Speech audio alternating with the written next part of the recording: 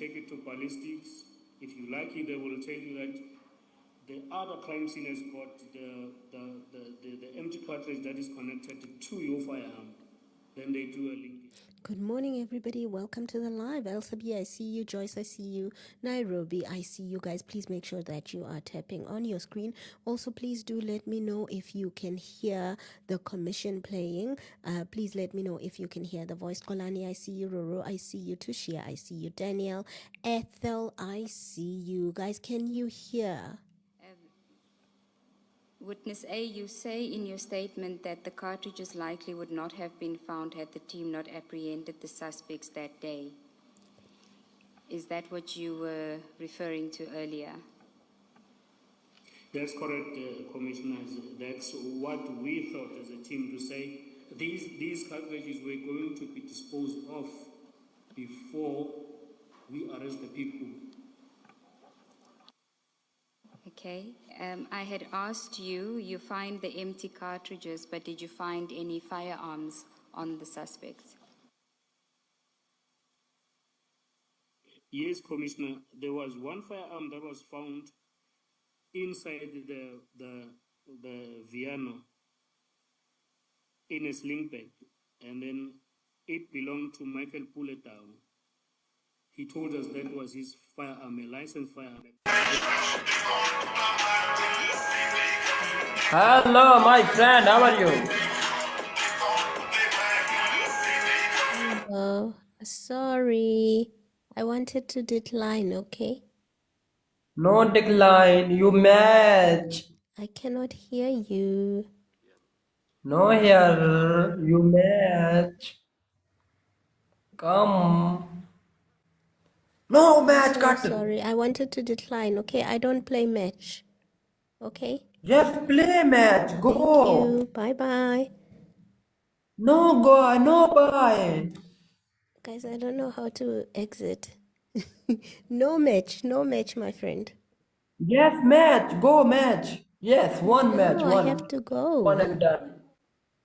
Guys, Let's go. Okay, bye. I don't know how to exit. Can you hear me? Okay, bye. Can you hear Okay, me? bye. Okay, thank you. Bye. Sorry about that, guys. Please tap, tap, tap, tap on your screen. Please tap, tap, tap, tap on your screen. If you're new to the live, please click on my profile picture and you're going to hit the red button that says FOLLOW. Things that were recovered or found in the Viano was a set of license plate, the registration number, that was later linked to the vehicle or the Mercedes-Benz that was found where the third suspect was arrested in the Val at Cape Revere. That will mean the Mercedes-Benz was driving with a wrong plate number wherever it was at that given time. Now, I just want to place paragraph 18 of your statement on record, given that this is still an ongoing matter. You say, any further information regarding this scene is not relevant to the Commission's work and may compromise the case if disclosed publicly at this stage. Do you want to elaborate on that? Yes, Commissioners, because more of information is the details that I think might compromise the case as the case is at a critical stage at court. Thank you, Witness A. You then move on to the second scene, which is still part of the Bramley case number, which is the house in Kew that you referred to earlier. Can you tell us what transpired there? Guys, no, it's Madlanga Commission today. Ad hoc committee is just having a meeting. So it's Madlanga. Let's all tap, guys. Ooh, the taps are coming on very slowly. Let's all tap, tap, tap, tap, tap. Everybody tap on your screen. If you're new to the live, please click on my profile picture and hit the FOLLOW button. Resided. In this crime scene, I didn't attend it myself because I had to go and attend the crime scenes that were at the Val. So I left other members to attend to it. And then they attended to it. Then we were communicating with them constantly with the recoveries that were recovered at the crime scene and what was going on at the crime scene. And you refer... Continue. Yes, commissioners. Okay, so guys, I think I need to give you context. We are at Madlanga Commission. We are having police officers. They are testifying, but they're not on camera. We're only hearing their voices. We cannot see their faces, so they are anonymous. And they are currently talking about the unaliving of Amand Swart. So that's what they're talking about at the moment. Please tap, tap, tap, tap on your screen. Let's make sure that we are tapping. So that's why I have no faces. 3 of them. It's going to be witness A, B, C. It's going to be witnesses A, B, C, and they are testifying today and tomorrow. So we're only hearing their voices, and it's Madlanga Commission. The I-20 was spotted at the murder scene at the time of the murder on CCTV cameras. When were you informed of that? That is correct, commissioners. As I said, that we were briefed continuously as we were at the scene. The information that kept coming in was that in the morning at around 7 of the same day, which is the 17th of April, at the crime scene, 2 vehicles were seen in the CCTV cameras. And then one of those vehicles was a Hyundai, the same Hyundai that now is being recovered at Musa's house. And then we were told that this vehicle was driving around the crime scene, making turns with the Mercedes-Benz that was later recovered with suspect number 3 at Kliprivier. Now, this information is from the members that attended the crime scene at Vereeniging that watched the footage at the crime scene and told us that they seeing these vehicles, and then now gave information for us and other units to see if these cars that we're talking about match the description that they're giving us. Witness A, where you say these 2 vehicles were seen in the morning at the crime scene, which crime scene are we talking about? I'm now talking the crime scene where Mr. Amar Swart was made at the commissioners in Vereeniging at Duncanville. Thank you. Thank you, Commissioner Baloy. We have displayed the visual of the Hyundai and the witness A. I'm not sure if you can see the screen, but you do have hard copies of these documents, and I think you are able to look at it from your side on your computer. Do you see what we see, or do you have it on your laptop? I cannot see it from the display, but I have it here with me from the documents that I have, commissioners. Okay, can you describe for us?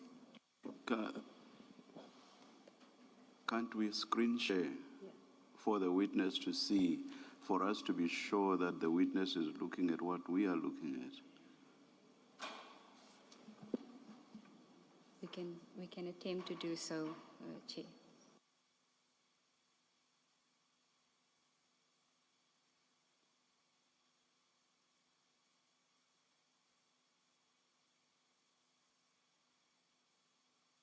Guys, it's Witness, hectic witness today. A. Just So they are interviewing these secret, well, witnesses. They wanted to hide their faces. They are officers and they were at the scene. This particular witness was at the Amand Swart scene, and he's explaining what they found and what happened there. Mercedes-Benz C200. So when you refer to a Mercedes-Benz, please just clarify which one you are referring to. Thank you, Commissioner. In this instance, I refer to a Mercedes-Benz C200, which is a sedan. Just minute, I saw on my screen a whole lot of documents, and I'm not sure how safe that is. We have redacted the necessary information, Chair.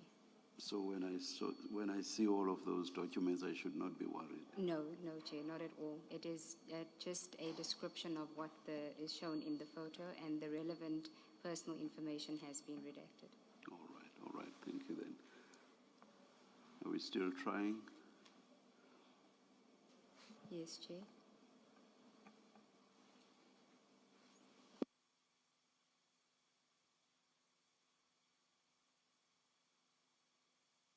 We're just trying to figure out how to share screen. Okay.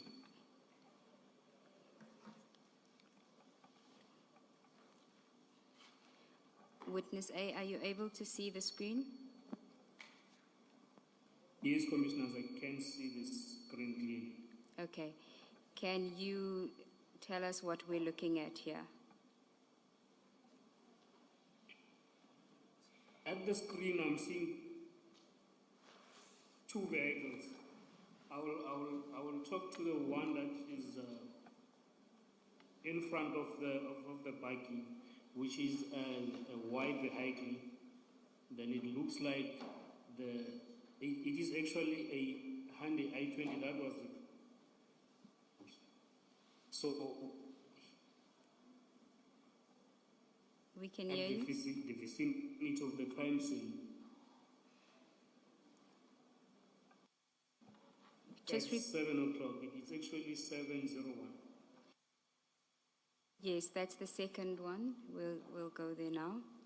That's the second image.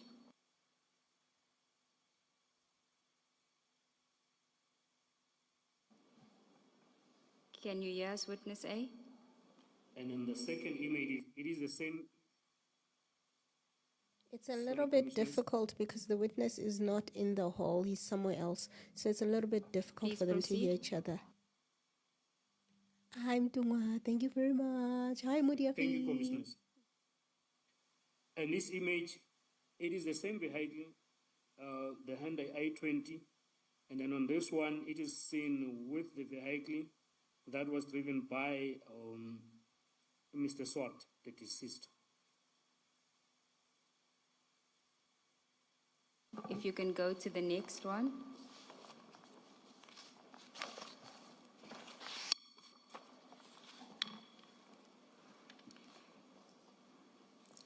Yes, Commissioners, the next one is now the vehicle of the deceased standing right in front of the gate of where he was working, and then we're seeing the Hyundai i20 standing next to it.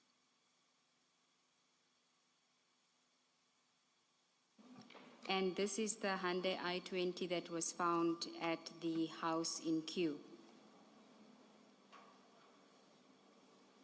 This is the Hyundai i20 that was found at the house in Q, the house that belongs to Musa Kekana, who was arrested with Michael bullet down. Just a moment, Advocate Seagulls.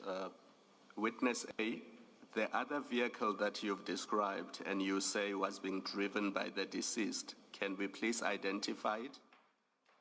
Make and model?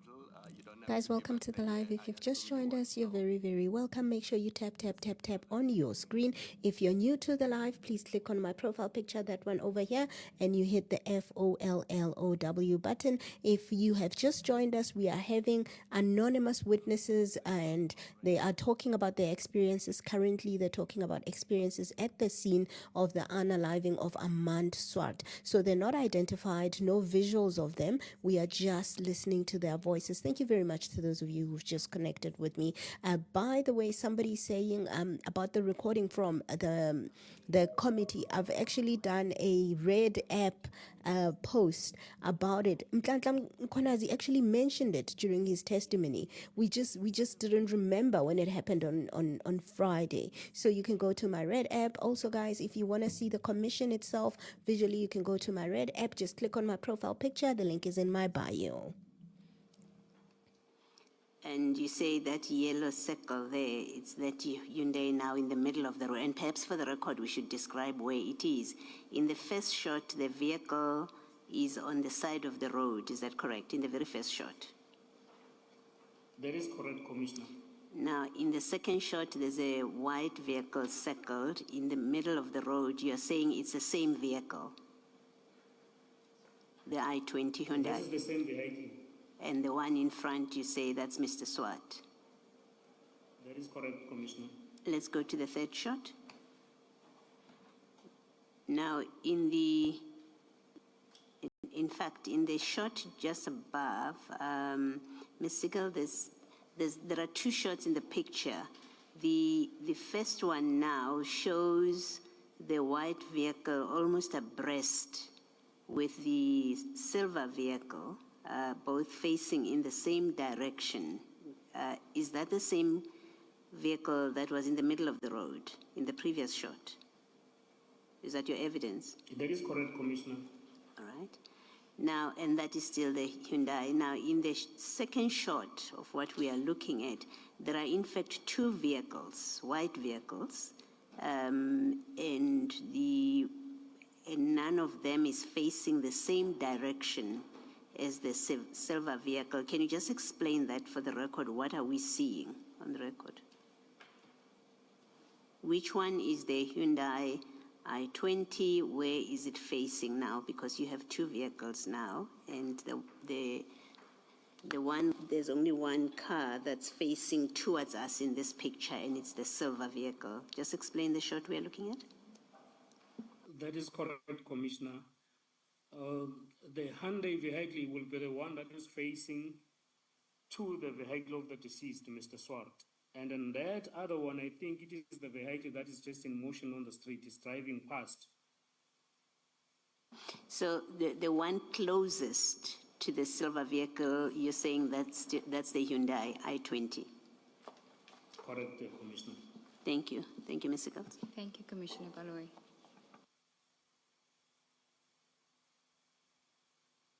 Before we leave the photos, I see that above the top photo, there is commentary.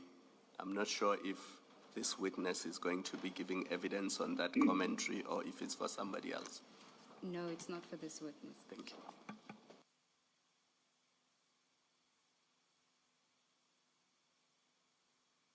you. Can we go to page 6 of your statement, witness A?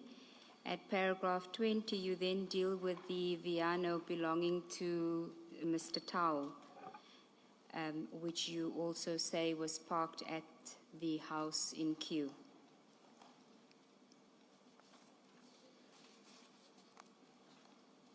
That's correct, Commissioner. This Viano that belongs to Tau was parked at Q during the commission of crime. Q, which is the house of Musa Kekan.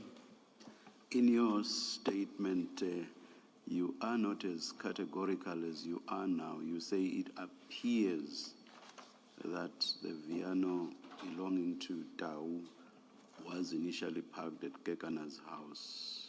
Do you want to explain the difference in how you phrase this? Yes, Commissioner. I think that is just the wording. The fact is that it was parked there because when this Hyundai I-20 drove back from Vereeniging, it was actually surveyed and followed by the people that were working with the police, and it was seen entering the house that belongs to Musa, and then the Viano drove out of the house. So that puts the Viano right where this I-20 was recovered later on. Thank you, Commissioner. Then we do have the tracker information for the Viano, which we have displayed. Can you see it, witness A? Yes, I can see the commissioners. Can you tell us what we're looking at and what does it confirm? It confirmed that this Viano was actually at a house that belongs to Michael Puletau at that given time, which is 3:12 minutes in the morning when the ignition started. Then at around 3:31, then it was parked and the ignition was switched off at Musa's house. So it is confirmed that it was parked there in a duration when the crime was committed in Vereeniging. You are referring to the last entry there. I don't know if you can see it clearly where it says 17 April 2024 at 0403. Viano arrives at Musa Kekana's house, ignition off. Yes, commissioners. Thank you. In paragraph 21, you had already spoken about the firearms that were found and the ammunition, but you mentioned that you did not accompany the team. So how did you become aware of that information? We had constant communication with the team that was left back at Brimley as we moved to the Val with the witness PE. So they kept us informed as about what was happening, what was recovered.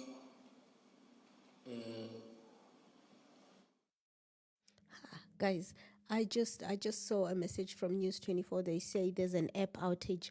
If you see me not looking at you now, I'm struggling with some of my apps for the lives. That's why I'm trying to figure out why things are not working. But I just saw a message. So if your apps are not working on your phone, it's happening all over the world. It is the rapture. Bullets, like the unused live ammunition, as they will be called, commissioners. Thank you. Can we then move on to the third scene, which you refer to with reference to a case number, Kliprivier? We are now at paragraph 22 of your statement. Yes, Commissioner, the third scene will be the scene that was at R59 North at Engine Garage, where the person that was arrested there is TF Floyd Mabusela, and he was driving that Mercedes-Benz, the C200, gray in color. So he was stuck there with his rim damaged. And then this is also a vehicle that I mentioned earlier on, that it was seen in the CCTV video footage at the crime scene before the shooting of Amar Swart. If you can just pause there, witness A, so that we can project that. Guys, please tap on your screens. The taps are coming in a bit slowly this morning. I know it's morning time and you're probably tired, but we do need the taps for the live. By the way, guys, if you're new to the live, please click on my profile picture and hit the FOLLOW button. The Queen, thank you very much. As I was saying, commissioners, this was seen in the morning driving around the crime scene together with the I-20 that I spoke about in the previous paragraphs. And it was now found at the garage in R59 in Kliprivier area with the person that was arrested there, who was later known to us as Tiego Floyd Deni Mabusela. If I can just ask you to be more detailed about that insofar as the timeline is concerned and what it is that we are seeing on our screens. If you can start with the first one, which says 17 April 2024, and it says at 5:45. What are we looking at? We are looking at CCTV cameras showing the same Mercedes-Benz, the C200, driving around at the area of Vereeniging. Okay, it says that it's And passing then- QTech.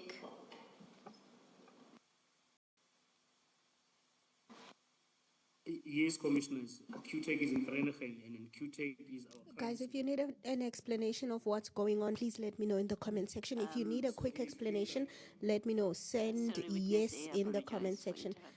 If you need an explanation of what's going on, I'm seeing a lot of people entering the live and they're not sure what's going on. If you need an explanation, type yes. If you don't, say no so that I can see. If most people don't need, then we don't do it. If you've just joined us, guys, you're very welcome. Make sure you tapping on your screen. If you're new to the live, please click on my profile picture and you're going to hit the FOLLOW button. Okay, most people are saying yes.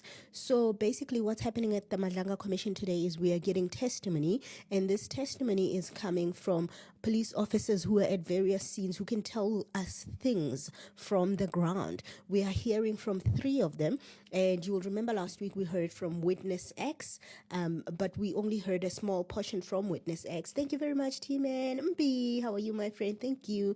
We only heard a small portion from Witness X, but today we are hearing from 3 more witnesses from the ground.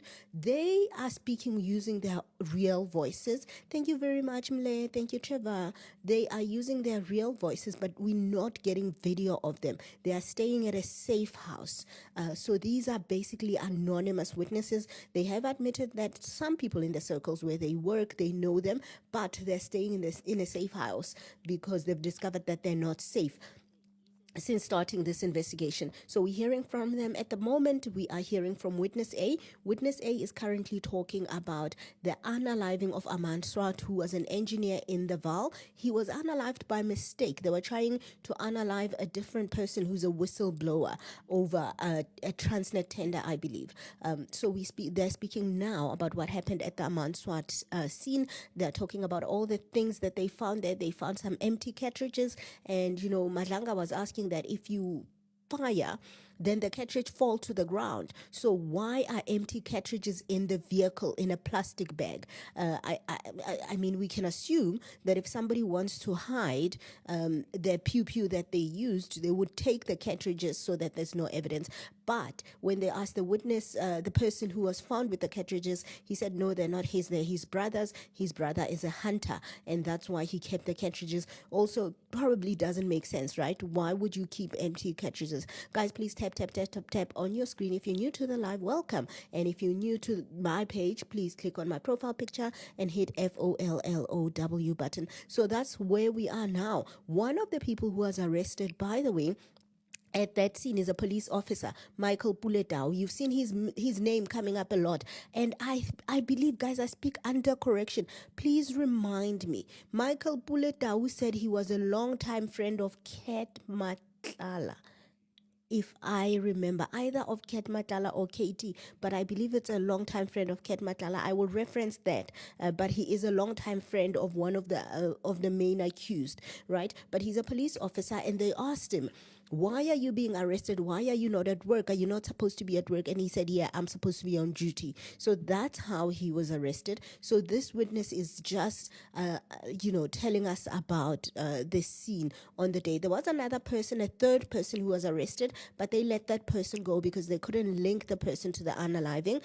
It turns out that the Michael Puletau and the other witness had called that person asking them to bring a rim of a tire, and that person had been on the scene because he was bringing that rim, and that rim was found in the car. So that person was let go. They just couldn't link that person to the scene. Sakile, you're making my day. You're making my day. By the way, why are you guys not being raptured? All the good people are being raptured. Why are you still here? Next one first.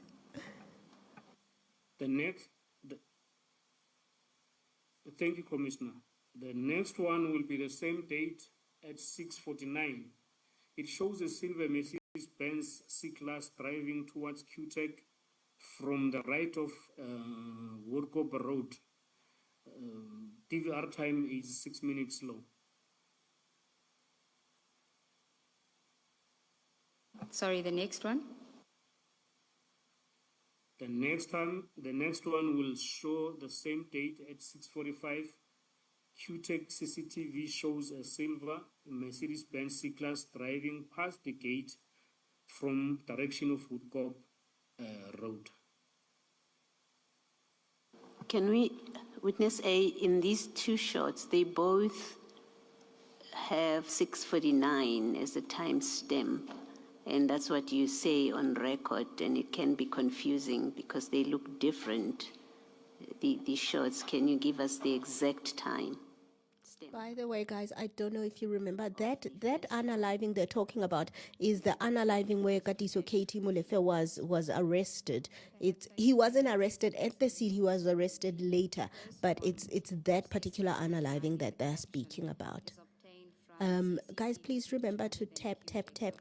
If you're new to the live, oh, I didn't say happy Monday. Happy Monday.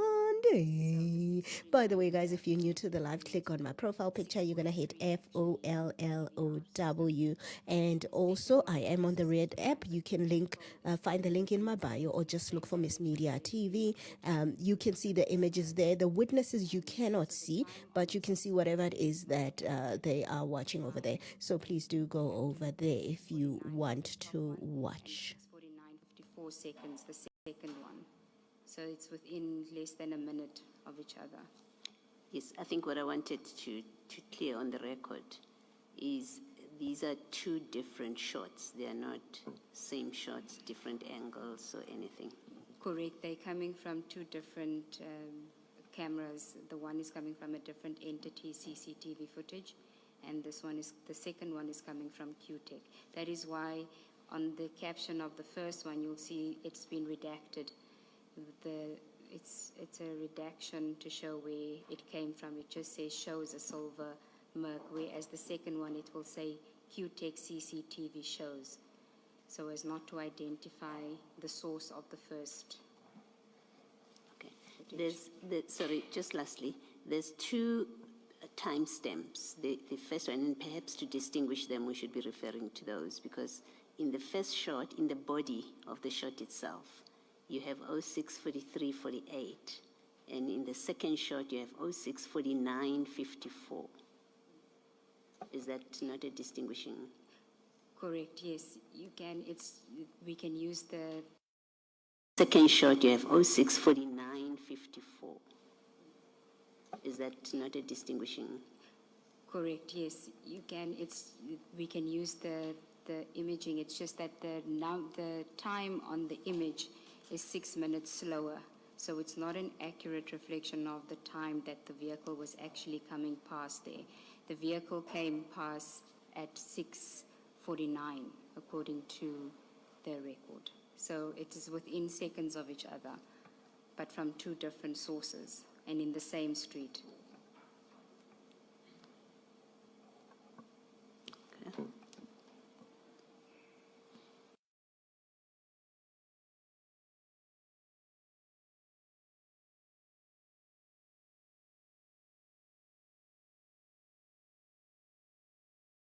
You see, I just said something and you guys didn't hear. I said the apps are not working today, so I am struggling a little bit, so please do bear with me. The shots are from two different sources, and then the timestamps won't be the same. So for the purposes of record, I will read the first one as 6:43:84 seconds from a different source, from a different camera. Then the bottom one will be read as 6:49:54 seconds from QTech CCTV camera as a source. Thank you. Thank you. Thank you, Commissioner Baloy. And then if we can go to the last two images, insofar as the C200 is concerned.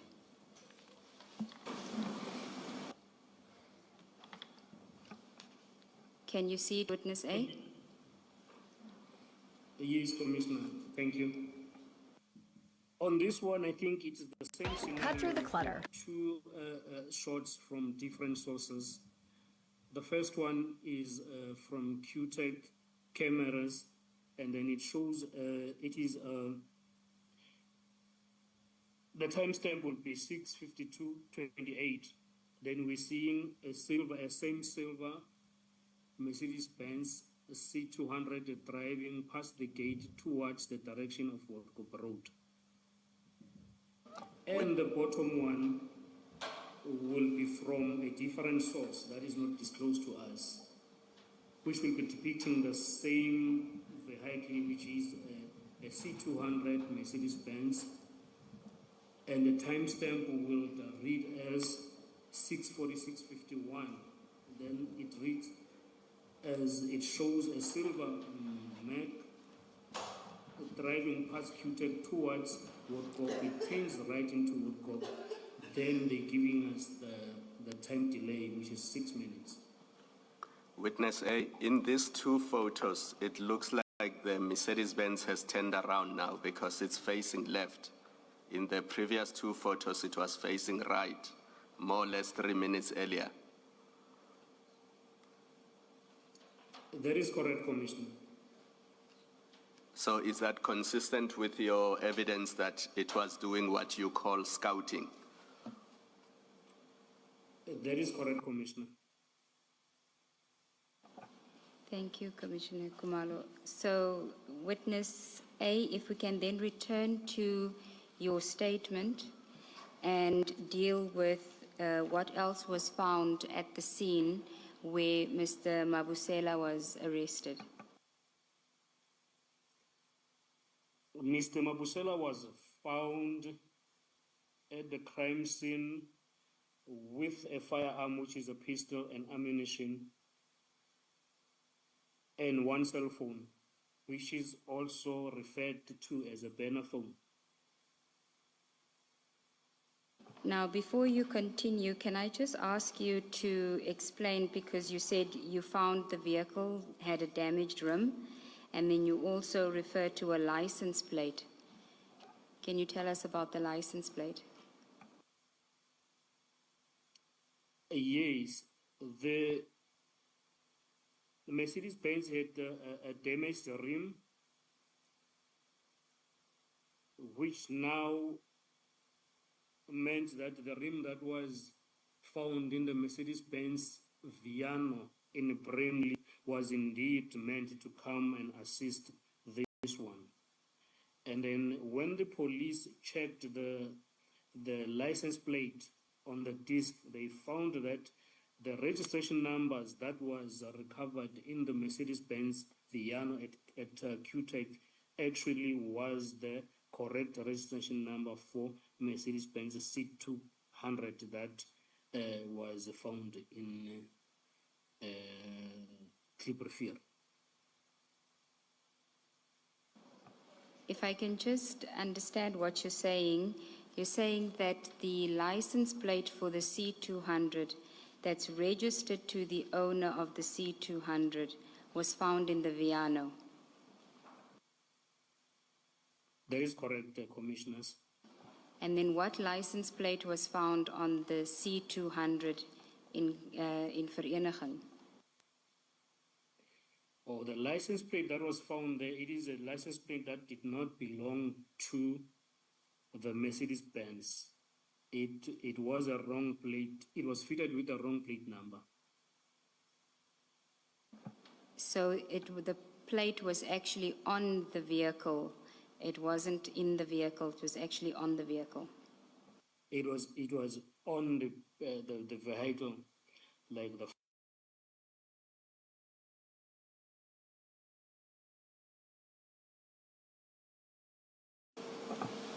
Witness All right, A. perhaps what we should do then is let's properly record. Let the witness explain it. Let's record the evidence, the witness's Thank you. explanation of these two shots and any differences in them.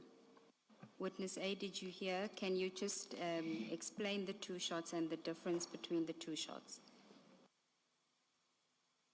Thank you, Commissioner. I think the advocate explained it better. The shots are from two different sources, and then the timestamps won't be the same. So for the purposes of record, I will read the first one as 43:84 seconds from a different source, from a different camera. Then the bottom one will be read as 6:49:54 seconds from QTech CCTV camera as a source. Thank you. Thank you. Thank you, Commissioner Baloy. And then if we can go to the last two images, insofar as the C200 is concerned.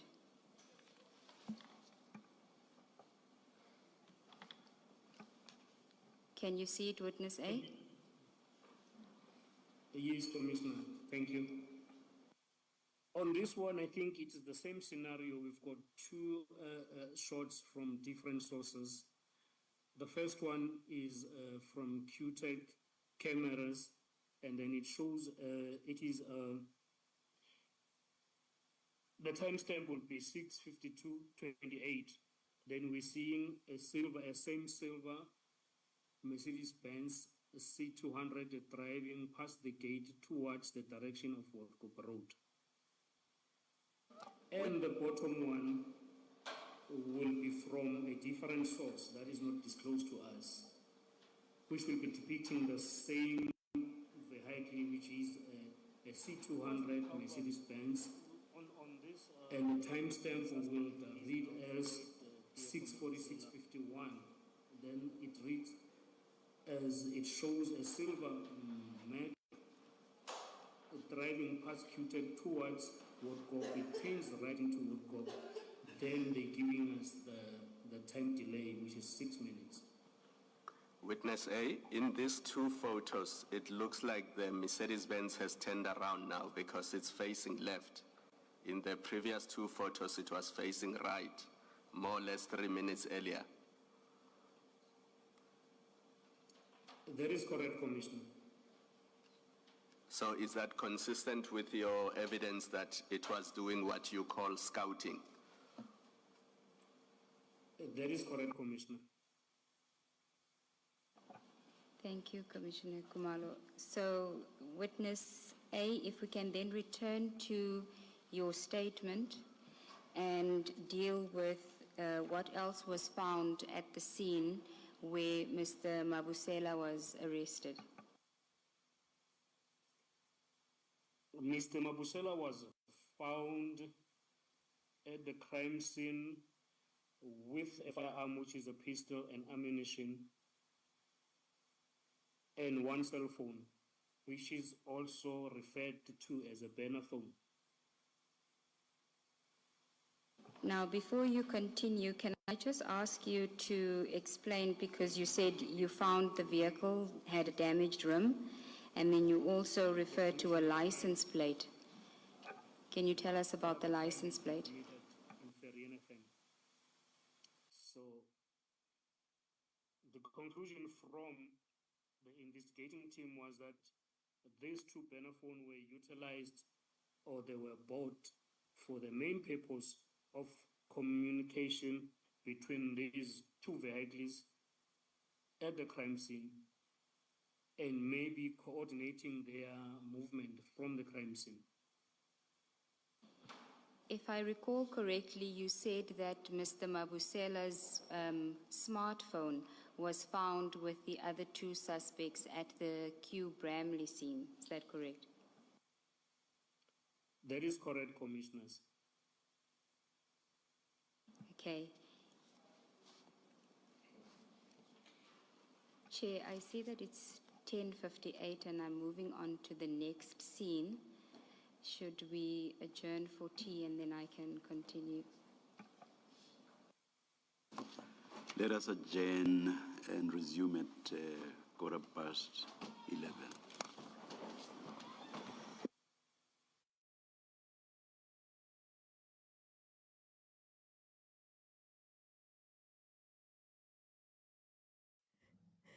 Guys, it's tea time.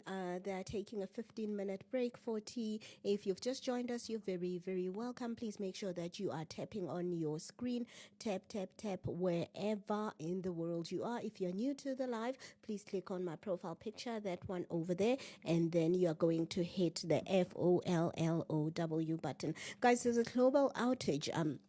There's a tech outage. I was wondering this morning why I couldn't get anything done. So it was quite a lot. And I was wondering what's going on. And then I saw that it's not just me, but it is making things a little bit difficult this morning. But you know what? We move because why? We like is in Zemazanga. Happy Monday, everybody. It's a beautiful, beautiful Monday. And I hope you guys are having a fantastic morning. I'm having a tech problem type of morning. So, guys, currently we're listening to Witness A, and Witness A is explaining the crime scene at the unaliving of Aman Swat. Aman Swat is an engineer from my hometown, from the Val, and he was unalived. And at the scene, three people were arrested. One of them was let go. One of them happens to be a police officer who was supposed to be on duty when the incident happened. You will remember that this is the unaliving that eventually Katiso Katie Molefe was arrested for as well. And like I said earlier, like I said, like I said earlier, I believe it must have been Ket Matlala or somebody said they were very close with this police officer. They were childhood friends, but I still have to figure out who that was because I cannot for the life of me remember who it was. But I will definitely tell you when I remember who of those people was. But I do believe it was Ket. But I will let you know. Welcome to the live, Stony Nati. I see you guys. Please do make sure that you're tapping on your screen. So now we've got 13 minutes. In this 13 minutes, I'd like you guys to come onto the panel. Just one. You're saying Katie and Pula grew up in Soweto. It might have been Katie, right? Nkosazana Mudiachi, thank you very much. Thank you very much for those Go Populars. Guys, let's come onto the panel and let me know, what do you think so far about the testimony, and what do you think about the safety of these officers who are giving the testimony? Please do call in. Let's take a minute a person, and then you can have your say. Guys, I'm still trying to figure out my tech, so while we are talking, don't worry if you're looking up. I'm trying to figure out this global outage. Yeah, let's hear what Lele has to say. Lele, how are you doing?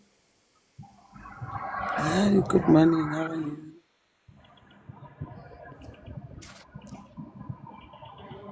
Hello. Hi, Lele. Who is talking? Who was that? Lele, are you here? Ooh, everybody's gone, gone. Oh. Okay, let's try again. Let's try again. Good morning, Mudiafi. Good morning, Miss Media. Good morning, people. How are you? We are very well, thank you. How about you? It's indeed a tech what do you say? A tech what? Tech, Because tech, also I tech, can, tech, tech. yeah, it's a tech issue. It's a Monday of technicalities. Yes, but we'll be fine. Yeah, I didn't really follow from the beginning when you started the live, but I do understand that we have witness A, B, and C, which are police constables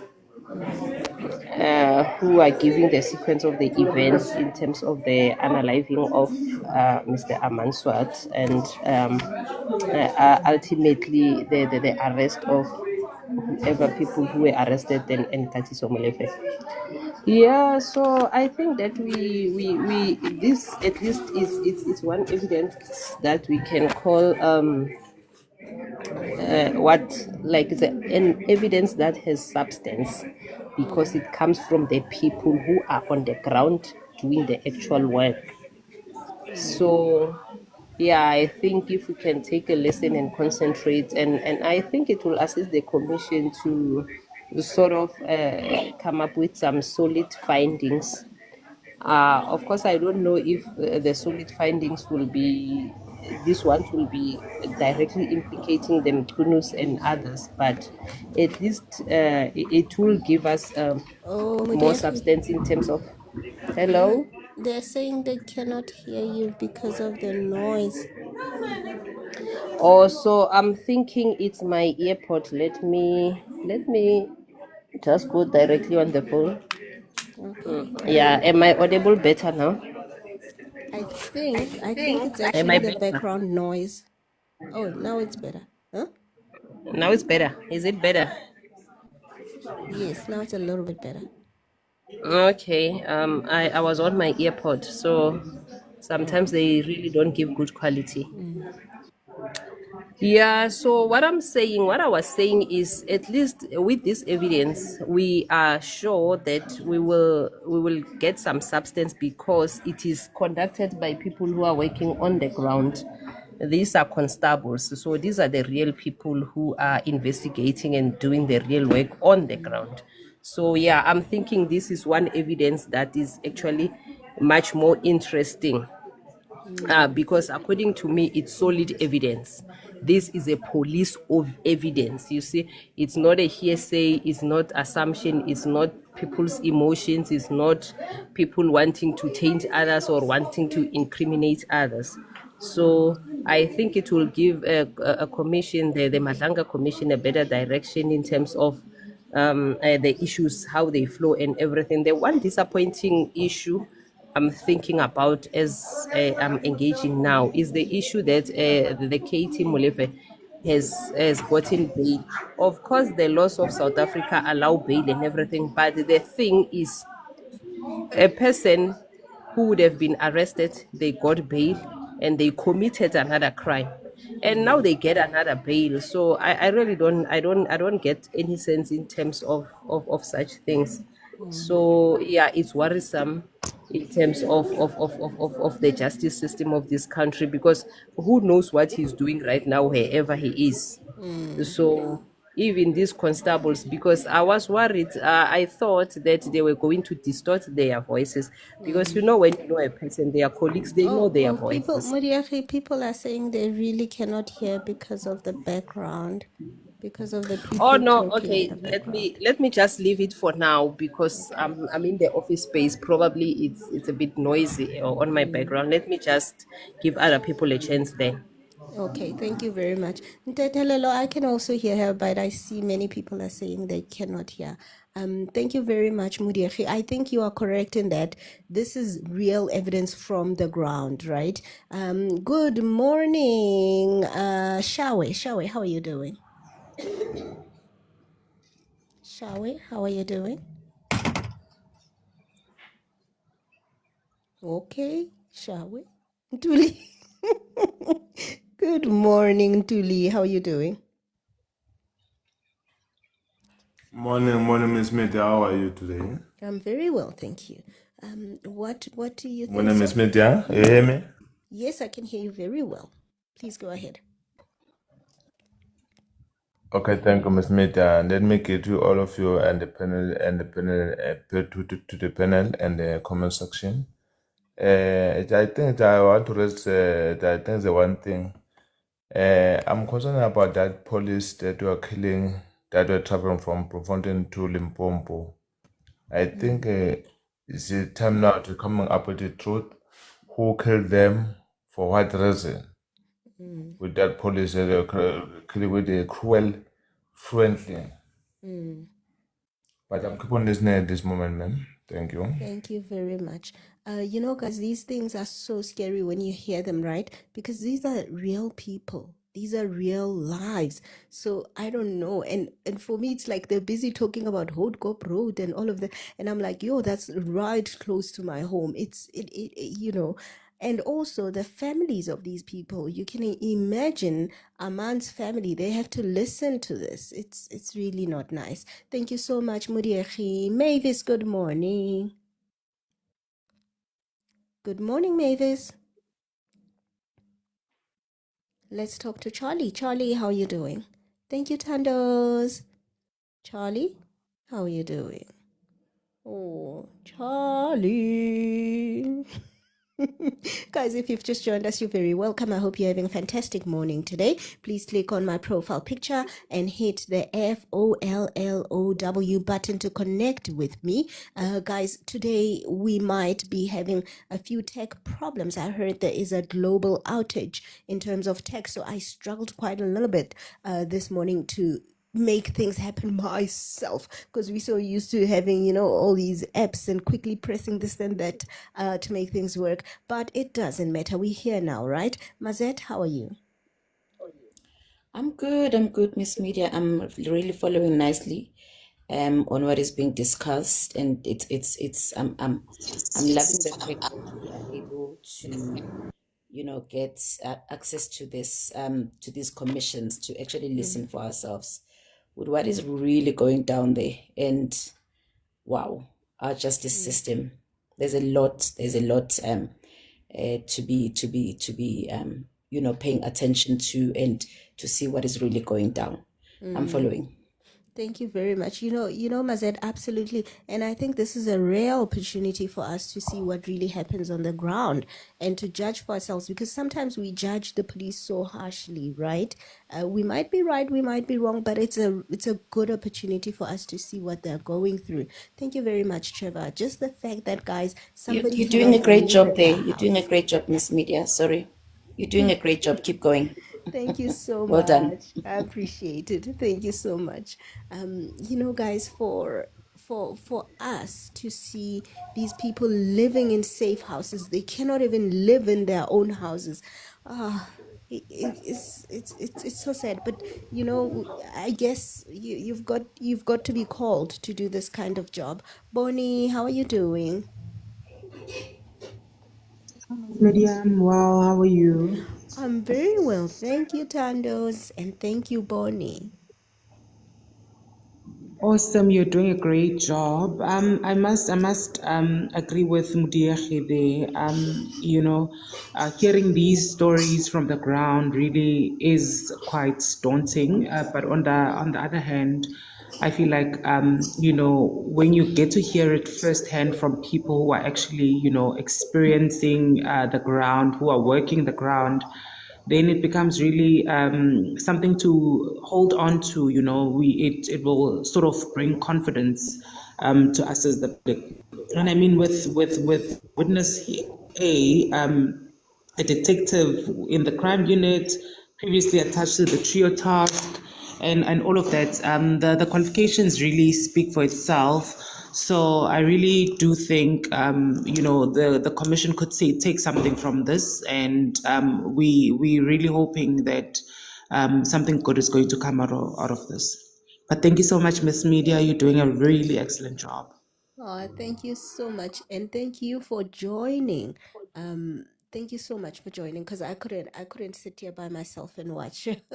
Mkulu, thank you very much for the roses. Mdiaki, thank you for the Go Populars. Let's speak to Nduli, guys. We have 2 minutes. Guys, this is not ad hoc committee. Ne? Madlanga, get professionals. So they're gonna be back on time. Ad hoc committee, we know they don't mean it when they say we're coming back at 1:15. But Madlanga, they are serious. So Tuli, you have half a second, half a minute. Please go ahead. How are you doing, Tuli? Tuli, how are you doing? Okay, let's go to. Oh, And there we go. nothing can I say this moment. I'm just keep on listening, Miss Media. Oh, I forgot that we already spoke. Thank you very much, Ntuli. Yes, Charlie. previously, yes. Thank Yes, you you. did. Thank you. Charlie, you have half a minute. How are you doing, Charlie? I'm doing good. But for me, I think with the evidence that they have, we can't really say much because, some of the big intelligence guys are really implicated and they'll want to retaliate. It will be hard for the commission to prosecute and to, they will take time, drag this matter, and it's really frustrating, if you're not getting results there. But hopefully they will do justice for the citizens of South Africa. But in the meantime, we must watch, and see. because you will never know, because the office of the intelligence is with the president, and he knows a lot that we don't know. So I think if he can come and explain what is wrong with the office instead of asking us what is wrong, so I think we're gonna get a good point there. Thank you very much, Charlie. I think you are absolutely correct. I think they're coming back now. Thank you so much, Charlie. I think, yeah, you're absolutely correct. We're still gonna hear a lot. Guys, let's go back to the commission and hear what's going on that side.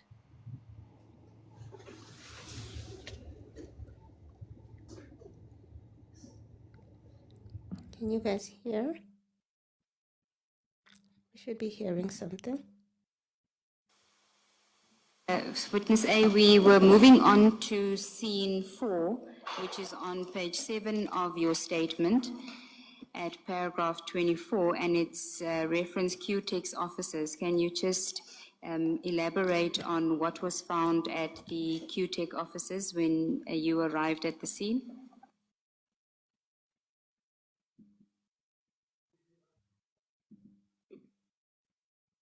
Yes, commissioners.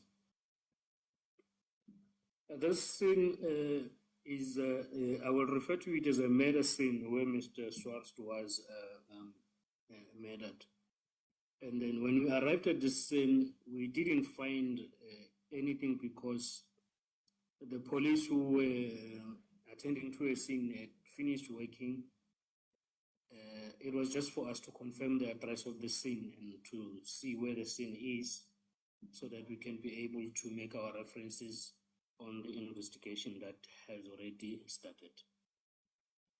Okay, so you weren't part of the team that processed the scene earlier in the day. You went there after you left the Bramley scene. Is that correct? That is correct. I was not part of the team that processed that scene at Fahrenheit QTEC offices.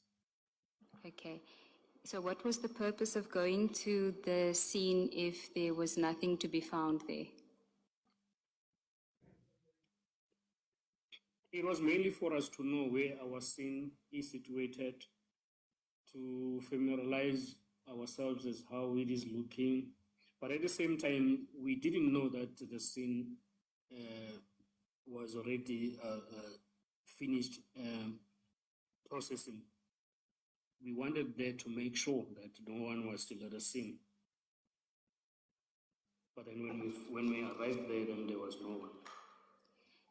Okay, and then at paragraph 25, you deal with a Sunnyside docket, which has a 2024 date. Can you explain what its relevance is to the case? Yes, the commissioners, thank you. The Sunnyside case will then be connected to a vehicle, the Hyundai i20 that was used in the commission of crime. When we did our investigation, we found that this vehicle was actually connected to the case, which is a hijacking of a motor vehicle that was hijacked earlier in the year, in January 2024 to be precise, in Sunnyside. Hence the docket of Sunnyside. It is the docket of hijacking. Before you proceed to explain that, witness A, can I just place on record that your statement refers to the hijacking occurring in January 2025? It should be January 2024. That is correct. It should reflect January 2024. Thank you. You may proceed. And then the aim of us taking the docket, it was to see if we will be able to maybe connect these arrested persons, which is Musa, Tau, and Floyd, to the crime of hijacking. But unfortunately, we could not, because the victim of hijacking, who is the complainant in this case, said the crime took place during the load shedding, so he could not be able to identify the people that hijacked her. And then, as such, they were not connected to a hijacking, but to a possession of a hijacked motor vehicle. Okay, and then you say that you mentioned something about the license plate that the I-20 was fitted with. Can you just tell us about that? Yes, the license plate that was fitted in the Hyundai motor vehicle belonged to the motor vehicle that is similar to this Hyundai I-20, but that belonged to an old lady somewhere Poor in old Pretoria. lady. And then the investigation was done, and then the statement was obtained from that witness. Then she confirmed that during the time when this commission was, when this crime was committed, the vehicle was parked at her yard. Imagine. And she's an elderly lady. Imagine. Oh, Coco. She was not anywhere close to the crime scene with her vehicle. So that would mean that this motor vehicle was fitted with the registration number that didn't belong to it. Oh. Okay, you refer to it as a duplicate license plate. Can you just explain what that means and how it would work? With the same number plate. I refer to it as a duplicate number plate because when we arrived, was driven by the lady that I've just spoken about, we found that her car was fitted with the same number plate that was fitted on the car, on the vehicle. And I take it the old Was lady's driven by vehicle the was not suspect a white at the murder I-20. scene. So it means that there were two number plates fitted to two different Okay, vehicles so at how the did same you time. know? And I take it the old lady's vehicle was not a white I-20. It actually was a white I-20. Okay, so how did you know that it was a duplication? We knew that it was a duplication because when you checked the I-20 that was found at the crime scene, it had a different number plate in terms of the registration in the e-notice. So the duplication in this sense, it just means that you printed two number plates with one details. Thank you, Witness A. So, Thank you. Guys, imagine they just took some random I-10 and then they printed that number plate and they put it on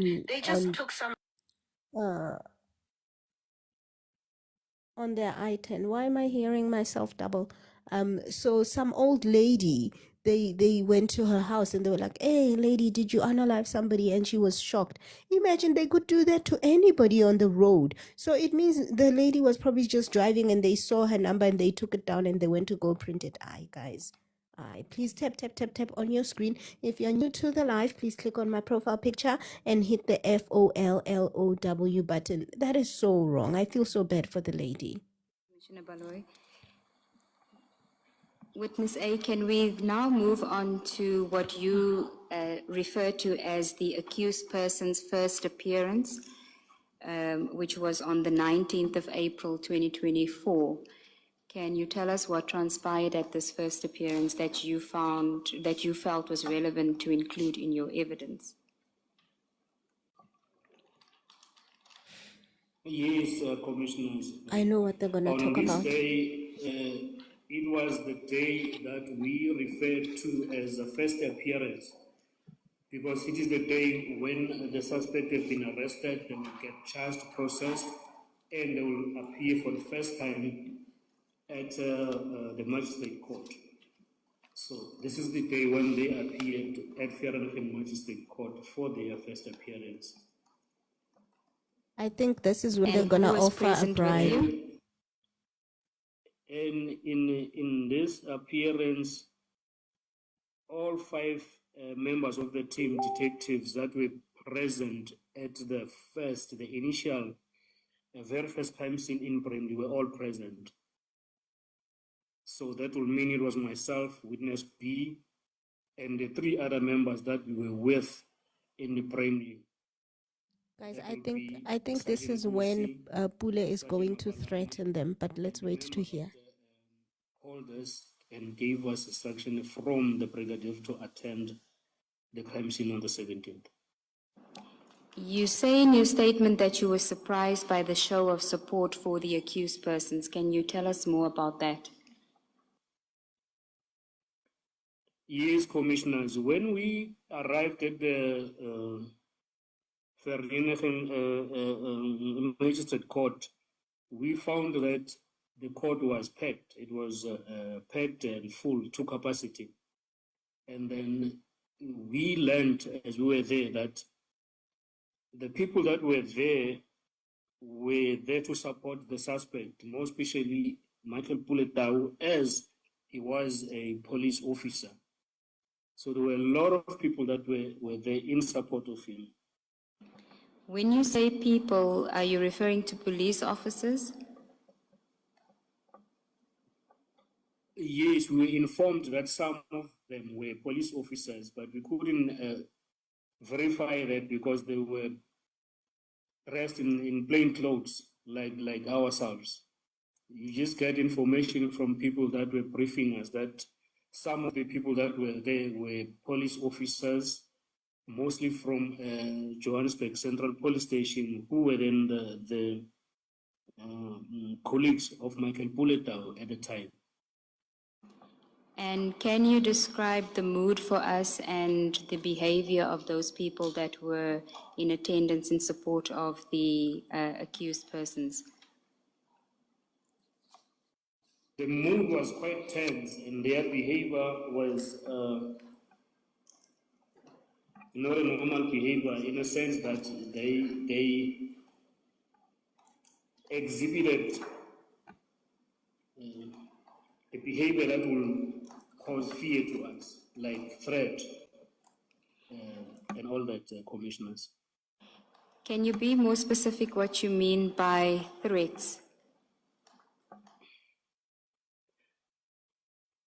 It is that the very same group, one of the very same group of people during the court adjournment, which is the recess, was seen trying to take pictures of us, and then we reported that to the members, our colleagues that were with, and then they attended to that situation. Did you consider it to be unusual that they would try to take photos of you? Yes, it is not usual. It is something that is not acceptable. Okay, what else transpired? You say that you And then left court. Sorry, commissioners. Please proceed, witness A. I think I interrupted you. You were still explaining what the conduct of the supporters.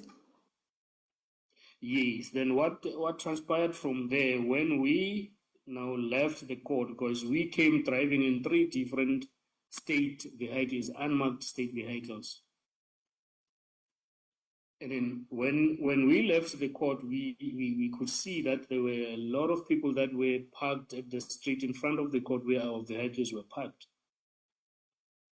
And then we went into our cars differently. I was driving alone, and then witness B was driving with the member that has given us a call from the brigadier, and the 2, which is Warrant Officer Mapalane and Sergeant Kosu, were driving in front, which then means that I was driving at the back as we left the court, driving back to our office.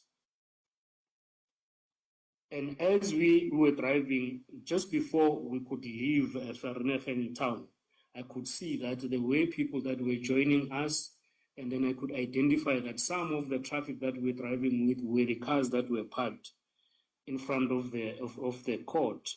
And then I understood it understood that as the cars that would belong to the people that came to support the suspects.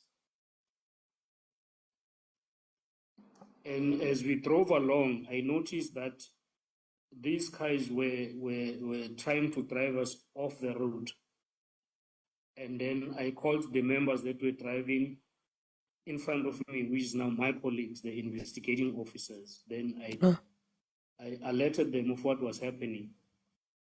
And then at that time, they told me that they were not aware.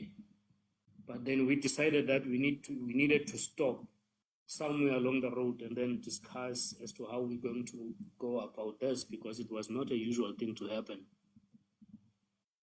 So we stopped like on the side of the road. Then we decided that we're not going to take the R59, which was a normal way that we would use when you're coming from Vereeniging coming to Johannesburg side. Then we decided to use an old Vereeniging road. Yo, and that road is worse. And it's then we worse. agreed to do that. And then that is what we did. But as we were driving on this old Vereeniging road, these vehicles kept driving with us. They will pass us, they will stop, then they will be at the back and all that. But we kept driving. At this particular time, they were now not driving us off the road. They were just driving with us as we moved. Now, you say in your statement in paragraph 29 that you find that it's unusual or extremely unusual for civilian vehicles to follow police officers. Can you just elaborate on that and whether you thought that they were civilians at the time? Yes, maybe for that I will just have to explain this to the commission that when we came to the court, I was driving alone in the state vehicle. Then witness B, who is the investigating officer of this case, was driving alone in her vehicle. But seeing what was happening and her being female, we took a decision that she needed to have someone to drive with her, which is why now there were two in her vehicle. And I was still alone in my vehicle, just to give her support. And then coming back to the question that the commission has asked, can I ask it to be repeated? I've just forgotten. Yes.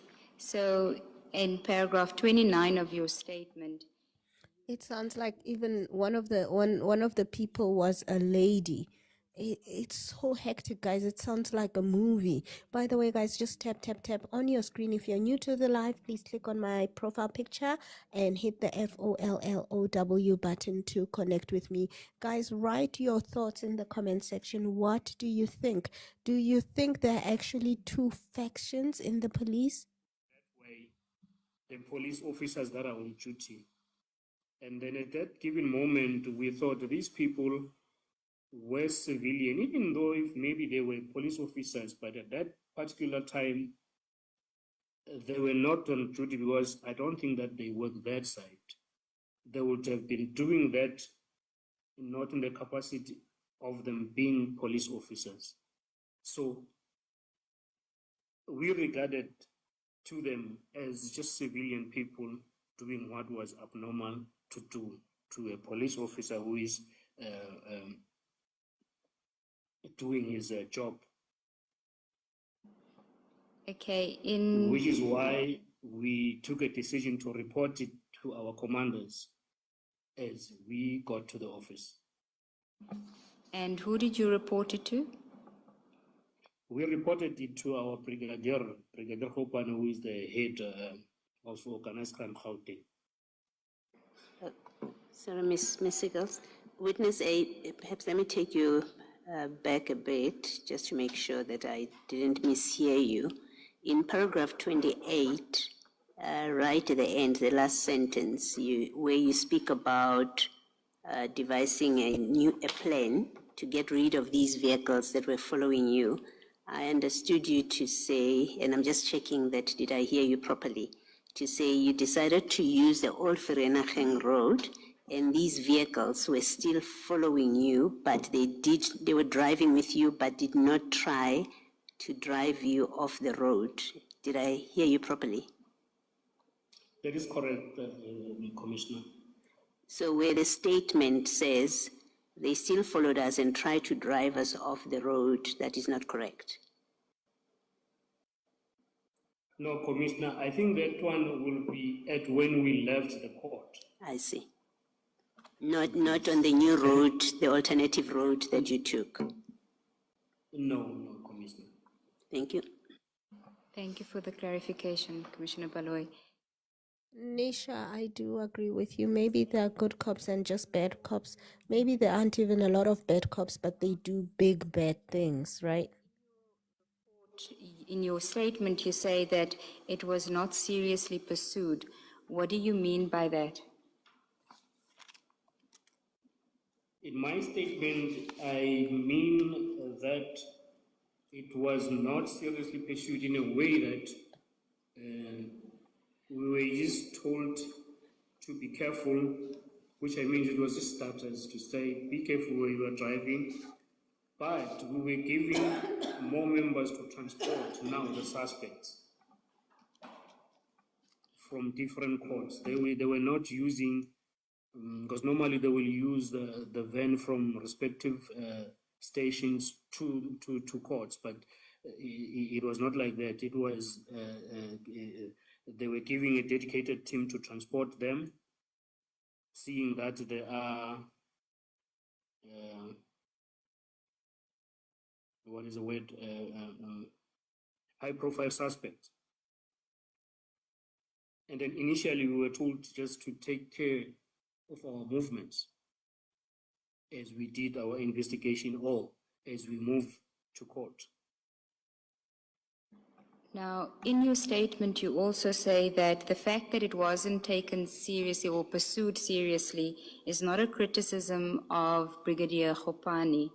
And then you say that it's merely to indicate that it was one of those incidents that disturbed us, but not enough for us to escalate the matter beyond a verbal report to our commander. And you say this is because in any event, at the time that I suspected that it was just disgruntled colleagues of Tau who were upset that we had arrested one of their own. So I just want to find out from you, at that stage, was it just the Johannesburg Central police officers that were in attendance that day that had given you that sense that you, the unnerving sense, or was it spread throughout the SAPS at that stage? Yes, Commissioners, at this stage we understood it to be only concentrated to his colleagues at the stations, as we believed it. And then we treated it as such until much later that we saw that it is wider than that. So we were only concerned about it at that level.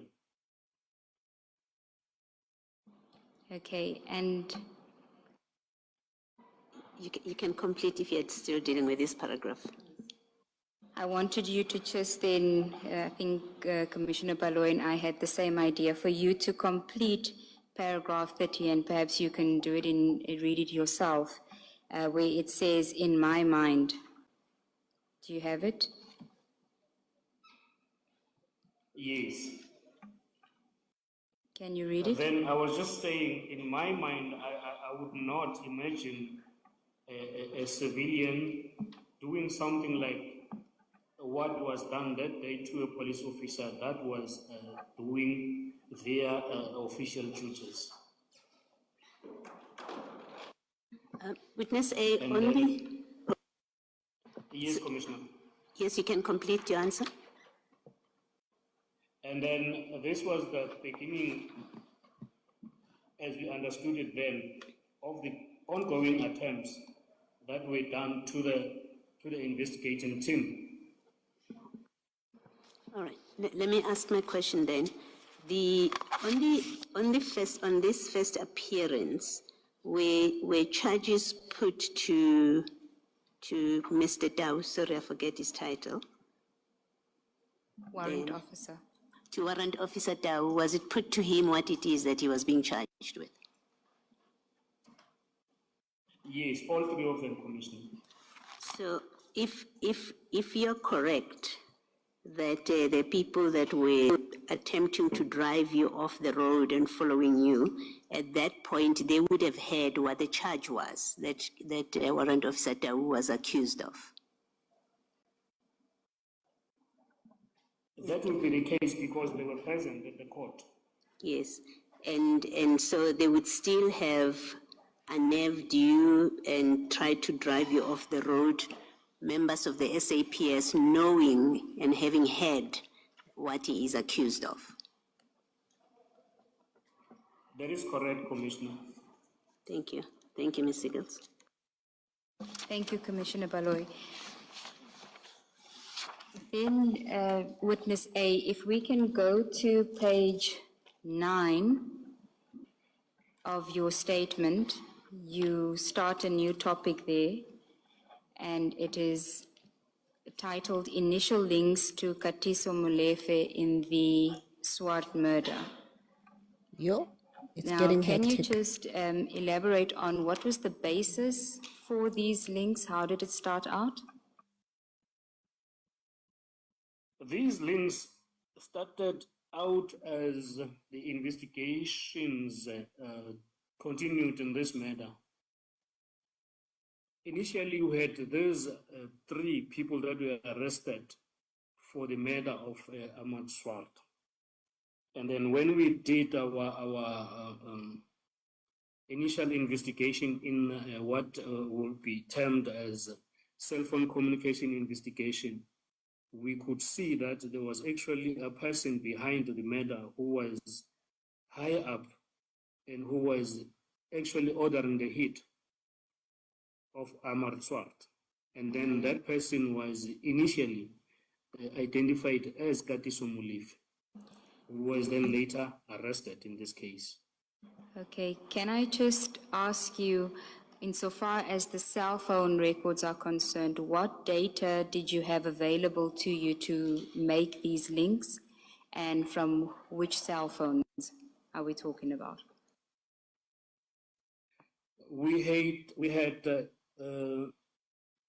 call data record and then tower locations of all 3 cell phones, actually all 5 cell phones that were recovered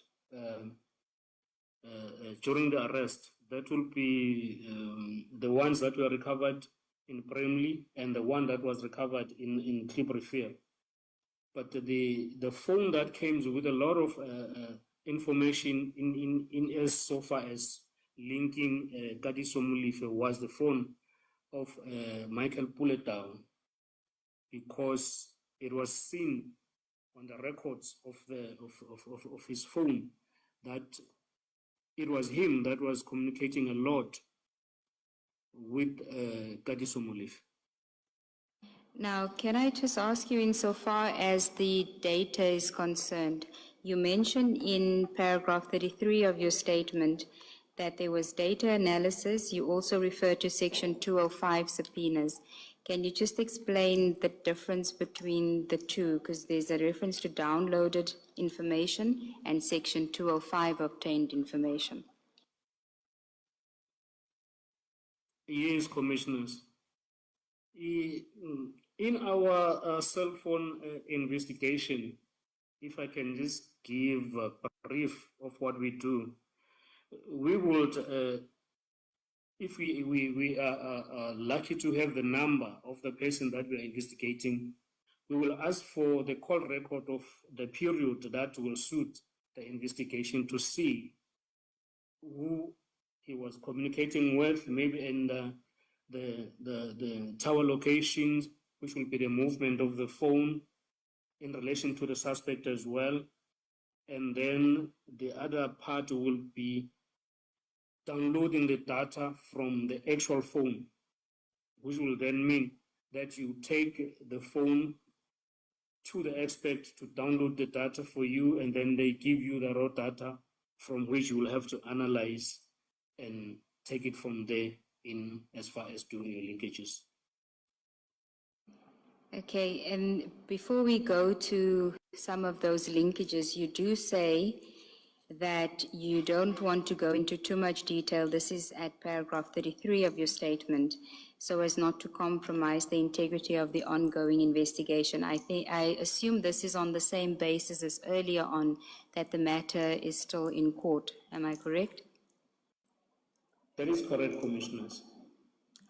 And if we can also give context to the information that we're about to look at, this is just insofar as the information that was available to the team. Guys, somebody said I must quickly explain. Guys, this is a witness A. They were at the scene when Armand Swart in Vereeniging was unalived. This is the same unaliving where Katiso Katie Molefe was arrested for. This is one of the things that he was in jail for and got bail for.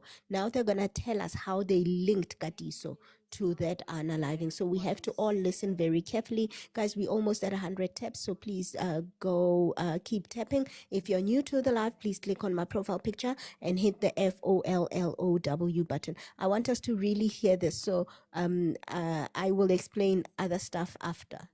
And we are, in this regard, Commissioners, referring to the information at WA1 of the statement, which starts at page 42, and we will also project the redacted version, but yours is not redacted. And witness A, if I could, we're going to screen share, if I could ask you to only deal with the version that is on the screen, because that's the redacted version. And the first is that you say on the 12th of April 2024, 5 days before the murder, one, Tau receives a call from Mr. Katiso Molefe at 11:36. There's a duration of 119 seconds. And two, he makes a call, this is Tau, makes a call to Molefe at 11:43 of a duration of 14 seconds and arrives at Molefe, this is Tau, arrives at Molefe's home shortly thereafter at 12:36. Now, before you go to what's on the screen, can I just ask you, how did you know that that is Molefe's number if you didn't have his cell phone at the time?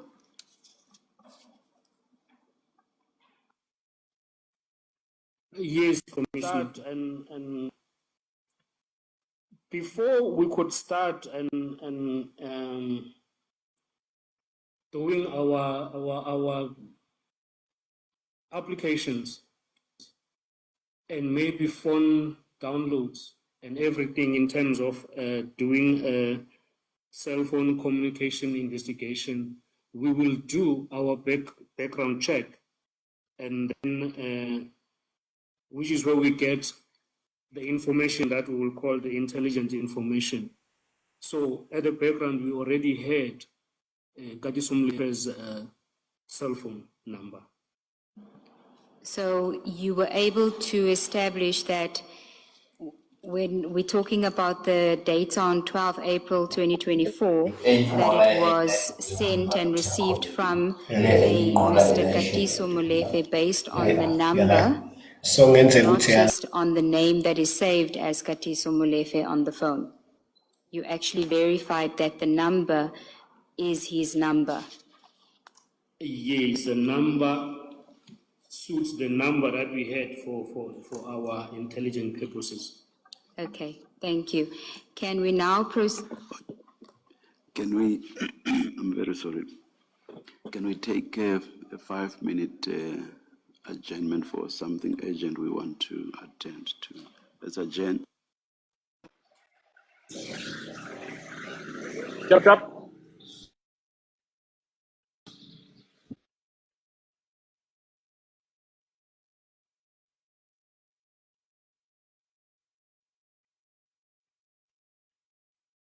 Guys, an urgent adjournment. Why is my heart pumping? Why am I scared? Why am I scared, guys? Are you not scared? I'm scared. Aren't you guys scared? Huh? Are you guys not scared? I'm scared. What is so urgent? Guys, remember these witnesses are staying at a safe house. And the last time they said the other witness could not continue because there was a possible security breach. And why you guys? Guys, if you've just joined us, you're very, very welcome. I hope you're having a fantastic day today, wherever in the world you are. I mean, would you guys be a police officer after hearing this? Would you be an investigator after hearing the things that we are listening to? Would you choose that as a job? Let me know in the comments section. Yeah, Sasaberry, it is quite scary, right? I mean, yeah. Guys, please tap on your screen. If you've just joined us, you're very welcome. Make sure you're tapping on your screen and then click on my profile picture at the top to connect with me. Hit FOLLOW to connect. Yeah, it is quite scary, I think. Guys, let's hear from the panel. By the way, you can call in and just to stay in the panel. Please don't. You don't have to speak. You have to just mute. It helps the live if people are on the panel, but you have to mute yourself. Sibu, how are you doing?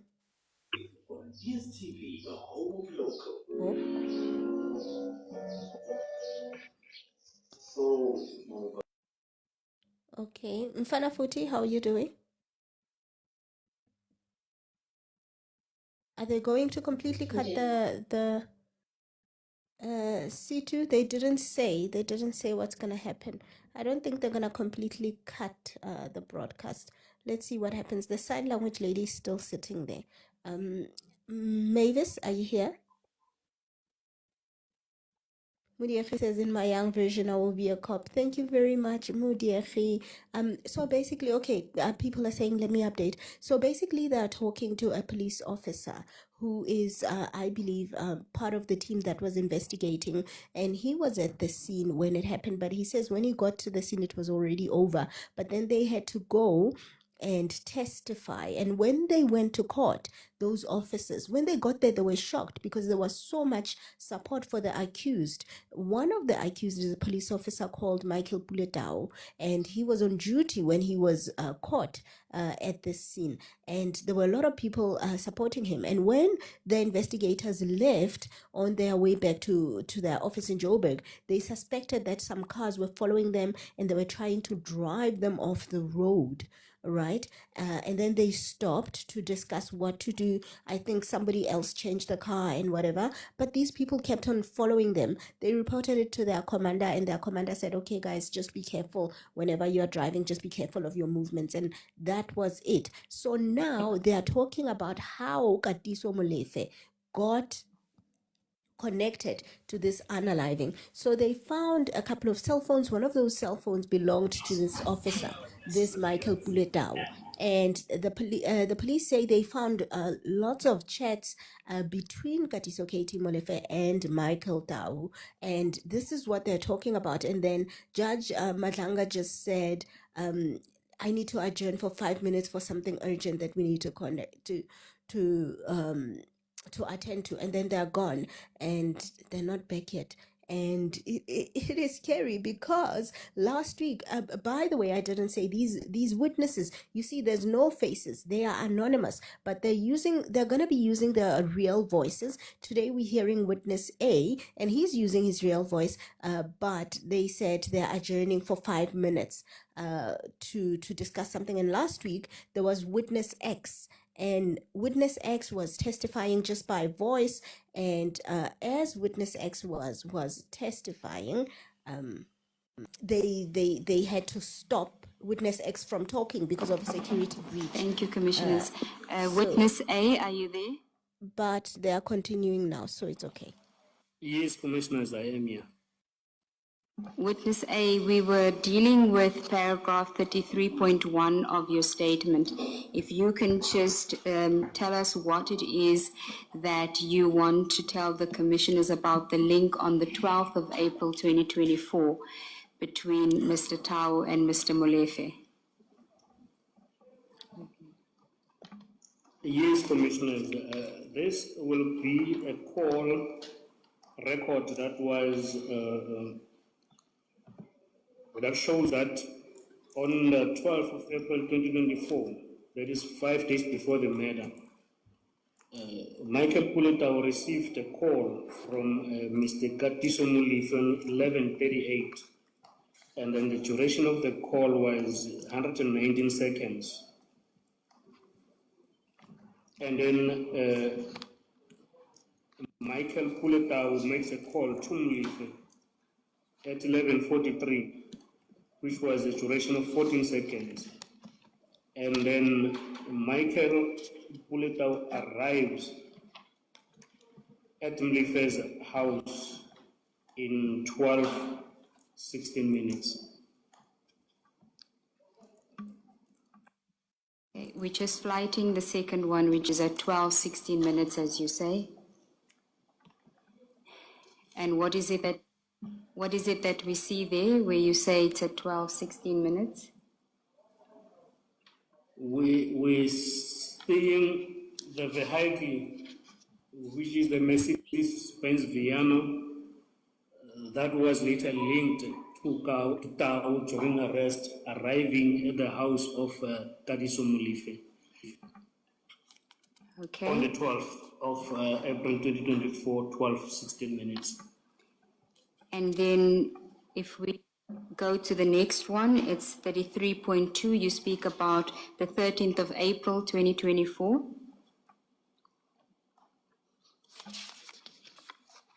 Yes, on this one, the 13th of April 2024, Tau then received a message from Mulife with the name and cell phone number of the person who was identified as an employee for the company called QTech in Vereeniging. When you say... Sorry, Witness A. When you say that, or when you say with the name and cell phone number of someone, what do you mean? Do you mean this message mentioned this cell phone number and person?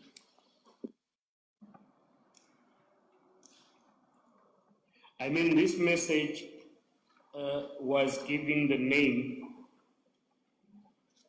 and the cell phone number of this person who is identified as an employee at QTech. But now, the details of such are not going to be disclosed to the Commission.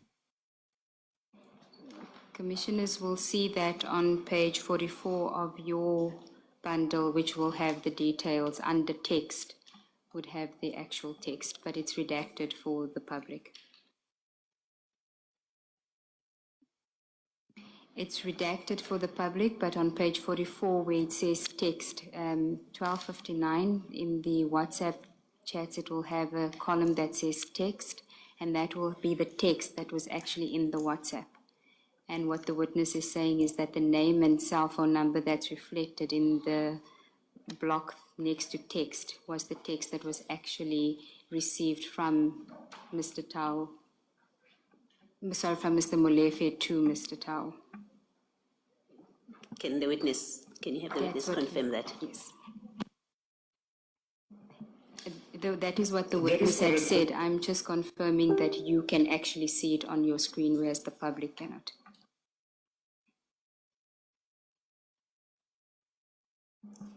Then if we can then go to the next one, it's at 33.3.2, 2.2 on page 10.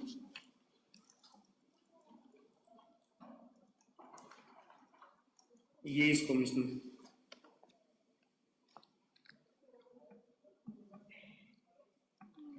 Then on this one, it is seen that Tau tried to get more information about this person that was given to him by Katiso from a person called Lerato.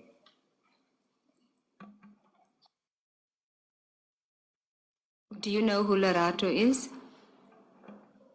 Yes, Lerato was identified and was interviewed, and the statement was obtained from her to confirm what I've just said at paragraph 33.2.2, that she was indeed requested by Dow to identify the person who works for QTech. Okay, and then at 33.2.3,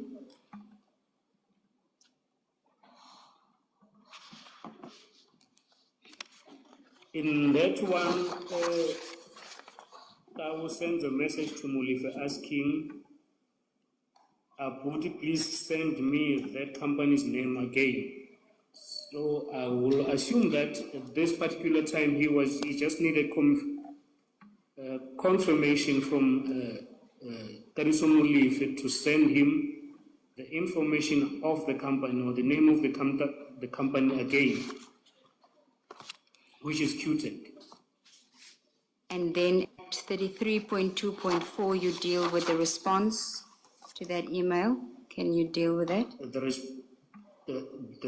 response was that Mulife then did indeed send the name of the company, which is QTech.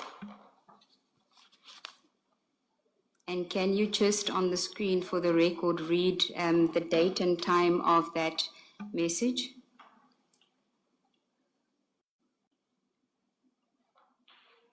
It is 13 April 2024, 14:39. Thank you. And then at 33.2.5,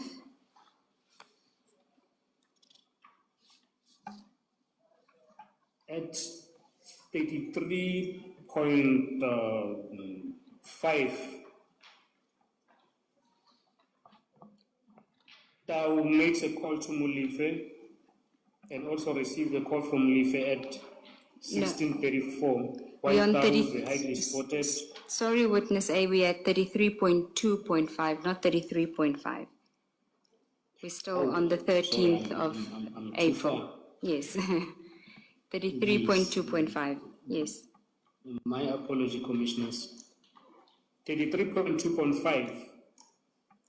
Tao is seen forwarding these photos from the internet of two QTech employees to Mulife with the message, "These must be them."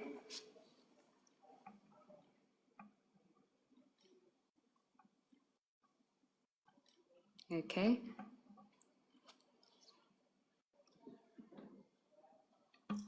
And then if we go to the 14th of April at 33.3. All right, maybe before we do that, if you go back to 33.2.1, witness A, in the second last line, which starts, Mulife appears to have believed, you see that? Yes, I'm on that, Commissioner. Okay. So that first sentence that reads, Mulife appears to have believed that this person is a whistleblower in respect of the alleged fraud and corruption related to a Transnet contract. When you say this, where does this appear from?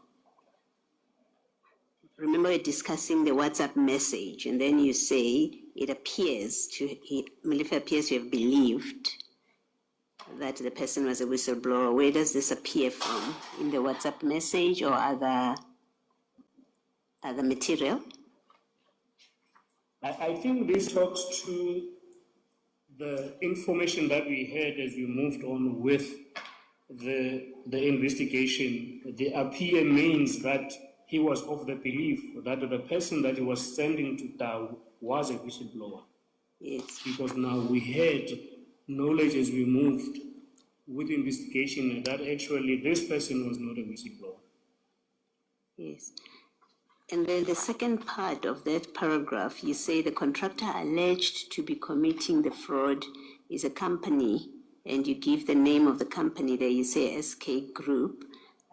This is the first time it is mentioned, and I'm not sure whether you discuss further in your statement. You're going to talk more about this group, but it's not in the WhatsApp message unless I've missed it. So I'm trying to understand where this comes from, this information. You are correct, Commissioner. It is not. This is now from our investigation, and I do agree that we actually needed to have given a little background of this SA group. Yes. But as it has been declared before, that more of the information will be a touch and go, because it talks to the investigation that is ongoing on this case and made on the other parallel investigation on this case. Maybe for purposes of this exercise of this commission, I will just mention to the commission that this SK group was a middleman, if I may just use that name, that was buying from QTech on behalf of Transnet. And then it was learned that this SK group was inflating prices way higher than what it was receiving the product from QTech for, which then would mean this perceived whistleblower would report the SA group to Transnet and other bodies to say there is irregularities happening here. Just to give a brief description of what happened, Commissioners. Thank you. Thank you, Commissioner Baloy. This evidence will be led by witness B. All right. And then maybe lastly from me, and this is more for you, Ms. Sigals, not necessarily to be done now, but where you've referred to the annexures, can we just make sure that the page numbers are also referred to so that they reflect on the record? Because I think we referred to these WhatsApp exchanges without page numbering them. Will do. Thank you. Thank you. We are now at 33.3, witness A. Can you just read that paragraph for us regarding the 14th of April? 33.3. Yes.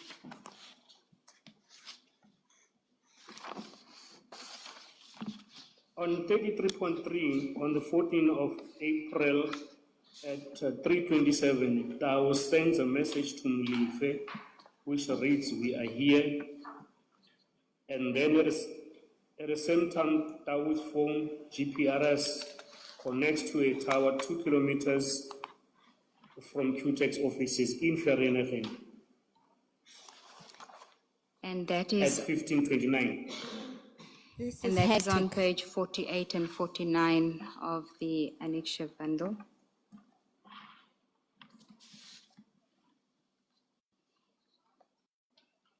And then if you can go to 33.4.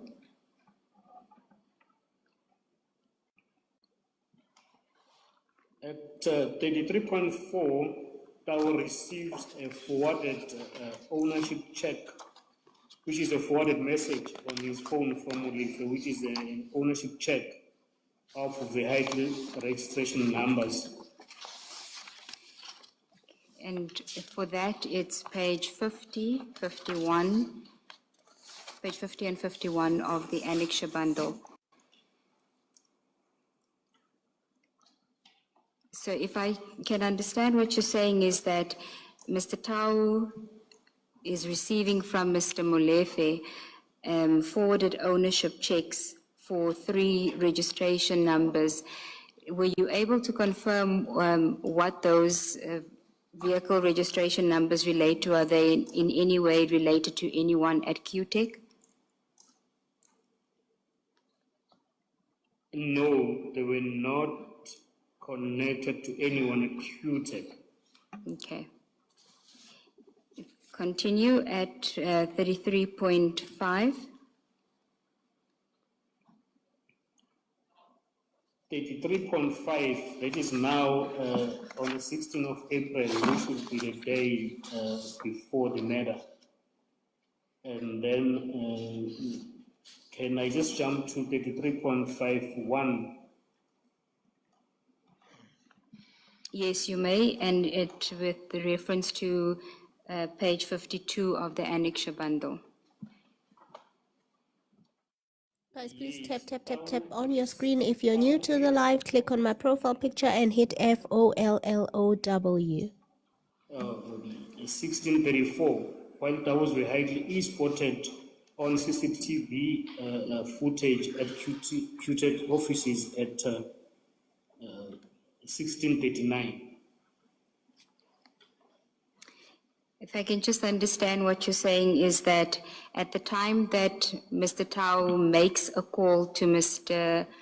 Molefe at 1631 and receives a call from Mr. Molefe at 1634, his vehicle is, his cell phone is spotted to be 2 kilometers within the towers that's close to QTEC, within 2 kilometers of a tower that's close to QTEC. Yes, but for the purposes of this paragraph, it is actually his physical motor vehicle on the CCTV footage that was retrieved from QTEC. So it's the footage at 1639 on the 16th of April. That is correct, Commissioners. Continue. And we're now on page 11 at 33.5.2. At 33.5.2 at 21:22, Towers Behati arrives at Molife's house at around 21:36. And that is on page 53 of the annexures. And you say that the Viano arrives at Mr. Molefe's house at 21:22 on the evening before the murder. Yes. Okay. And then it left there at 21:36. Okay. And then if we can go to 33.6 and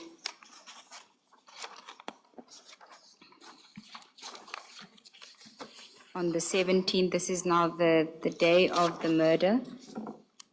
And it's the reference for the annexures is 54, page 54. Yes.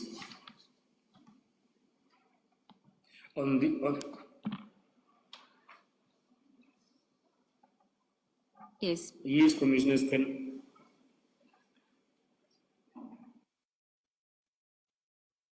I carry on? Yes, you may. So on 33.6 on the 17th of April at 8, the white Hyundai that belongs to that was found at Musa's house during arrest.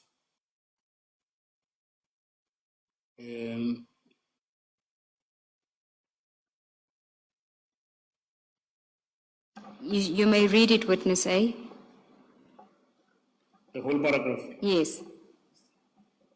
It says on 17 April 2024 at 8:04, the white I-20 arrives at Kekana's house in Q at 8:12. Cell phone activity resumes at 8:17.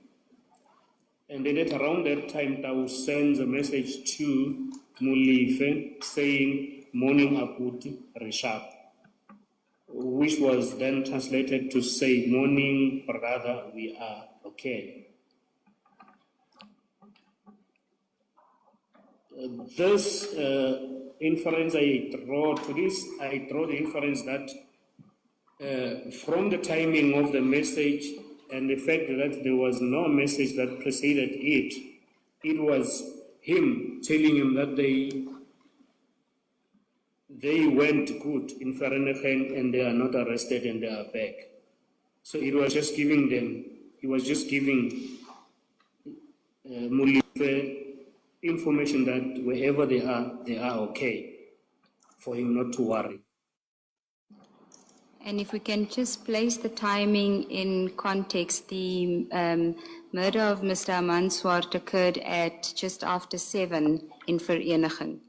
And this is now at 8:17, an hour and some minutes later, but they are back in Johannesburg. This is happening in Johannesburg, this conversation, or the WhatsApp is being sent when Mr. Tau is in Johannesburg. That is correct. Also, what we understood about this was that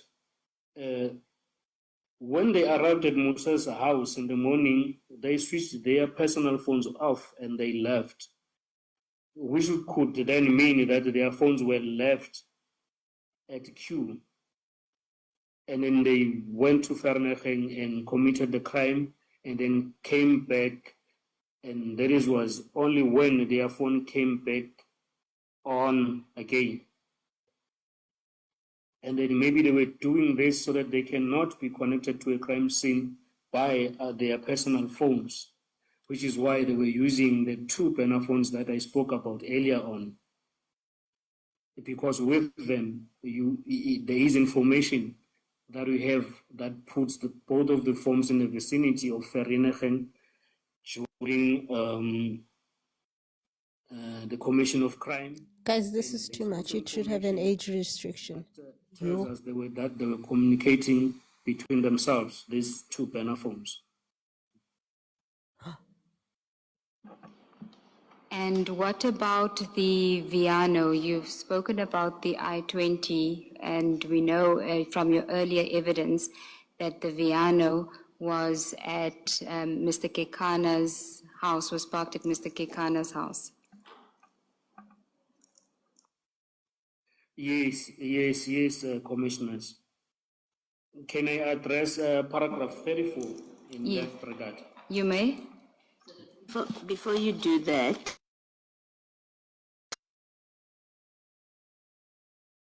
and what I'm going to ask applies to the other messages.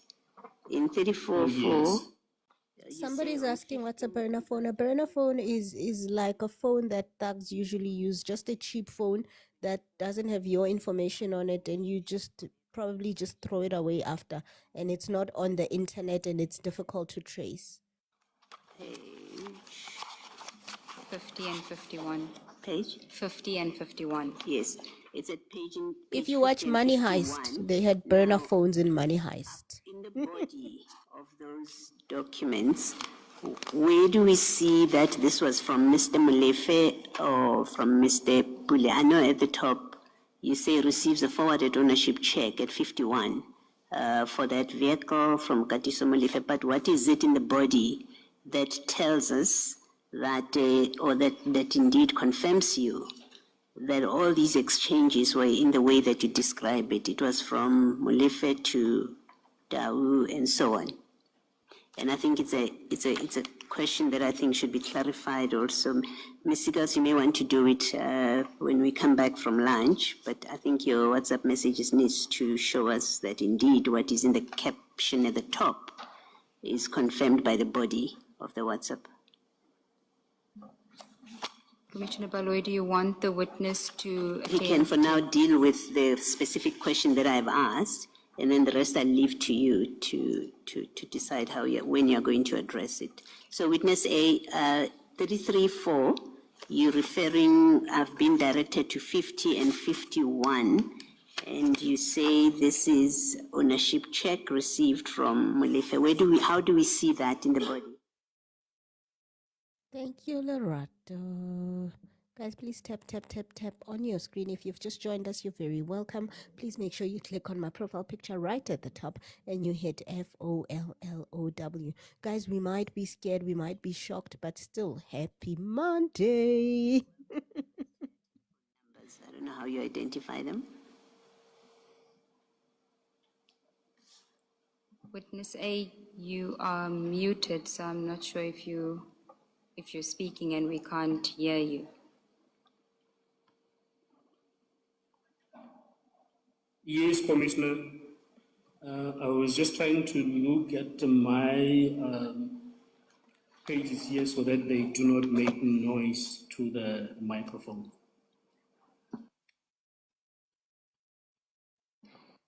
Did you hear the question? The question is, when you look at page 50, for example, and there's a reference that there was a forwarded message from Mr. Molefe to Mr. Tau, how do we see that that is indeed the case from the message, the information on the message itself? Oh, yes. We get it from the downloads of the phone of Tau, and then when you read it, it will tell you if the message was, it will tell you of the nature of the message. It will show you that the message is from this source. You'll see the courts are going to say this evidence is not enough to prove anything. South Africa, guys, tap, tap, tap on your screen. If you've just joined us, you're very welcome. We are listening to Witness A, who is one of the witnesses who is busy with investigations. They were busy with the investigation that eventually led to the arrest of Katiso Katie Molefe, and they're telling us how Katie Molefe was linked to all of this. But okay, we can talk about this later. It shows that forwarded, which will then mean that the nature of the message, it came from the source, but it was forwarded to them. So it is written there as forwarded. Okay. And should I go ahead? Yes. All right. There's witness A, in looking at that same shot, there's a number, Yes. WhatsApp ID number. There's the first WhatsApp ID number. It's an 083 number. And then there's a second one, WhatsApp ID number. It's an 072 number. Are those numbers helpful to explain this forwarding or sending, who sends who? Yes, the 083 will be the number of Mr. Molefe, and the 072 will be the number of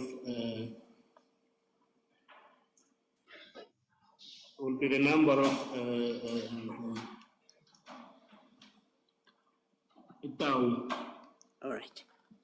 Yes, and I'm saying this, Commissioner, as I am also reading, which is why sometimes I just cut. So say that again, witness A? I'm saying that I was just making an excuse that I am saying this as I am reading on what is being displayed on the screen. That is why sometimes I cut when I talk. All right.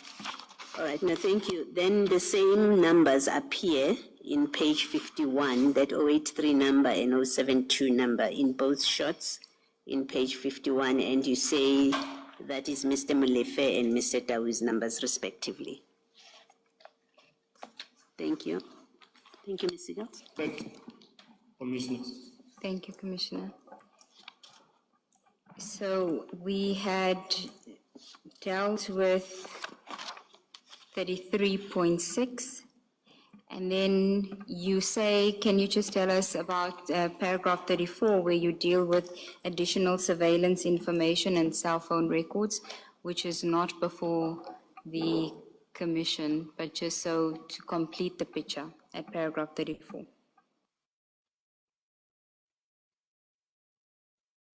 Yes, paragraph 34. Yes. And then in addition, the surveillance information before and on the day of the murder revealed that Tau's Viano was at and near the office park where Swart was murdered, and it appears that whoever was driving the vehicle was scouting the place. And then the cell phone, the cell phone records and the vehicle tracking information and the CCTV camera footage agree to this and are attached as for witness B to talk more about. Yes, I just wanted to clarify paragraph 34, and you must just confirm this for the commissioners, is that the sentence should in fact read that the surveillance information before and after the day of the murder revealed that the Viano was at or near the office park, not on the day of the murder. Yes, that is correct. That will confirm that this vehicle was used to survey either the crime scene or maybe to survey the victim, who is Mr. Swart, as well.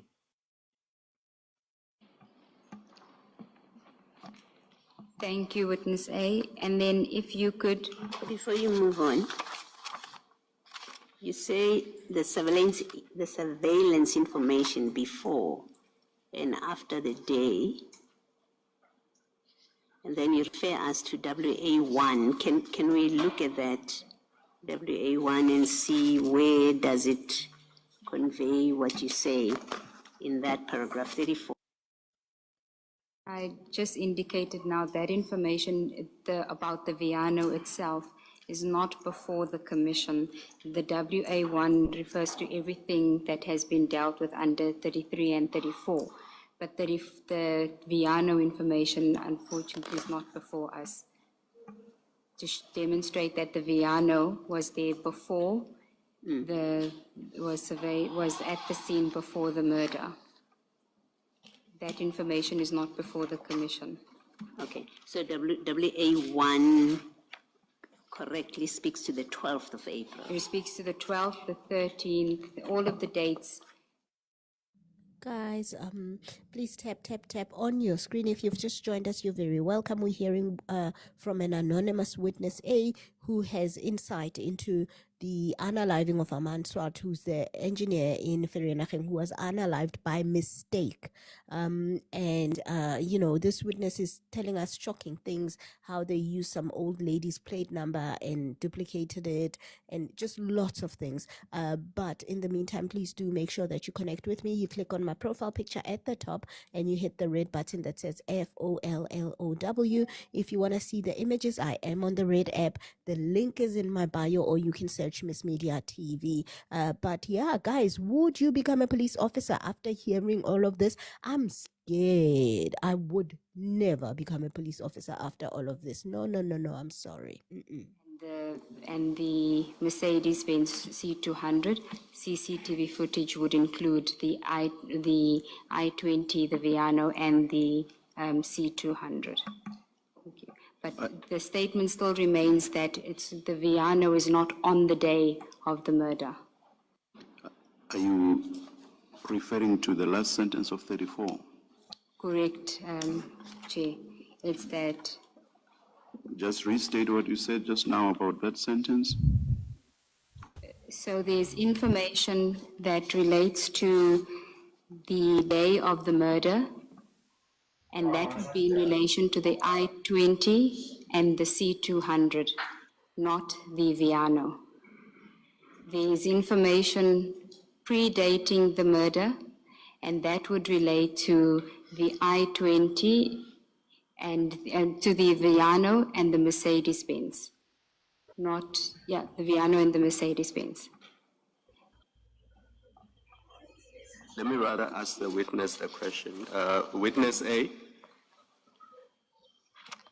is there CCTV footage of the Viano in Vereeniging on the 17th of April 2024, which is the date of the murder?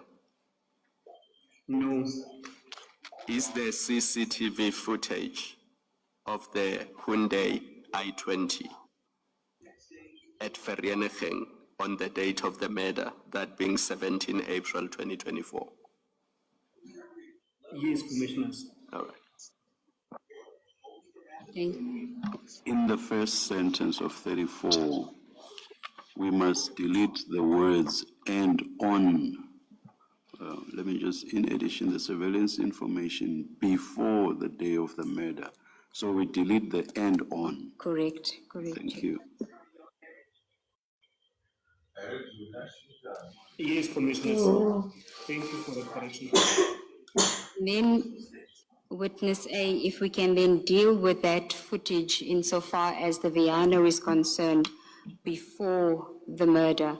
If you go to page 52 of the bundle. Yes, Commissioners. This will now be on the 16th of April, 1639, which is the day before Mr. Amar Swart was killed. This Viano that belongs to Tau is picked up driving in front of the QTech company by the CCTV cameras at that time that I've just given, which is 1639. Now, what was the Viano doing in the area on the 16th, the day before the murder? My understanding, it will be that they were finalizing their surveillance as the murder was going to be committed the following morning. And in your experience as an investigator, what is the reason, why would the Viano not be there on the day of the murder? Why would it not be used to transport the hitmen to the murder scene on the day? I think it will be for the suspect not to be easily linked to the crime scene, because this motor vehicle is linked to Tau. It belongs to Tau, and then it was seen surveilling the crime scene before the murder. So using it again on the crime of scene, it was going to make it easy for whoever was going to do investigation to connect this motor vehicle with the crime, and which was also going to make it easy for the investigators to connect the crime to the person who owns the motor vehicle, who is down. So I think this was all pre-planned.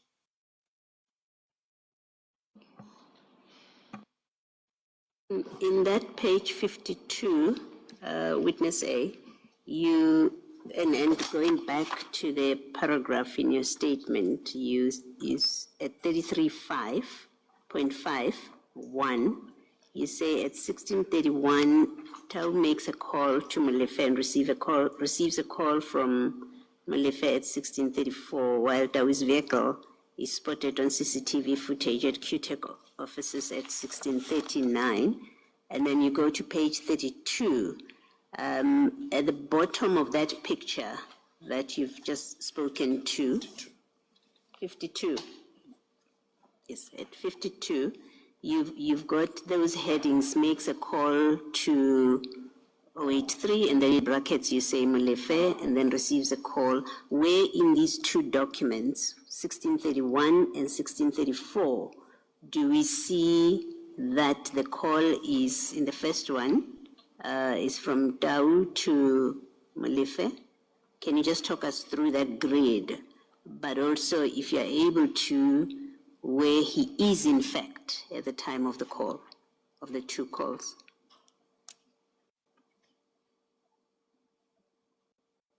Oh yes, Commissioners. We see this first by his vehicle. It is physically put there by the cameras. And then when we look at the column down there, we can see, I don't know how I'm going to... I think, witness A, if you can use your hard copy, because what you're seeing on the screen is the redacted version, which won't have the information that Commissioner Baloyi is asking you to confirm. So if you can use your hard copy for this exercise on page 52. That is correct. I'm carrying it in my hand as I speak. But I wanted to say, it is seen that when these calls were made, this number, which is 072, which belongs to Tau, is put by a tower location at Duncanville, which is in Vereeniging, where the crime scene is. It will be at the bottom, at the last, at the very last column of the page on the right, where it is written LTE Duncanville. Thank you. Then on the far left, where that column starts, it will depict the number of the suspect. Michael, pull it down.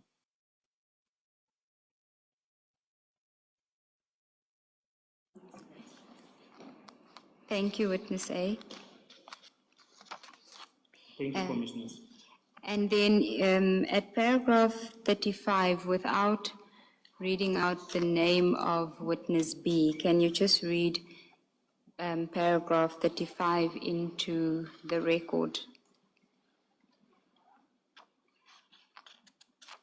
Yes, it reads that Witness B will testify in detail to the links that were discovered after Molife's arrest, which is now on the 6th of December 2024. The reason I deal with these links is to complete the timeline and deal with the type of information that was available to the team, although not all can be revealed in public. I will deal later with the links related to the murder of Opa, John Sifuka, and two other persons that he was with, which will then be known as Walter Mkwena and Sandile Mills. Thank you, Witness A. If we can then go to page 12 of your statement, and here you now deal with uncomfortable incidents and the first signs of possible interference. And we are now at paragraph 36. If you can just tell the Commission about that incident. Yes, in this paragraph, I'm going to deal with the first signs of discomfort that we're now confirming what we saw when we went for the first appearance in Vereeniging.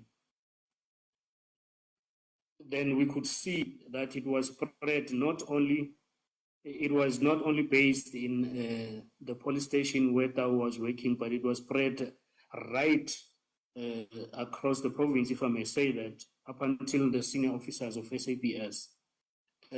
I'm saying this because in mid-May, I was told by Witness B that she had received a call from our commander, Colonel Mkwena, in our office, who had Major General Shibiri, who is the head of organized crime nationally, actually wanted to see us to brief him about the case of Mr. Swart. Sorry, Witness A, before you go ahead, can you just tell us who is Colonel Mokwena and what is his or her position? You say direct commander, but what is the position? He is colonel, he is a colonel, and then he is our immediate commander in terms of the structure at work. It will be Brigadier Khopane, it will be him, and then so it goes down. So we reported to him directly. And who does he report to? He reports to Brigadier Khopane. Okay. Who then reports to the general. Continue. Yes. So this information, I'm getting it as secondhand from Witness B, who is now telling me to say, hey, yesterday I got a call from Colonel Mkwena, who told me or us that we need to go see General Shibir at his office in head office in Pretoria.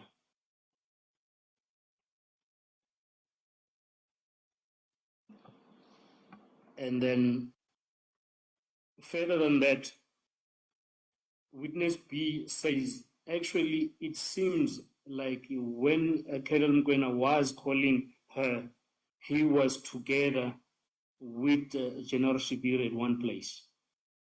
Because as Colonel Mkwena was talking to witness B, he then gave the phone over to General Shibiri to talk or to speak to witness B and relay that message that he had already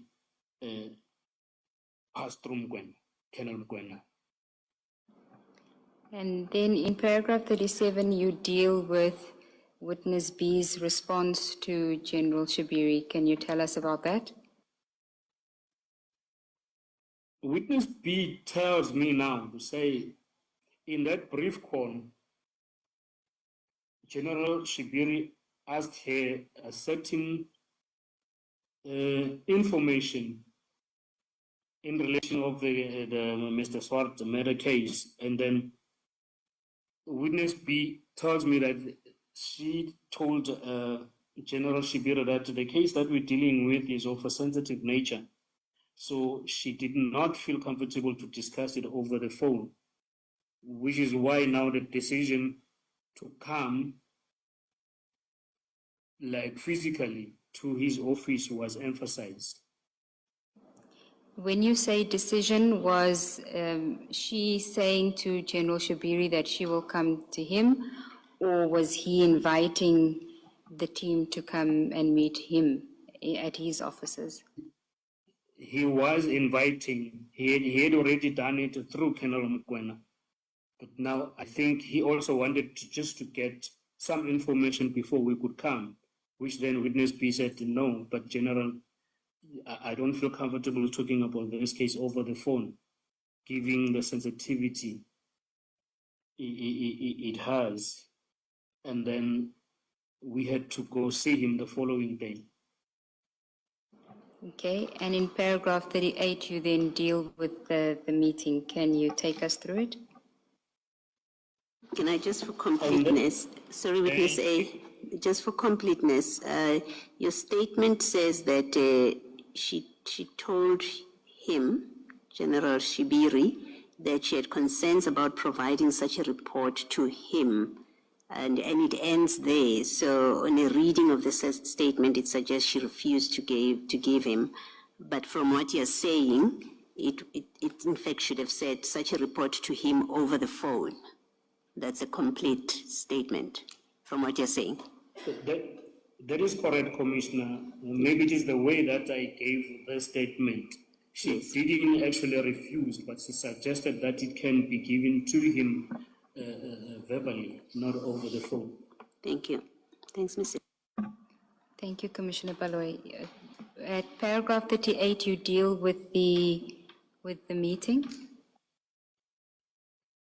Yes, at paragraph 38, it was the day that we were supposed to go and meet with the general at his office.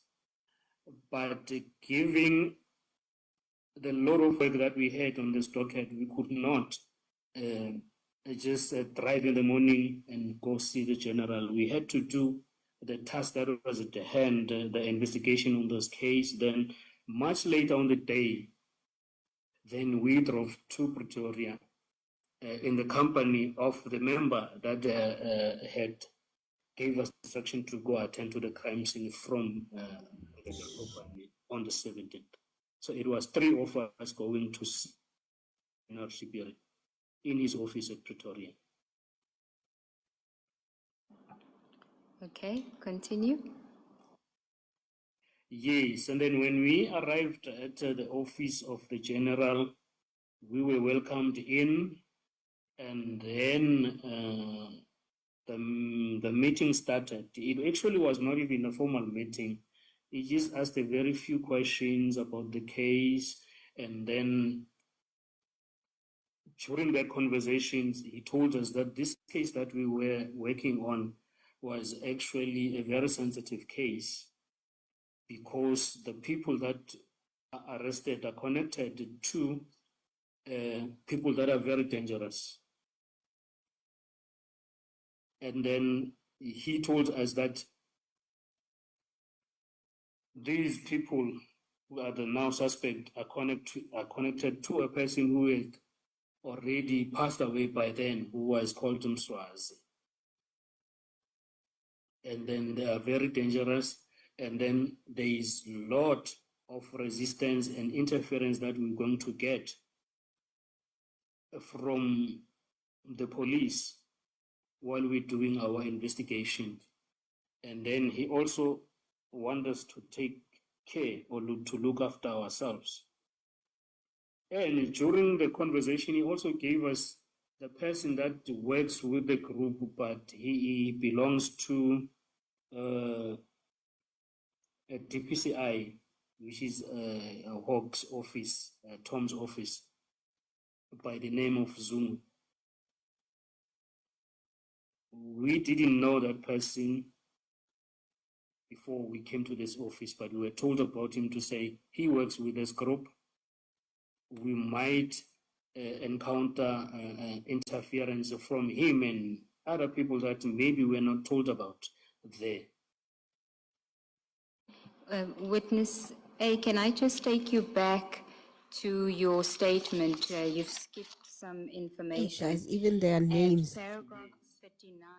even their names, they sound like they're people from Sibaya. Zungu. You say after he told you about the very dangerous person called Mzansi. Can you just continue from there? Mswazi. Hi guys. Then he told us that as the suspect were applying for bail, he told us that he asked us what was the status and everything, and then we told him obviously that we were opposing bail. And then he said there were envelopes that were on offer. He termed it as there were 3 envelopes flying around that were on offer for the suspect to get bail. He said 1 envelope will be for the investigating officers, the other one will be for the magistrate, the last one will be for the prosecutor. And then by envelopes, we understood him to mean money, even though he didn't say money, but he said there is 3 envelopes flying around to make sure that these people get paid. Now, witness A, when you say General Shibiri, when General Mkwanazi testified, he spoke to a senior person who informed the investigators that there were 3 envelopes. Was he referring to, do you know if he was referring to General Shibiri? Yes, my understanding is that he was referring to General Shibiri because in this investigation, when you take the mentioning of 3 envelopes, it only appeared in the meeting that we had with General Shibiri. And by the way, we reported it to our commanders as well. Thank you. Can I just ask a follow-up question, Witness A? The mention of 3 envelopes, A, was it made in your presence? And B, what was your reaction to it when it was made, the mention of the 3 envelopes? It was made in my presence. My first reaction, it was just shock. And then it wasn't that I was expecting to be told now, because I was here sitting with the senior officer who was now needed to give me guidance to say what to do with those 3 envelopes, because obviously they were coming our way. I expected the general to say, if this envelope come, do this about them. Or this is the action that has already been taken to avert that thing happening, so that the envelopes don't even get to you. But all that did not happen. 2 what witness B asked a direct question to the general to say, if it happens that the general knows about these envelopes and he knows that they are flying around and one of them is coming to his members, and then he also knows that there are people who are doing wrongdoing in terms of Zungu now because he's already been disciplined. Now, witness B asked the general directly to say, what is being done by that? And then the general said there should be inquiry opened with the aim to register a project for investigation such wrongdoings. But he didn't say that had already taken place. He was telling us what was supposed to have been done, which would mean if witness B didn't ask, I don't think that was going to be mentioned even.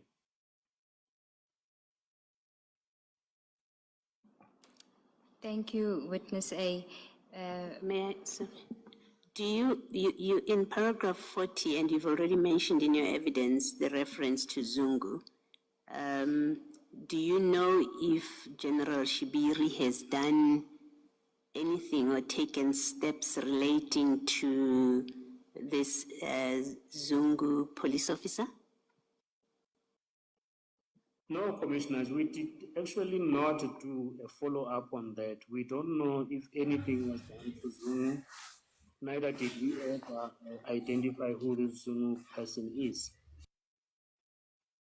Thank you. Thanks, Missy. Thank you, Commissioner Baloy. Guys, does it sound to you like this is a normal thing? It sounds to me like this is such a normal thing. Guys, please tap, tap, tap on your screen. If you've just joined us, you're very, very welcome. Sabelo, please mute yourself.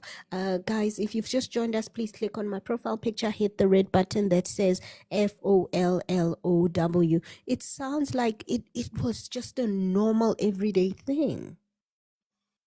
No, what I understood is that he was saying he knew that there is envelopes that were ready, which one of them was meant for the investigating officers. But I don't know if he had them with him, and I didn't understand it to say he was having them or he was having an envelope with him. I didn't understand it that way. Okay. In paragraph 40, you dealt with Zungu, but your statement starts with another person. Can you read that and then just explain whether General Shabiri expanded on that issue? He did not expand it. He just told us that he knows a lawyer that was standing for Mr. Tau. Then he mentioned by name that is Mr. Victor Marshall, who has since been struck off the role. No. And then he didn't give any reference as to why he's mentioning him or what was the reason he mentions him. But he just told us that he knows the lawyer that was standing for Tau, which was true because we had already been in court a few times with Tau, and then we knew whose lawyer was. Okay, and then in paragraph 41, you've already dealt with what witness B's attitude was towards General Shabiri, mentioning wrongdoings by officers where there seem to have been no consequences. But you deal with another issue that she had raised. Can you deal with that in paragraph 40, the second part of that paragraph?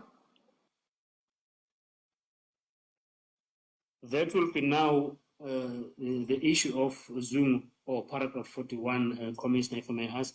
Paragraph 41, where witness B had made a request to General Shabiri after she had asked about what steps had been taken against officers that have been accused of wrongdoing.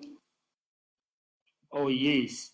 It means when we spoke, then after having asked, witness B having asked General Shipiri what he will do about what he has just told us, we went on with talking with General Shipiri, and then he advised us that we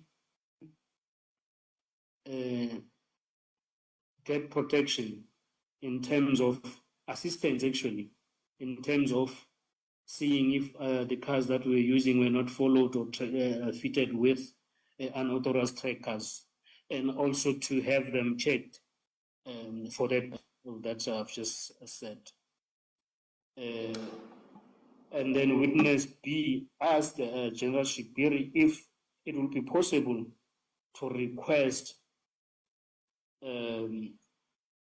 that the ballistic section speed up the ballistics analysis of the firearms, to which General Shipiri agreed.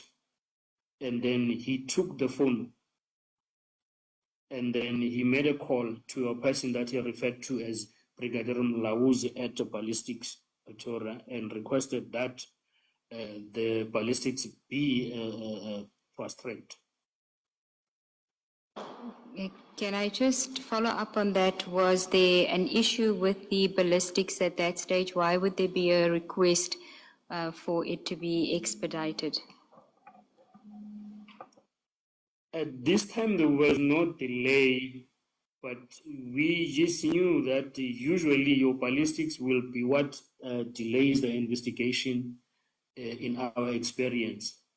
You will do all your investigation, then you complete it, then it will be the ballistics that is holding back the investigation. So we just was requesting for an assistance from that front. And you have dealt with it, but if I could just ask you to then read paragraph 43 and 44 into the record. Before you do that, let me take you back to paragraph 40. Did your investigations ever reveal that Zungu was working with the suspects? No, it did not reveal it because we actually did not conduct that investigation, because it would need a complete parallel investigation. And at that given time, we had a lot on our hands. We actually were focused with dealing with the case of murder and linking the other suspect who had, that we had already identified as the hit organizer, which is Kadisum Leaf. So we didn't really undertake to do that investigation, commissioners. And did General Shibiri ever mention this subject to you again?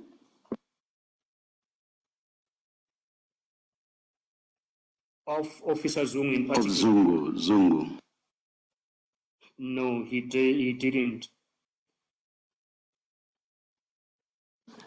Witness, let me also take you back at paragraph 39, where you mentioned.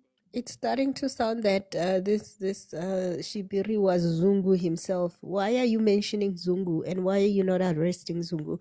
Guys, please. Sinuses. Guys, please tap on your screen. If you've just joined us, happy Monday. If you're new to the live, please click on my profile picture, that one over there, and you're going to hit the red button that says FOLLOW. If you want to watch the commission, please go to my red app. You can find the link on my bio. Just click my profile picture, you're going to find my bio. You can link or just search Miss Media TV, but there's no commentary there. I do the commentary there. On the other side, you just watch. Yeah, let's listen. Someone in terms of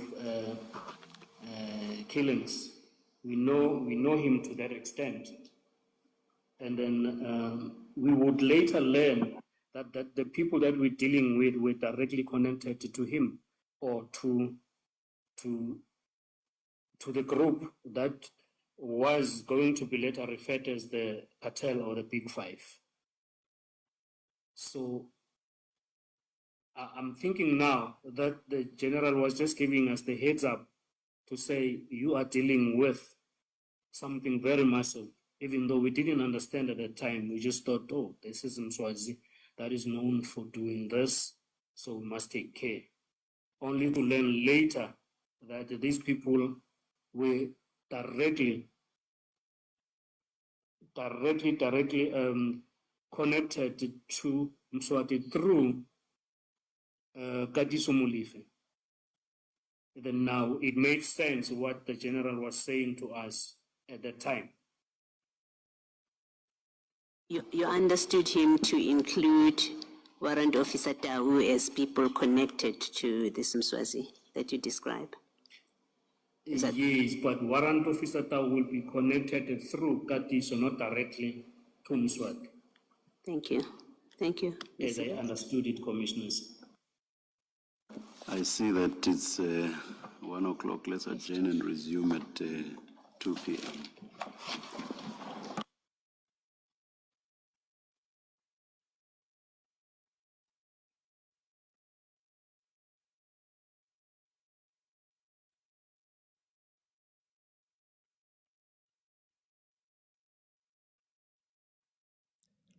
Yeah, so we heard it is hi kunzima.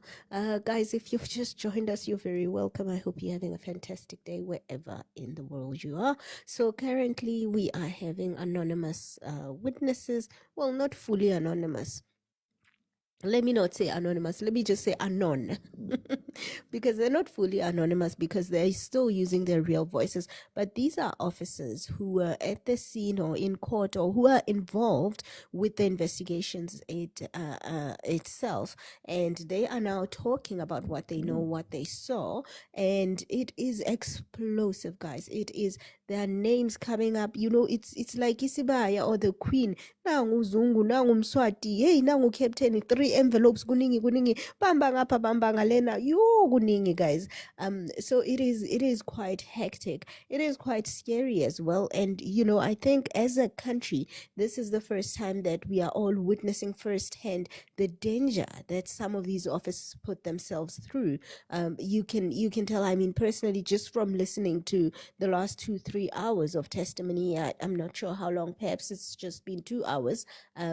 Yeah, the last 3 hours of testimony, I feel like I could never do this. People aren't able to go to their homes. They're living in safe houses. They're testifying over the phone. And it is quite a lot, you know. I don't know how much they earn, but whatever it is that they pay them is not enough to put your life in so much risk. So this is what we've heard. But I think the most important thing that we're hearing now is how this testimony places Katiso Katie Molefe at the center of this investigation that is happening. However, I also do want to say, I guess it's leading up to the issue of political interference, but at the moment we still haven't made the direct link of all of this to political interference, but I think it will come later. So they're taking us step by step. It is witness A, we're going to hear witness B and C over the course of these coming 2 days, and we are not seeing their faces, but we are hearing their real voices, and they're testifying. And you know, it's, you can tell from their voices that something very sinister has been going on. And also, I'm not sure where these officers are from. They could be officers from KZN, because they did not know the officers in Joburg, and this is why they had to bring other officers, because the officers in Gauteng were banding together on some of these issues. And another, you know, very shocking thing that we heard is they were called into the office of one of the senior cops in Joburg, and this police officer wanted a briefing on this Amanswarat unaliving. And while they were there, he said to them, you know, already there are 3 envelopes, one for the investigating officers, one for the magistrate, and one for the prosecutor, to make sure that these people get bail. And Major General Shibiri, and Thank you very much. I say what I like. And it's unclear if he was offering them the money or making the suggestion. To me, it looks like he just wanted to gauge their reaction, because their reaction would have then told him if these people are rotten or not. Because he then did not mention anything further about the envelope, and he also then told them that there is a particular person called Uzungu. Yo, Uzungu usebenza nalabantu. Allegedly, Zungu works with these people, and this major general told them that these are very dangerous people. Be careful. And then he made a call to somebody who's a ballistics expert and told that person to speed up the ballistics test. Now that is a very important detail, and you have to remember it going forward. And I'll tell you why. But before I tell you, I'm gonna need you to tap on your screen, guys. We're going all the way to 200, but for now, let's tap together. Now let's do a speed round. Everybody tap together. We are doing 170 together now. If everybody taps, it's gonna be like a minute. Keep those taps coming. Thank you very much to those of you who are tapping. Nontle, thank you for tapping. Non Dwai. Ooh, your name is too long. I can't read it fast enough.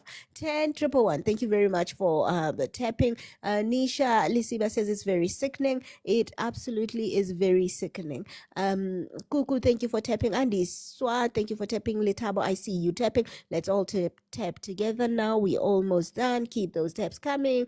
Mr. Posh, how are you doing this morning? Happy Monday to you. Guys, please keep those taps coming. We are almost there. You guys are amazing. Thank you very much. Do not stop tapping. If you're new to the live, welcome. Happy Monday to you. Please click on my profile picture, that one over there, to connect with me. Don't worry if I change my voices to rest my real voice.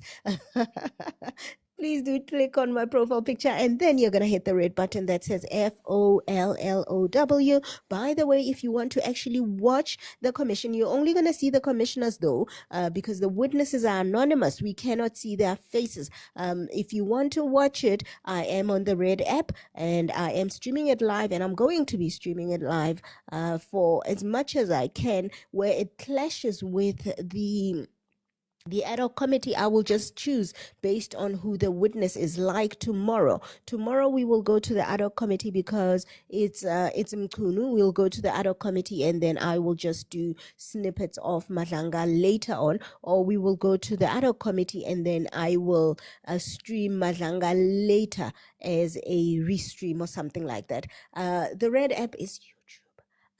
Yeah, TikTok doesn't like us talking about other apps on it.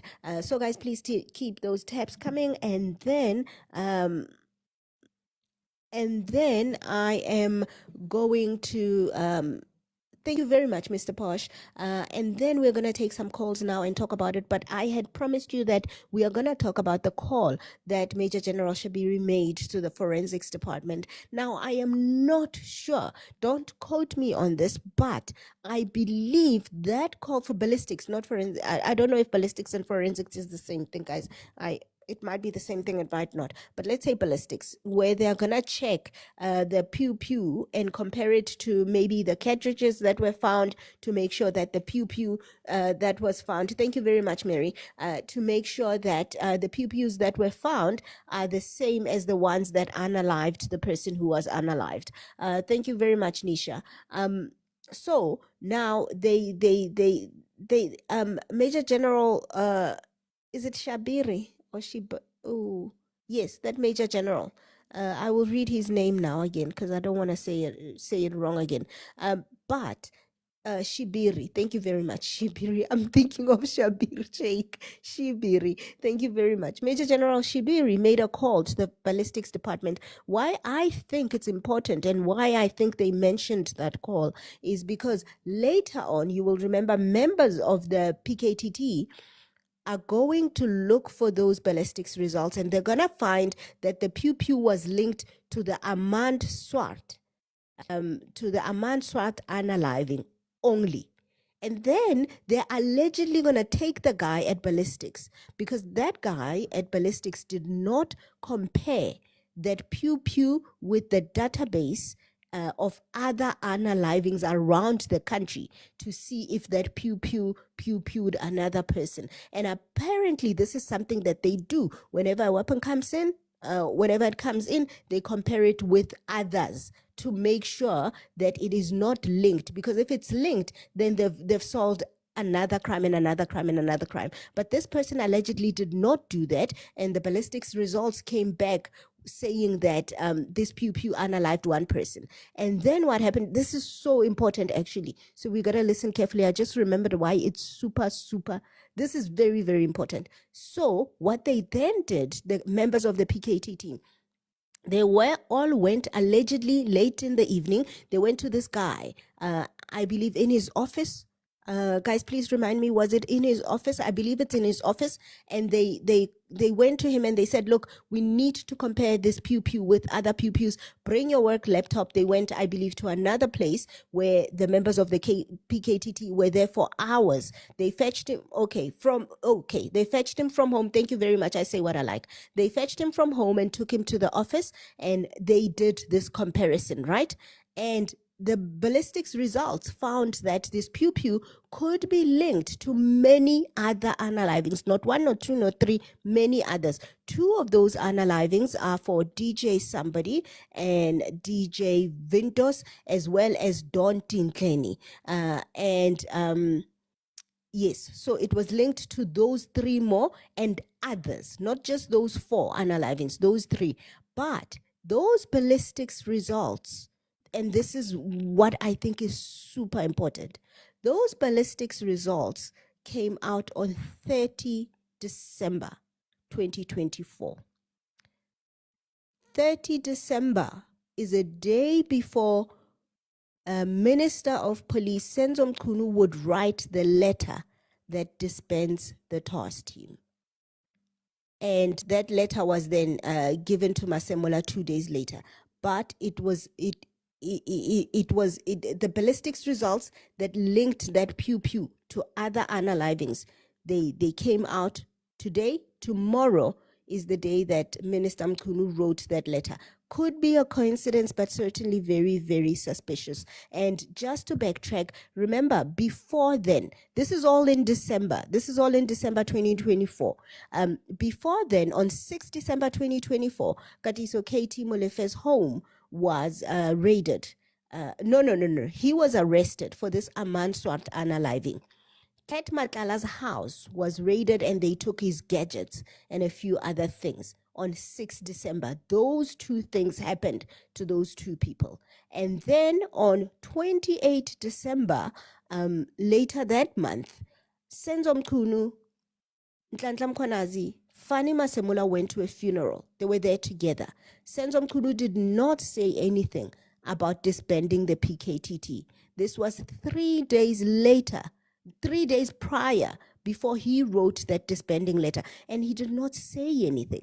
Now, in his testimony, Mchunu says that at the time he was not sure how he was going to work around the PKTT issue. I am speculating.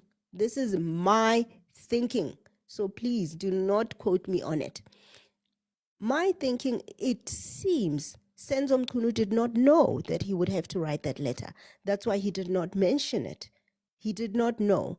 The reason I say that is because at that time, the ballistics tests had not yet linked that pew to any other unaliving. But then again, that is my assumption. So he did not say anything because he did not know that he would have to write this letter. And then on 30 December is when the ballistic situation happens. On 31 December is when Senzo Mchunu writes the letter, and he says he woke up in the morning and he wrote the letter all by himself. It was all he's doing. Nobody forced him to write it. And you know that the fact that this team had to be disbanded immediately, just 3 days after finding out that the pew was linked to other crimes, is suspect. It might be a coincidence, guys. This is planet Earth. More shocking things have happened, but essentially that is the timeline of December 2024. And then, of course, there was all the drama with the task team, but that case was actually not handled by that those dockets were not with the KZN task team. The KZN people were only helping Gauteng. But at face value, you would think this is a docket that is with KZN. So yeah, that is essentially what happened. And I think this is why it was so critical that the ballistics situation be mentioned. And another thing about the ballistics situation, by the way, guys, please tap, tap, tap, tap on your screen. If you've just joined us, happy Monday. Please do go to my profile picture and hit the FOLLOW button to connect with me. I do appreciate each and every single one of you. If you want to watch the video, if you want to watch Madlanga, or if you want to watch ad hoc committee, 200k tabs. Thank you. You guys are amazing. If you want to watch, I am on the Red app. Look for Miss Media TV. I go live with Madlanga or with ad hoc committee, depending on what's happening there. Tomorrow we're going to be live with ad hoc committee because Senzo Mkunu is getting his Q&A from MPs, and then I will try later in the evening to do a review live of Madlanga, but we shall see how the day goes. So essentially, guys, that is the timeline of how everything happened as we know it now. And again, anything can change at any point, but what we know now is that is what we know now. And then the other thing, there's something critical that I wanted to mention, but I are old. I'm over 40, so I have forgotten what it was that I wanted to mention. Any young people in the comments, remind this old lady what she wanted to say, please.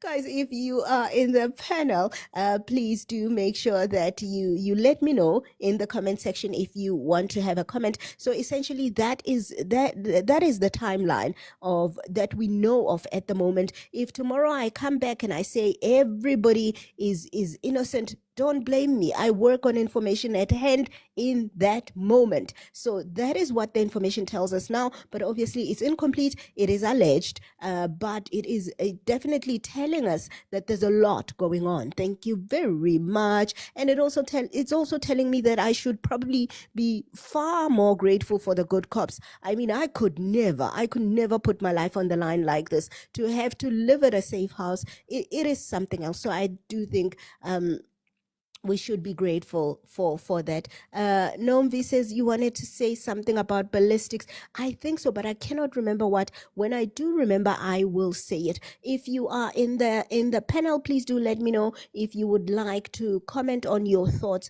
on where we are so far. Debs, do you want to add something?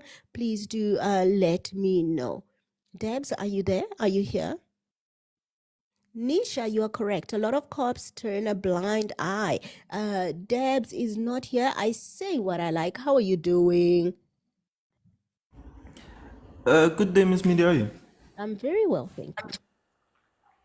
Very well. I don't know how much time I have. I just wanted to highlight certain things. Ne? No, we I have a think bit of time. Go one. ahead. Okay, thank you. The first point that I wanted to touch on was there's something called a shell catcher. I don't know if you know it. So You've got to tell me about it.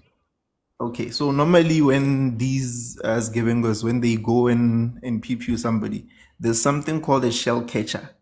Wait, It's like a I say bag. what I like. Who are you? Are you staying in South Africa? Yes. Okay. No, I thought you were somebody else. Please go ahead. Oh, okay. Yeah, so they attach that bag. Sometimes it's something like a canister. They attach it to the pew, and then when they are in the act and doing the pew, the remain. I don't know if I should call I it coming. understand.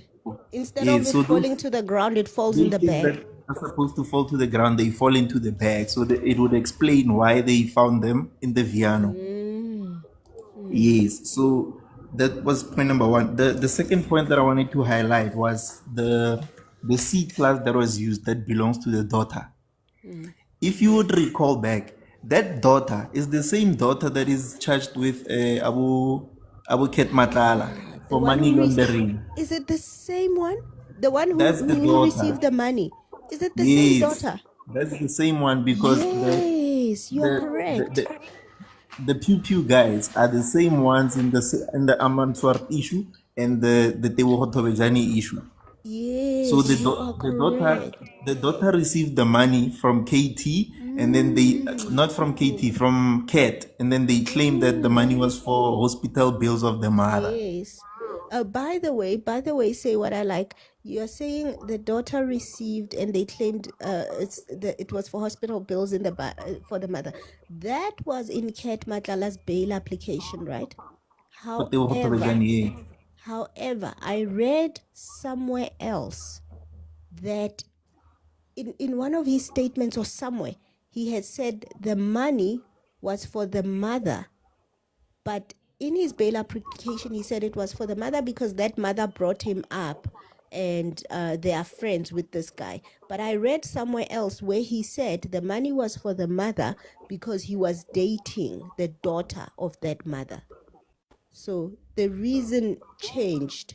I will find the reference where I read that initially he had said the money was because he was dating the daughter and he helped them with the funeral. So quite interesting that you bring it up. The other complication, interesting that you mentioned that, and the other complication that the state raised on the bail application when he was trying to give reasoning around the money, that money was given before the mother was even in hospital. So Really? it is they couldn't connect it to the hospital bills thing because the mother was hospitalized later on, not at the time, because the claim is that the mother was already in hospital and there were bills that I had to help with. Yes. So that's another. So the wrapping up the issue of the car. Before On you Twitter, wrap up, I say what I like. In the comments, they're asking you, guys, please stop saying my skin is on fire. It's just a filter. Thank you very much, Mangwebu, though. I appreciate it. I say what I like. In the comments section, please explain who's the daughter. Um, uh, the name the name is running away from me right now. If people maybe they were paying attention, there's that lady when Ket Matlala appears in Alexander Magistrates Court. There's that lady that appears next to Ket Matlala's wife. That people were asking, who's this lady? That lady is the daughter of Floyd Mabusela. Floyd Mabusela is one of the alleged hitmen. Yes. In three of Katiso Molefe's cases, as well as alleged on Tebogo Ket Matlala Torrejane. one. Yeah, so that's the girl. I forgot her name right now, but that's the girl that is charged with money laundering in that case. Also, so wrapping up that one, I think people are saying, imagine your father taking your car and then committing. You would find you may very well find that their father is the one who is financing the car and even the buying of it. The daughter is just the front face of it because maybe she has a job or something Because that she's is. 23, right? Is she not like Yes, 23 or something? she's quite young. That lady, She's quite she's young. quite Okay. young. Yeah, so the one the other one that I wanted to go to was they mentioned Mswazi. Mm. Yes, Mswazi was the most of the people in Pretoria. They know very well the what is this? The fight between Mswazi and Joe Ferrari. One of the links that was made to the Pew Pew through CAT was that the attempt that was made on Joe Ferrari was done with that Pew Pew and it was sanctioned by CAT. Right? So it made sense to me when Wait. witness A Please start said, again. Please start again. okay, there's a guy who is late. He passed away in January 2024. His name is Mswazi. He used to be a taxi owner, right? That guy he's a big op of Joe Ferrari, Joe Sibanyoni, right? Are you still with Yes. me? Okay. Mm. So Ket Matlala is linked to a failed pew-pewing incident that was targeting Joe Ferrari. You can search up on it. His name is Joe Sibanyoni. So Joe Ferrari was pew-pewed and then they did not succeed. He survived. That pew-pewing incident was sanctioned by Ket Matlala and he's charged for it as well. It's one of the links, yes, allegedly. It's one of the links that Athlenda Mati confirmed at Alexander Magistrate Court. Yes. So now, when he mentioned Mswazi, that Major General Shibiri said these people are connected to Mswazi, it made sense why Ket Matlala once sanctioned the pew-pew job on Joe Ferrari, because they were ops, yes. And then I think the last one that I wanted to close with was I'm seeing people are confusing the first bail of 100,000 for KT and the 400,000 bail. Why I'm mentioning this is because the information that we are hearing now from witness A, that information was relating to the first bail, which is the one for the 100K, right? Yes, it was the first analyzed. So after they caught these three guys and linked them to KT, they went to Vereeniging Magistrate Court. When they got there, they were declined bail, which is the one that witness A was talking about. After that, then KT Molefe went to the North Gauteng High Court, which is the Pretoria High Court. Ne? That's where he got the bail relating to the Aman Swart alleged mastermind link. Then he went and sat at home. When the PKTT came and linked the ballistic report of the Pew Pew to the other cases, DJ Sambodi and the likes, that's when they knew that, okay, then it means these people are the same people and the alleged mastermind is still KT Molefe, right? Those cases, unfortunately, had happened in 2022 and 2023, which was the year before Aman Swart was pew-pewed. Right? So now, people are saying, why did they give him the 400,000 bail when, after he got the bail, all the other pew-pew incidents happened after? They did not. They happened before the Aman Swart issue happened. It's just that they were linked after the fact. Yes. So I think that's the part that I just wanted to clarify, because they are thinking the bail of Katiso regarding the Aman Swart issue was given to him by the judge from Gauteng South, the one from last week or the other week, that white guy. It's not that one. While you are there, can you please explain how he got this new bail? Because that's also another thing.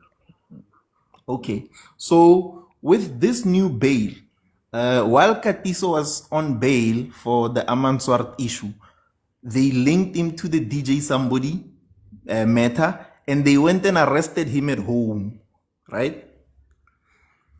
After they went to go arrest him at home, he kept on. He went to the Alexander Magistrate Court, because the Pew Pew incident happened around Midrand. What's that other place? Around that area.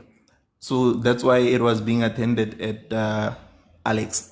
Now, when he got to Alex, they refused him bail, and then he went to the South Gauteng High Court. The judge there held that, guys, what you guys are doing is quite unfair, because the lawyer of KT argued that the matters that they are holding him for right now, they happened before ES would meet. Thank you, Rulani. The matters that you are holding, you have arrested him for, the DJ Somebody matter, it happened in 2022, 2023.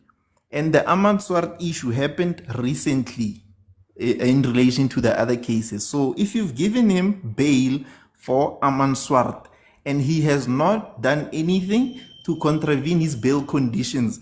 What is the rationale to arrest him now for the DJ Somebody matter? Because if he was already out on bail now for the Amanswart issue and he has not done anything to jeopardize his bail conditions, why don't you let him sit at home, and then when he comes to court, then you link all the other cases? That's how the judge rationalized it. Not that I agree with him, but that's the rationale that he used, because there hasn't been any matter that he's linked to that happened after he was granted the bail for Amanswart.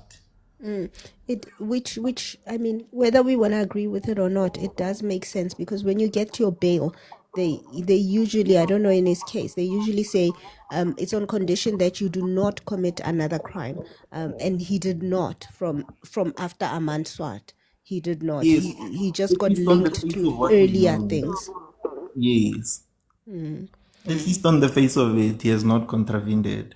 Yes, as far as the police know. Thank you very much. I say what I like. Thank you very much. Everybody in the comment section saying you put it so nicely for them, that you explained it so nicely. Thank you so Thank much. you I very much. appreciate it. If you can stay on just in case other questions come up. Guys, All right, what I no want, problem. thank you. What I wanted to say earlier was that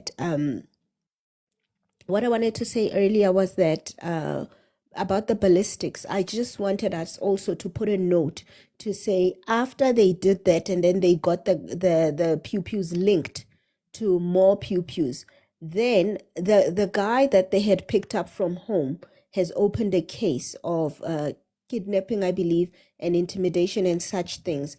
And it is believed that other people will open cases. So there's now a case against these members of the PKTT. But strangely enough, there isn't, as far as I know, a case against him for not doing the linkages that he was supposed to do in the everyday course of business. So you can really see that people are playing for different teams, right? And you can see that there are also no consequences for people who are caught on the wrong side of the law. Guys, please tap on your screen. If you've just joined us, you're very, very welcome. Please do make sure that you click on my profile picture right at the top and you hit the FOLLOW button to connect with me. Thank you very much for connecting. Those of you who are tapping on your screen, thank you very, very much. Are you getting paid for this? By who? Maybe I should go get one of those brown envelopes. Who knows where they are? Guys, where are those brown envelopes? I need one of them, or two, or three. Let's talk to Ntumiso. Ntumiso, how are you doing? Ntumiso, how are you? Mapolisa, how are you doing? Mapolisa? Kwela nje lapha. Unjani? Oh, baba Ngiyaphila. mapolisa. Ngiyaphila ninjani nini? Siyaphila sakugcina kudala. Hayi ngeke ngiphumule nje ke ngilalele nje ngizifihle. Usaphila kodwa? Hayi ngiyaphila man. Ubonge mina baba, ungakuchubeka ke. Niphethe yiphi kanti lapho? Hey, sikhuluma uyayazi indaba kaMadlanga, ngithi ngiyakwazi wena uzazi zonke lezi ndaba. Ngihlala ngizidlalele zonke. So namhlanje ke sikhuluma ngabantu laba ababulala nayo. Kukhona abozungu, kukhona abo, guys, who was the other one? Abomswati. Ubani? What was the other one? Bagcwele bonke beParliament lapha. Akekho ngekho. Akekho ngekho baba, ngikutshela sithukile. Sithuke kabi. Bagcwele bonke lapha akekho ngekho. Ukuthi la kunesikhathi sodlala kulombuso wethu. Yazi into zethu thina abantu abamnyama. Siyathanda ukuba ne decoration yemidlalo nje. Entweni eserious thina sibeke i-decoration yemidlalo. Yabona kube yimina ibe yimi. Ngabonke laba abantu laba ngibathethe njengabafaka ejele ngahlukana nabo ngoba umthetho bayawazi baganga ngabomu babopha abantwana babantu abaningi ababavalele lapha ejele ngoba besazi umthetho ukuthi kuyabotshwa emhlabeni bona baloku bavela ngapha omunye ukhomba omunye esweni omunye uvikela iso lakhe ukhomba omunye esweni istori lesabadlala kulabantu laba umkhwanaza kabathatha bafake ejele bakhambe bayokudosa. Bonke baba angashini wodwa. Angashino yedwa buthe nje yonke ipalamende leya bayafana lapha ya. Akekho right ni. Hey, angikuthembi Into yabo mapholisa. yakade le hayi ukuthi ayibonakali siyayibona sibabantu. Nethi thina basithusa kakhulu ngesikhathi somzabalazo ngendlela ekade basenza ngayo phezu komuntu. Into yabo yakade la ma-26 la yabawathathe bawafake ejele. Ajwayele ukuhlala khona vele. Uyangithusa kodwa baba ngathi uzasuka uthi nathi basibophe. Anoni. Uyabona umuntu onako obvious uyabotshwa. Hayi lokhu kuloku bavela ngapha bavela ngapha bavela ngapha bavela ngapha. Ababotshwe laba abantu. Njengamanje mina kube intando yami. Ngangithi lo uRamaphosa njoba saphethe akababopha babophe atangaqeda bese uyabuya ke manje kubotshwa yena. Yena fanele sigcine ngaye.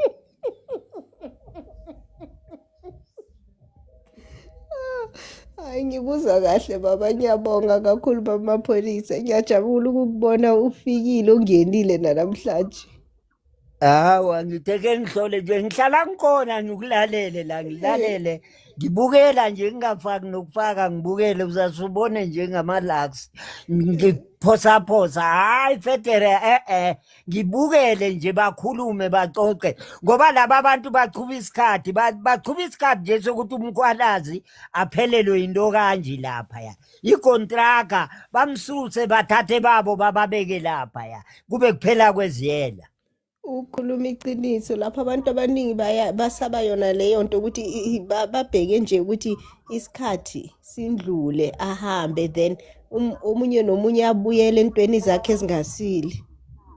Phela nje into abayenzako iphela laba bantu nje ungabe thina abantu siyazwana asibadilize ngamavoti sibisela amakhuwa nalapha emakhuweni abantu bazaba khona babe sebayagadana lapho ke sibone lo mbuso lo ohlangene ukuthi awuzukufana naloya obe uphethwe ngumbheki noMandela na. Hayi lo wabo bodwa ngaphakathi. Yesiyakhala yo, yesiyakhala. Akekho umuntu ongakhali. Hayi ngiyabonga baba ngiyabonga ngikuzwa kahle. Okay ngiyabonga mangilalele nje chubekani. Okay, bye-bye.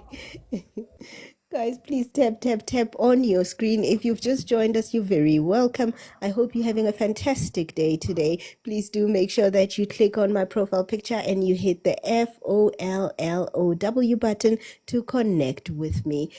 Also, I am on the Red app. You can search Miss Media TV and you will find the live if you want to watch the pictures of what is happening. Today's witnesses, though, they do not have pictures. It's just their voices that we are hearing. They're anonymous. They're investigators who are working on the cases that pertain to the, I guess the issues of the commission. And, they've just let us into their world and it is not comfortable.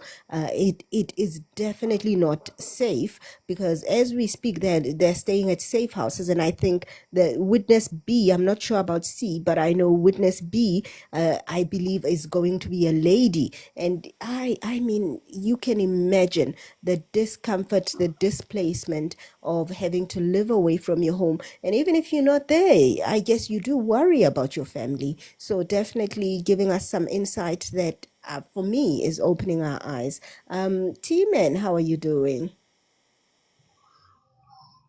I'm good, thanks. And you? Dumelang kaofela mo paneleng. Everything. Thank you very much for joining. Please go ahead. Yeah. Dumelang. You know me, I like to speak Setswana. I'm always speaking Setswana. Ke rata go Please ba go dintlha ahead. tsa ka Setswana. Tswela pele. Wa itse ke rata go start a little bit backward. I'm worried about these commissions. Matlanga Commission, Zondo Commission, what commission, what. I'm worried about these things. You remember Ntantla Mukhwana said, I don't remember the name. There was the police officers. He opened a case against them. Then those guys, they went to the police. The police, after they went to the police, they've been charged. Then they went to court, and the magistrate to give them the bail. They were at that time they were wearing shoots. If you still remember, that's why I'm saying, or like a worry, the commission. It's a. You remember, or she mentioned that what happened at Marikana Kopi. Ka strike se le sa ba diri ba ko loan men. Ke a gopola. Gona le commission. E felletse kae that commission. These people, they are just prolonging in these things gore re lebale. Ba prolonga fela nako re lebale gore what happened. No, no, something will come up. Then be ba jumpela ko yone. Why people ba sa tshwarwe immediately? Huh? South Africa, but South Africa, no one is above the law. But you see what is happening. Even if I'm sorry about, I want to make example about Cedric Sibia. Cedric Sibia about motsa dipotso ko wa utlwa if he the way he responding wa utlwa that guy. Ga ke utlwa ra reng. They end up asking me, are you have a matric certificate? Because le nna ke mo utlwa ga araba. Ba bantsi vele ba re a ba mmutlwi ka gore o tshwara mo wa tlogela leng o bolela se and then a se change wa bone o ka se tsebe gore pila Exactly. Ba mmotsa potso so. Ga arabe potso. O bua something opposite. Ga ba mmotsa another question ga arabe. O fa di example le ka di donkey and the cow and the donkey. Nna ke tlhaloganya gore gate go iragalang. Nna wa itse my suggestion is let me come with my suggestion. Now if I was a parliamentarian, or maybe if government ne ka re fa chance rona as South African gore these people ba eleng gore ba tlhagelela mo casing ya di drug cartel go etsweng ka bone. Nna these people ke dumalana le ntate ntse a bua for ntate Maphali, sorry batho ba ke senya leina ya mapholisa ke dumalana le batho ba tshware ba botlhelele ba kaofela ebile ke re ba ska ba gcina ka Ramaphosa ba starte ka ene cause Ramaphosa he contradict himself every day. You ask me about something, he'll deny everything. Jiki then he want to say or no, I know the person I meet, his mother was wearing a gown, blah blah blah blah. This guy is a liar. He can lie to us and he can lie on the public media. So rona ka mo re busy, we are paying tax every month. They are deducting a lot of money. There is a story, there is another scandal about the Reserve Bank, or these guys, they are just chopping our money against the dollar. There is nothing about the rand. It's a story, it's a lot about ANC. Di dintsi T-man, di dintsi re ka se di fetse ko re tshwantse re choose gore ro berekana le and then tse dingwe re di tlogele because there's just too much. Di dintsi. So I'm worried. I wish one of those people they are on a Madanga commission now. That's top secret evidence. I get about Walabaka Biwa, Baka Isua Kai, Kore Karabakantua around South Africa by Isua. I don't know where, because South Africa, even if the person is inside, warring who protect about is still corrupt. Okay, enough and information, we are in this place, we are here. Then from here we are going there. From there we will go there. So it's very easy. It's gonna be easy. South Africa is very corrupt. Nowadays you don't trust anyone. Even if the person grade you just check your balance. Or I still have my bank account, my balance in my bank account because of who no yana orega koloi the dealer study koloi di information to the scammers. They will call you and then advertise something. Then we're now being interested on the Montonio, jigi chale de atamako banking. Mara renale le mapodisa renale everyone. When you go to the police station, baka so offer the right answer. Banka jora tsamaye ko police station o bula case. Mapodisa ga ba tsena kwa ba go makalla gore wa e o lemo. Pila tlamele re kae. Ntho ene mo ntantla mo khona se you can't have a security ko police station. Re tlamehile re gate baagi ba South Africa mare the security officers ba gatile the police officers. Makata maphodisa. Just imagine. Wa bona rona mo South Africa something gore someone a create tender they create the loophole no then we can create this then o tlo jamo then re etsa se o tlo jamo Malema ask a simple question gore why go university di batho ba tsadi ba ipatellang bana ba bone ba patella straight go university mare ga government e patella bana go university wa e tlamele e tsamaye via NSFAS it's a straight to university. Why ba sa re batsadi ge ba patala NSFAS e patela university mara when to come to bana ba rona gore ba fundiwe ka tšhelete ya rona e re e berekelanya di taxpayer e tlamehile ye go jika pele kwa gore ba kgona go ikgata ba tsenye ba ba batlang ke bone. Thank you very much, team, and Thank you. ke a leboga. Thank you very much. Yeah, guys, it's exhausting, right? Please do tap on your screen. If you've just joined us, you're very welcome. Please make sure you click on my profile picture, that one at the top, and you hit the FOLLOW button, the red one, to connect with me. Kuto, thank you very much for connecting with me. D-Rain, thank you for connecting. Thank I'm you very sorry. much for connecting. Yes, I'm sorry. T-Rain, please I go ahead. forget to ask something. Nari, who's public protector? Hey, Conjelina Lahegimang, a young lady. I saw her actually. She was taking a picture with Natim Tetwa It's before that Natim big Tetwa passed Kolega away. Guys, what's her Galega. name again? Kolega Galega. Galega.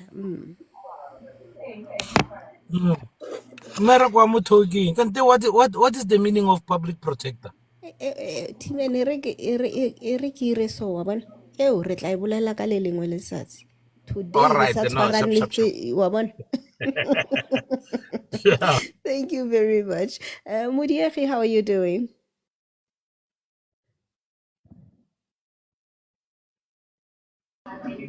Good afternoon, over there, Miss Media, Good and afternoon, Mudiegi. your people. Let me not waste so much of your time. I was actually not engaging, so I think I have missed a lot for me to form an opinion for now. So I'm just gonna keep on listening and tapping and tapping and tapping. People, can we please tap? I'm actually disappointed today. We can't even reach 300K mark, 300. and it's a lot of us there. So me, I'm a tapper, guys. Let us tap, please. Thank you. Thank you very much, Mudiegi. By the way, Mudiegi, I made you a moderator, so if you see that Mapona person, please block that person. You know that Okay, person? not a problem. No, I will see them here. I will see them. Yeah, Yeah. you'll see them. Thank you very much. All right. And let's go to Ndonga. How are you doing, Ndonga? Ndonga? Ngiyaphila ngingezwa kunini ukuthi ni-right yini. Nami ngiyaphila bhuti wami. Uyibona kanjani yanamhlanje indaba? Madlanga Commission Top Secret Evidence. Hayi yabona kubi mase ngikhuluma iqiniso akusikhona ukuthembeka. Angisathembi nje ikakhulukazi esizweni sethu. Ngoba ziningi izinto ezisivula amehlo manje ukukhombisa ukuthi ubugebengu buphezulu kakhulu. Ngicabanga ukuthi ezinye zezinto ezenza kube khona ubugebengu kuthathwa abantu abangafanele kube yibona okuthiwa abaphathe izwe ekugcineni kosuku kuyavela ukuthi laba bantu akufanele bahlale kulesihlala bahleli kusona. Awukwazi ukuthatha umuntu ongakaze azadlala ibhola ubuse umthatha uzothi akaba uminister noma u-president of SAFA noma o-soccer. Umuntu angaze akhahlele ngisho intuma bese umthatha wena uthi akahambe ophatha abantu abadlala ibhola. Ekugcineni kugcina sekwenzeka khona lokhu ukungaboni ngasolinye. ziningi iy'nkinga ey'khona ezweni ayikwazi ukulungiseka ngoba manje sekubheka ubugebengu obukhona ezweni obenziwa abanye ngaphakathi abantu esibavotele sibathembile ebese iy'tshela ukuthi bazobheka izwe ngokufanele. Kubuhlungu angifuni ukudlala ngakho kubuhlungu kakhulu ngoba ngibone kahle ukuthi akekho ongcono manje. Futhi-ke sengizonda kwapolitiki nje uqobo lwayo ngoba nabo labo bantu abaphezulu abakhona lapha ephalamende bathule bethini kukhona izinto ey'njengalezi ezenzakalayo. Kunabantu abakidnaphayo, ingane ey'kidnaphayo, kunobugebengu, abantu badayisa ama-drugs. Bona uqobo badayisa ama-drugs. Ngikhuluma ngabantu abaphethe okuyibona kufanele sithembele kubona siyisizwe. Kodwa kunezinto abazenzayo kufanele angabe abazenzayo izinto kufanele beziyisibonelo kuthina kodwa benza izinto eziphambene nomthetho. Ukwazi kanjani ukulawula umuntu ngomthetho wena uqobo lwakho uphambukile ugwegwile? Awukwazi. Ingakho ubone iy'ngane zigcine sey'thuka abantu abadala basephalamende. Ingenxa yokuthi zibone ubunjalo babo ngoba belapha phezulu. Kubuhlungu angifuni ukudlala ngawo, kubuhlungu. Kodwa engikushoyo mina ilokhu ngokombono wami nje. Izwe alingabe lisaphathwa ngosopolitiki ngoba bahlulekile. Umthetho awuvele nje ubhidlizwe, umthetho sisekelo vele ngoba abawuhloniphi. Okwesithathu, bona-ke laba abay'tshela ukuthi kufanele sibathembe kusasa nesibavotelayo abagudluze u-IEC ngoba vele nawo uthembekile. Ilokho nje engizokusho, ngiyabonga kakhulu. I just realized something. Guys, if you've just joined us, you're very welcome. I hope you're having a good day today. I'm going to need somebody to come up on the panel. Who's going to come up on the panel? I'm burning my breakfast. I'm smelling it now. Mudiechi, you're going to have to give your opinion. Are you able to? I'll be back in a Yeah, minute. let me go for it. Let me go for it so that your breakfast is not burning to ashes. Guys, are you able to hear me properly? Earlier I was not audible enough. Am I audible right now? Ngiyazwakala bakithi, can you hear me? Yes, you're audible. The only thing Yeah, is just Okay. Okay, thank you guys. Earlier on, I haven't picked much from the evidence. I was busy doing other things, so I was just on the live, but I didn't pay much attention. But gathering from already what I have gathered and the evidence that was happening today, indeed, also the latter speaker has said that our country is actually in a dire situation, guys, because we have nobody to trust. People who are entrusted with the responsibility are the ones who are becoming number one thug of the country, and it makes it difficult. The thing is, they are not feeling the pinch and the pain from the ground, from ordinary civilians, ordinary South Africans who have expectations from these people whom we take the law and say this is the law of the country. Make sure that you are the custodians and you make sure that things are running properly. They go out, they become rogue, they become thugs, they become murderers. And here we are. They even murder our family members because I think one way or the other we are affected. We might not be directly affected by one or two people who were murdered because we are not directly related, but people are affected out there. People are being killed. And I think they are creating a country where a bad man is now outliving a good man. And we are going to have a very serious problem in that regard. Because imagine in a country where bad people are so many and good people are becoming few, and good people now are afraid to speak up because you know for sure that when you speak up, you are going to be killed. So we now are breeding a culture where we are not speaking up when we see things. And that is fair because you need to think about your family, you need to think about your loved ones, you need to consider many other things, especially as civilians and ordinary people. We do not have the protection that they enjoy on our tax money. So they enjoy protection, they enjoy everything, and then from that protection, they are the ones who are exploiting us. They are exploiting us more than they are exploiting the country because the country is us. So if you are exploiting the people that are in the country and within the country, it means we are the country ourselves. So I don't think these people are, and when I say these people, I mean the politicians, because that's where it begins. If the politicians were true to the cause and true to the scope, and people who are true to the leadership that they were saying they are offering to us, of course we can't be a country without crime, but crime would be low and many other things, and the issues of service delivery. So today we see them competing amongst each other. Who's going to be a billionaire? Who's going to be a millionaire? Probably who's going to be a trillionaire if there's a because the way they loot massively, they loot monies that you would think you are watching a movie sometimes when these figures are being displayed there. We see a whole lot of things happening. Look at what is happening with the learning institution, the higher learning institutions. Because now the SIU is moving in, is going to pounds. There must be evidence, there must be documents getting there. Those institutions are being banned. Same as the Tembisa hospital, it was banned. So you check now, administration buildings are banned.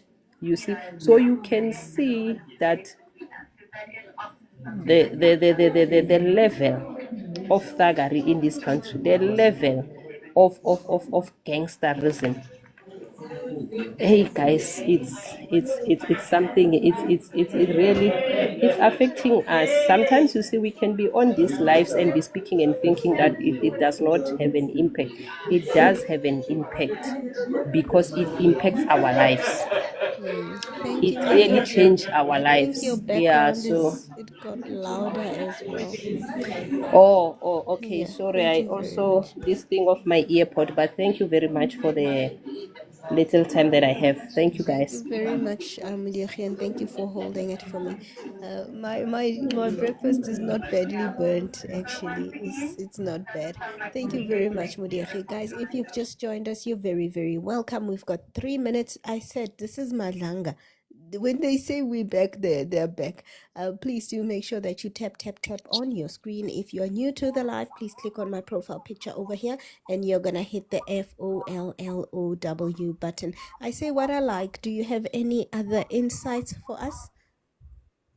Yes, I think some two things just come back to mind that were mentioned. I think earlier, when they were showing the communication between KT and Pule, he sent Pule a number and a name, and then Pule forwarded the name to some lady called Lerato, and then said, there you go, please do your IEC magic. So in my head, if at Wait, all, wait. yeah, What was the photo sent to Lerato? I thought Lerato sent the photo. So it no, was no, no, sent no, to Lerato. no. Katie sent the name and the number to Pule. Then Pule sent the information to Lerato and said, there you go, do your IEC magic. What's IEC magic? And then Lerato said, in my head, I was thinking perhaps maybe Lerato works at IEC and has our addresses and what. Because when IEC has our particulars. A photo of my ID, a photo from my ID, they have my address, they have my phone number. So I hope that's not the case, because Witness A said they had to acquire a statement from Lerato and then she gave them a statement and whatever. I hope it's not IEC because that would be very bad. Imagine now criminals know my location, my everything because of me doing my country duty and giving my information to IEC so I can vote. Another one that sparked my interest in the same vein was when you look into the Anmanswart issue, you ask yourself, why is KT involved in this? Aman Swart was working at a company which is QTech, and QTech was giving service to a company called SK Group that was tendering to Transnet. So they were manufacturing those springs. This SK Group was coming as a middleman, buying the springs from QTech and then selling them at a marked up price to Transnet. So a person from QTech reported this issue that these people are ripping Transnet off. Right now, KT Molefe is the one who allegedly gave the order to Pule that you guys must act on this Yes, guy. Commissioner Zam, I'll If take. Thank you. okay, no, it's fine.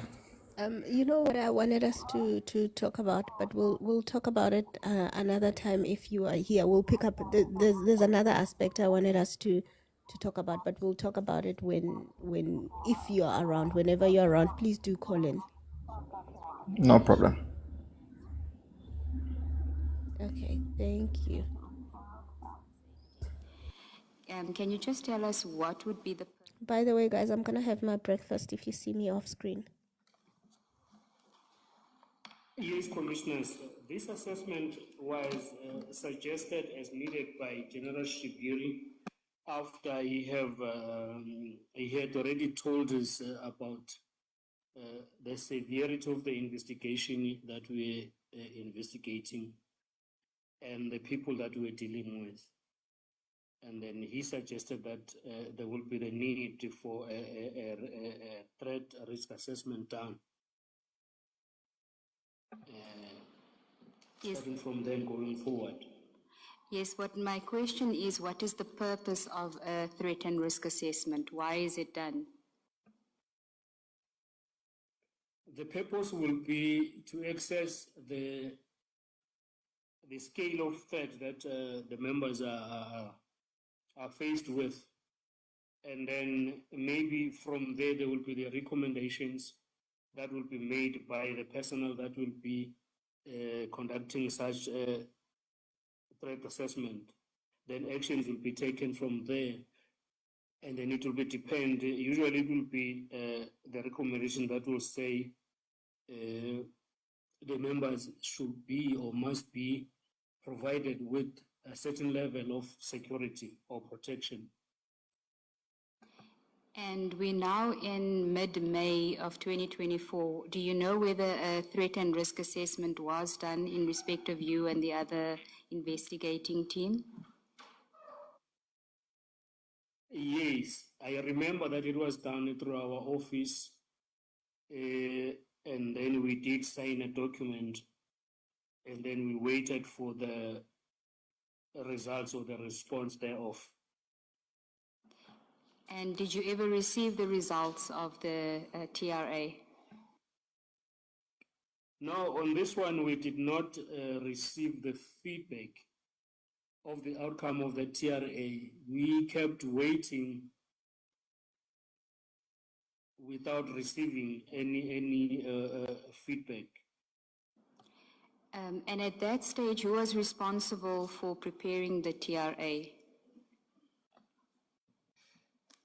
The TRA was prepared by our office. Colonel Mkwena was assisting with the TRA at the time.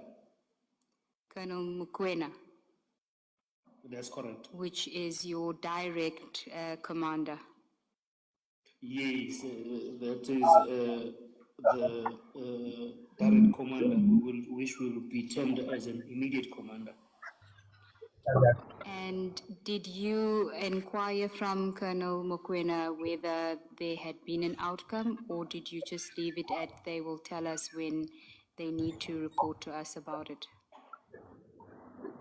Yes, we were inquiring from time to time, and then I think he was waiting as we were waiting for a response to come back. And we moved on with our investigations.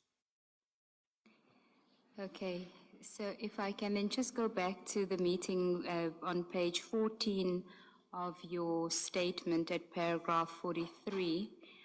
I know that you had dealt to some extent with how you felt in the meeting and after you left the meeting, but could I just ask you to read paragraph 43 into the record, please?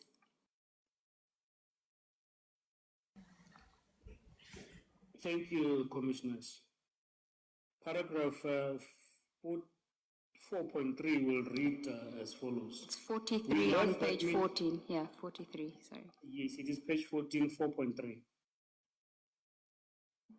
It's we left that meeting feeling very concerned, not only because General Shibiri confirmed our fears that very powerful people were involved in the murder, but also because he had implied that he knew as a fact that there was a bribe ready for us if we were willing. Essentially, our most senior official had just informed us about a bribe in exchange for compromising the investigation in order to secure the accused person's release. It did not constitute direct enticement, but rather an either or kind of situation. In other words, there may be something for you, but it is up to you whether to take or not. That is the sense I got, which maybe will be translated that the sense that I made personally about the whole meeting with the general and what was discussed about the case, us being told about the dangerous people that we are dealing with, and then the envelope that was on offer, which I translated as being the money. And then I just got the sense that I didn't know what to make of it. Thank you, Witness A. And then paragraph 44 as well, you did deal with some of it, but if you could also read that into the record. Paragraph 44 will read as follows. I would not expect our senior to even have this conversation with us, but if he was going to, it would be to advise us not to take any bribes that we may be offered in exchange of compromising the investigation. He did not do so. In my view, even though he did not expressly say so, I left that meeting feeling that General Shibiri was firstly trying to find out what evidence we had that linked the suspects to the murder and how strong our case was at the time. And secondly, to bait us to see if we could be influenced, hence the reference to the envelopes being available. It seems to me that if we were not agreeable to take the envelopes, which was indeed the case, then technically he did not offer us a bribe, but he was merely informing us that there was a bribe up for grabs. Thank you. And then paragraph 45 as well, please, Witness A. Paragraph 45 will read as follows, but this left me with many questions. I was not sure if General Shibiri was associated with the dangerous people linked to the accused, as he put it. How did he know that those people are dangerous and have money? and that there are envelopes available. I had all these questions racing through my head, through my mind, but still wanted to give General Shibir the benefit of a doubt. And I think actually that is what I did at that stage. Thank you. All I'm gonna say is that right now Shibiri is shaking. Shabir shake. It's not Shabir shake, by the way, guys. I just had to do that. The safety, your personal safety at that stage. The sense of the personal safety at this stage now, I could understand that we were faced with a risky situation in terms of the dangers that were imposed on us because of this investigation. And then I had a sense of understanding that we are really faced with a situation. Thank you, Thank you. Vinashri. Can we now go on to another topic, the next topic, which you say is the White House on the Hill? And can you just tell us how it came about that you ended up at the White House on the Hill? Maybe before that, White House. Witness A, maybe before you tell us how you end up there, tell us what is White House on the Hill. The White House on the Hill is a place that we invited to after this meeting that we had with General Shibir. It is a place that we invited to. Okay. Maybe if you can just tell us about how the invitation came about.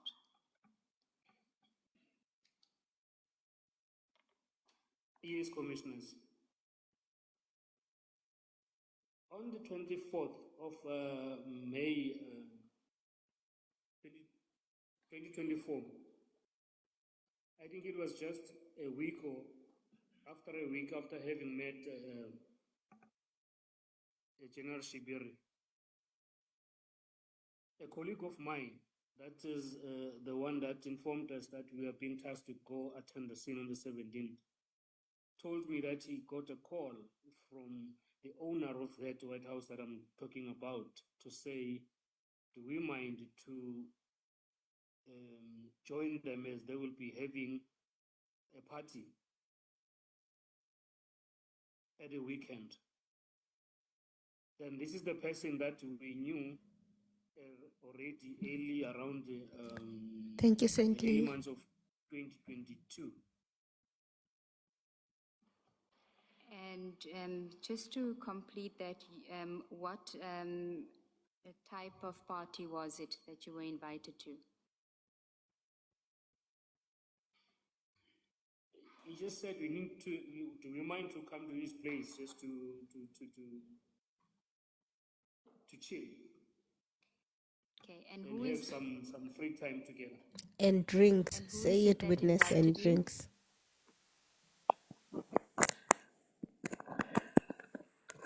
Through the member that I was working with when we started in this investigation.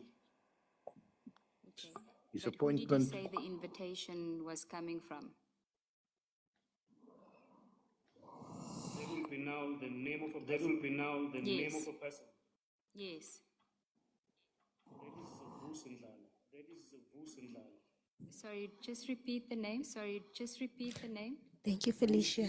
Is the name the surname? Is the name the surname? Okay. And how do you know Vusindlala?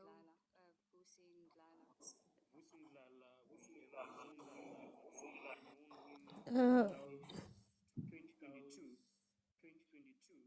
in our office, he came to our office with some assistance in investigation. guys, why am I hearing an echo? That is when he was introduced to us. Then it was a person that.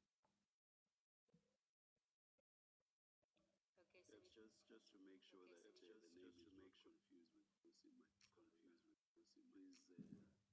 please spell it for the record.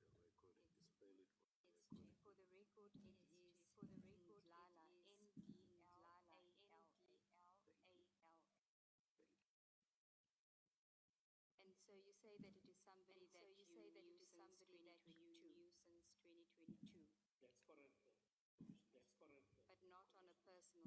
Oh, why am I hearing two?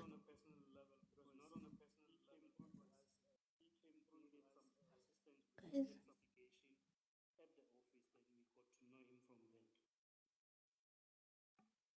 Can I just understand that?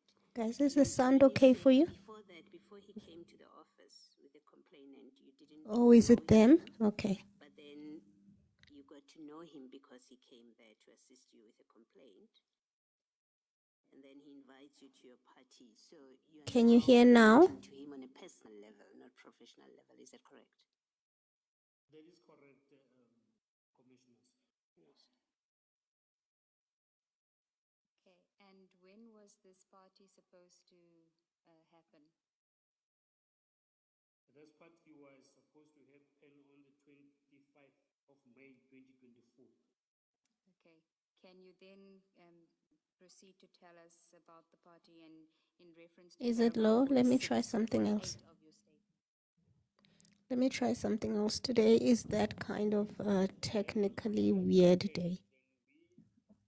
Proceeded to the place as it was given to us. Was this banner, a cell phone, Is it better?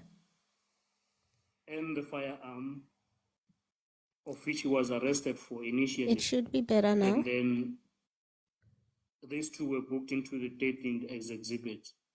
And then this cell phone was later going to assist the investigation to link this suspect, who is Floyd Mabusela, with the other banner phone that was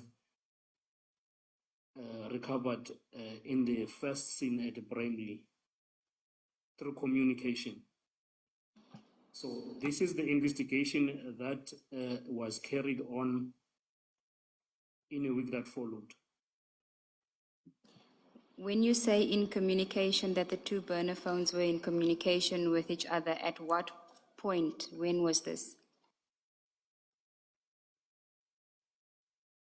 These two phones were found to have been communicating during the commission of crime and after the crime has been committed in Vereeniging. So the conclusion from the investigating team was that these two burner phones were utilized, or they were bought for the main purpose of communication between these two vehicles at the crime scene and maybe coordinating their movement from the crime scene. If I recall correctly, you said that Mr. Mabusela's smartphone was found with the other two suspects at the Q Bramley scene. Is that correct? That is correct, commissioners. Okay. Chair, I see that it's 10:58 and I'm moving on to the next scene. Should we adjourn for tea and then I can continue? Let us adjourn and resume at 11:15. Guys, what did I do? What am I playing you? That is wrong. By him to the party. And then when we arrived at the place, then he... Guys, can you hear? He invited us in, or he welcomed us in. Can you hear?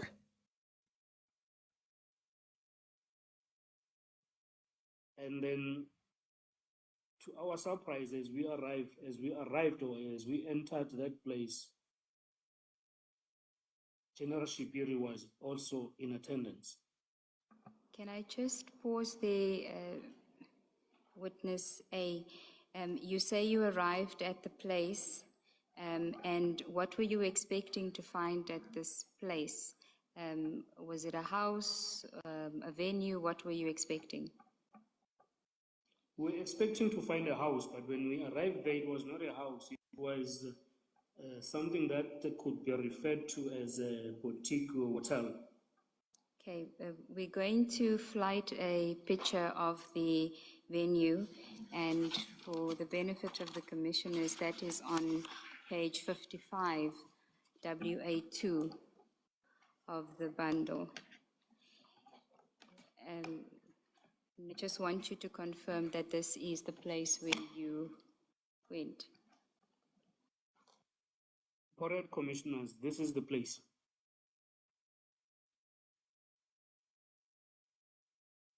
So it is 12 on Hilo, HILLEL, Villa and Spa. As I see the address now, Commissioner. And you said this is in Northcliffe? Correct, Commissioners. Okay, so you were telling us about when you arrived. To your surprise, you can continue from there. Yes, as we arrived there, we were welcomed by Vusndlala, and then he directed us to the lounge space. And then as we entered there, then we found that amongst the people that were seated there was General Shibiri, which we didn't even expect or didn't know that he would be in attendance. And how was his demeanor? He was relaxed, and then he welcomed us in, and then he told us to feel at home, just to break ice. Oh my Before gosh, then, Spongile. he seemed very surprised. Is it really Lerato Kanyaho's place? Because there was a Lerato mentioned earlier as well. Police station la kwakho, which it can be translated like, why didn't you tell me that you are opening a police station here at your place? And then we all laughed about it. Okay, in your statement, you refer to, if you can just, in paragraph 49, you mentioned that you went to the party, and then the second sentence, which starts on page 16, if you can just, because you haven't dealt with that aspect, if you can deal with the sentence that starts, what was even more surprising is that General Shibiri was also at the party, and then just from there onwards, can you read that into the record, please? Can I read starting from where it say, at first, we did not know that Yes. we were police officers until Ndala told us that No. that these people are police officers, but he didn't mention their names. And then I went on to say I was not aware that Vusendlala knew so many police officers that he can invite to his place. What was even more surprising is that General Shibiri was also at the party, sitting on the couch, and he appeared to be very comfortable. In fact, the music that was playing was being played from his phone that was connected to a speaker. At first, I did not know what to do, but then General Shibiri broke the ice and started talking. He said to Ndlala, why ungashongo ukuthi uvula police station la kwakho, which can roughly be translated as, why didn't you not say that you are opening a police station here at your house? And then we all laughed about it. Thank you, Witness A. And then at paragraph 50, can you explain to us what transpired after that? Yes, at paragraph 50, we then, I was personally now looking at the situation, like trying to understand what was going on, reading the people that were inside, and then I could see that I was not comfortable at first with the fact that I was attending a party with a general, for the fact that I didn't even know that he was going to be there. So it felt tense at first. Okay. I then went out and took a phone and wrote a message to witness B, not actually reporting, just telling witness B to say, actually it was a question I asked it, guess who else is in attendance at the party? To which she said, I don't know. Then I said, we are with General Shibiri. May I take you to the first sentence of this paragraph, paragraph 50. And before that, perhaps I Yes, must Commissioner. take a step or two back. When you summarized your assessment of the meeting with General Shibiri, you sort of alluded to feelings of dismay, surprise as to what had transpired there, including what General Shibiri had said. But at that stage, you did not use a word as strong as inappropriate. Now, in the first sentence of paragraph 50, you say, I was uncomfortable being at a party with General Shibiri because he was the national head of my division, but also because of the inappropriate meeting we had just over a week prior. Why do you call the meeting inappropriate? That will now refer to the first meeting or this meeting, Commissioner, if I may ask for clarity. The chair is referring to the meeting on the 16th of May with General Shibiri. Why are you referring in paragraph 50 to that meeting being an inappropriate meeting? I'm referring it to be inappropriate now because when we reported it to our commanders, we were told that it was not supposed to have taken place without our immediate commanders knowing, which is now General Hopane, to the extent that we were even advised not to ever go there again unless we tell her and she gives a go-ahead. Now, that is why now I'm referring to it as being inappropriate. Thank you, Chair. You may continue, Witness A, with paragraph 50. So you told Witness B, you sent her a message and it said to her that you're with General Shibiri. And what was her reaction to that? I think she didn't make anything out of it because she was said, oh, okay, is that the case? Then I said, yes. Then that was it at that given moment. Can I then ask you, still at paragraph 50, what is it that you had expected from General Shibiri at that party? Because we are talking about a social setting now. But in your statement, you mentioned that you had a certain expectation. Yes, this was a social setup. But then when I got there, not knowing that he would be there, I was then making my own conclusions at the back of my head to say, I think this is a continuation of the meeting that we had prior in the month or in the weeks. And then now I was expecting to take over where we left off, which didn't happen.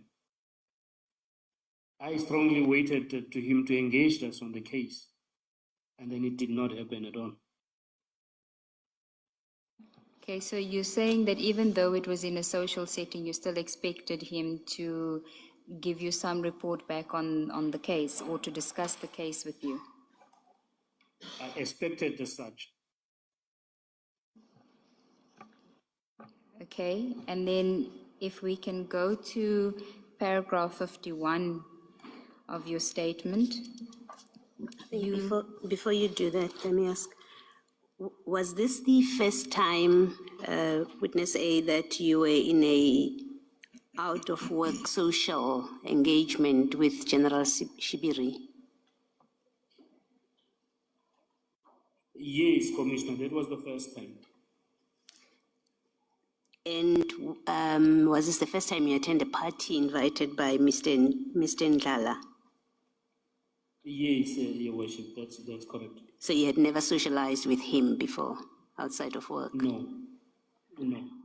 Guys, please tap on your screen. We're almost at 300. Yeah, please tap, and also please do call in for the panel. You don't have to say anything. You just have to sit on the panel and then you close your mic. It helps the live a lot when we have a panel. If you're new to the live, please click on my profile picture and then you're gonna hit the red button that says FOLLOW. This is getting really hectic. no, in paragraph 51 on page 16 of your statement, you say that you had a discussion with witness B.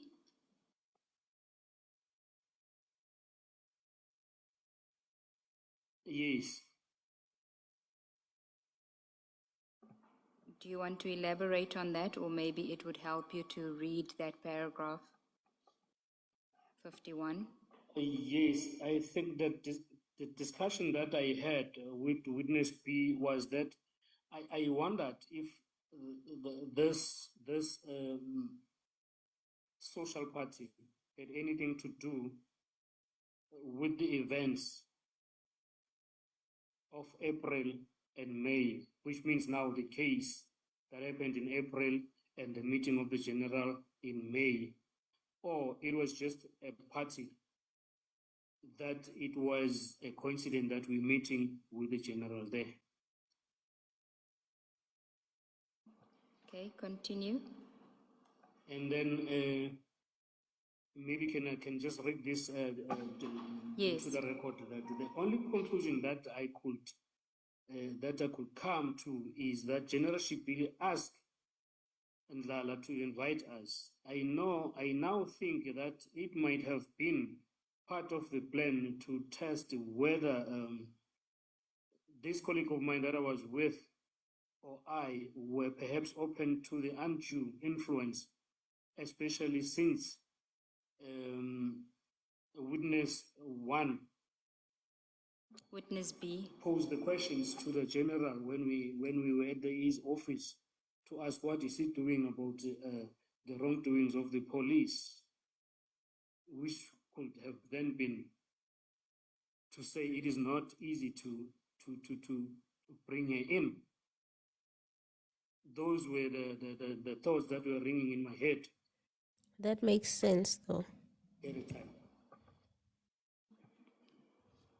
Thank you. And then in paragraph 52, you speak about With Ndlala meeting Dynasty. documentation. Dilo ayibona? Can you elaborate on Was a week Hona mo. Hona sighting ya Sterling ko di mo kwa ngwetse Ndlala Dynasty. the same Eh, happened ai sa when ngwetse we whatever. came Then through ka the strata same sa flat ya Bokile if from the same Mr. Ndlala to attend the party again. And then unfortunately I was not around Gauteng, I could not attend. And then my colleague agreed to attend to a party. And then I asked him to tell me what is happening at the party, what is he saying, and all that. And then indeed he did attend to a party, which I think it was on the 30th of May, 2024. In your statement, you say it was the 31st of May, 2024. The invite was on the 30th of May, which would have been the Thursday. That is correct. That is correct, Commissioners. Okay. And continue with what you say in that paragraph about your discussion with the colleague. Now the colleague called me at around 21:30 that evening and told me that and asked me to guess who else is in attendance. Then I said, I don't know because I'm not there. And then he counted to me the people that were in attendance. And then to my surprise, General Shibira has been now joined by 2 senior officers at the very same party, which was Gauteng Provisional Commissioner, Hectic. Lieutenant General Ntombeni, Provincial commissioner, guys. and Brigadier Nkwashu, who is the a deputy commissioner at Setibengi district section in the Val. People are not gonna sleep today. Why is the Val commissioner there? And at paragraph 53, if you could, for the record, just read that paragraph. You guys have been asking where the provincial commissioners are. The Gauteng commissioner is at a party. That's where they are. Then it will go as follows. I suspected that the second invitation was yet another attempt to see if this colleague of mine and I could be influenced. If I had been in Joburg, I likely would have gone to the party with this colleague of mine. At this stage, as a typical investigator, I wanted to know if my gut feeling was right, that we were being quoted to be part of the pool of those people who could be controlled and influenced for the benefit of the criminals. In fact, when the TRA was performed or was conducted in respect of our personal safety, I mentioned the invite of the 25 to the house party, and this information formed part of the factors taken into account to assess the possible threats and risk. I am not all at liberty to discuss the findings of the TRA in this forum for safety reasons. Witness A, from paragraphs 52, 53, regarding the second party, and even the paragraphs in relation to the first party, the subject of the envelopes was never broached. Is your suspicion then not at variance with this reality, that is the reality that this subject was never broached?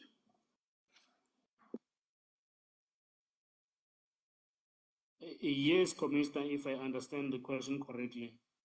In the first meeting where I was present, the issue of the envelope was not spoken about. Even the case, it was not touched at all. And then on the second one, I also believe it was not spoken about, even though I will not be 100% sure of that because I was not in attendance. But I did ask my colleague as to whether was there any discussion about the case or anything to do with the investigation. Then he told me no, there was none whatsoever. Witness A, The point, witness A, is, isn't there a disconnect then between your belief and suspicion and the fact that the subject of the envelopes was never broached, at least for a fact at the meeting, or rather the party that you attended, and also based on what your colleagues told you with regard to the second party? Do you understand the question now? Yes, I do understand the question now, Commissioner. And I don't think there will be a disconnect between what happened and what I was believing too. Because when you see the laying of the ground, you could see that there was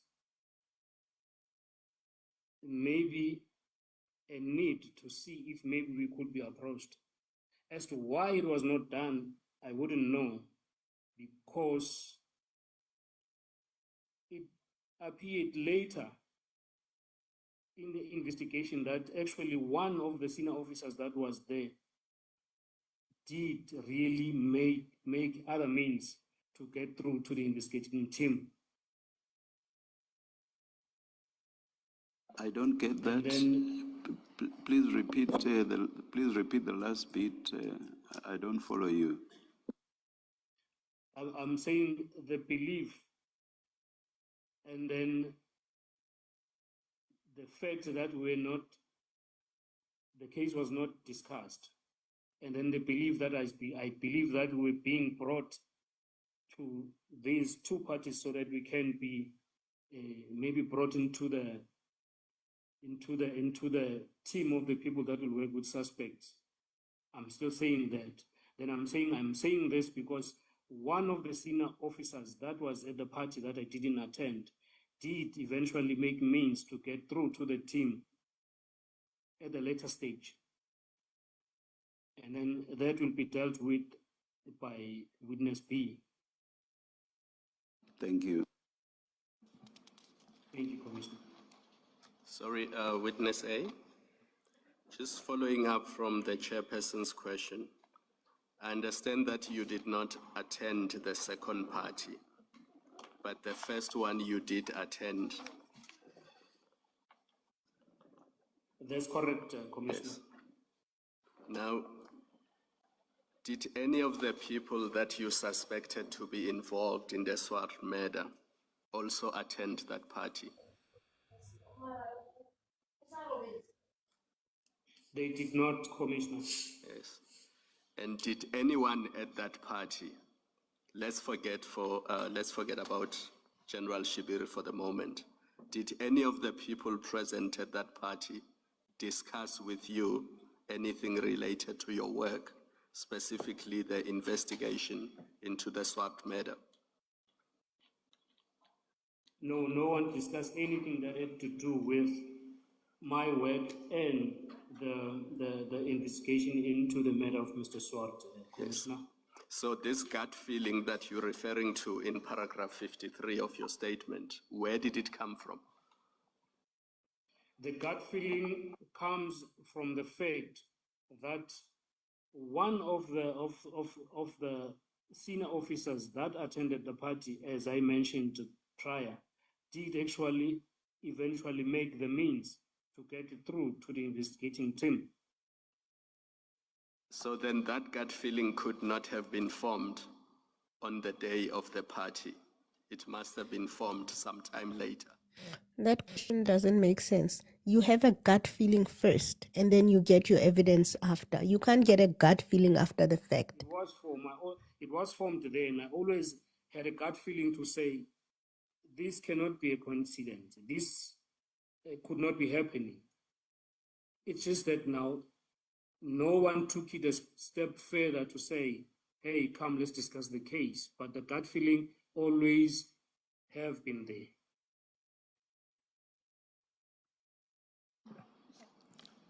Commissioner Kumalo, thank you for that exchange. There are aspects of the witness's evidence that you cannot disclose that adds to. But guys, does that make sense to you? How was the guy gonna get a gut feeling after he was actually approached?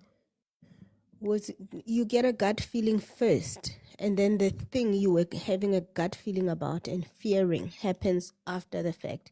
Does this make sense or no? Please let me know in the comment section.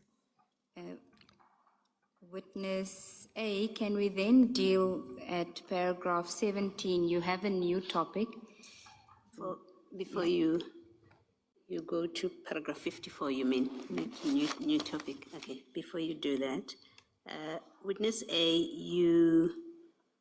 in paragraph 47, where you speak about how you met Mr. Ndala, and you say it was in 2022, and the next time, at least according to this paragraph, you engage with him is in May 2024.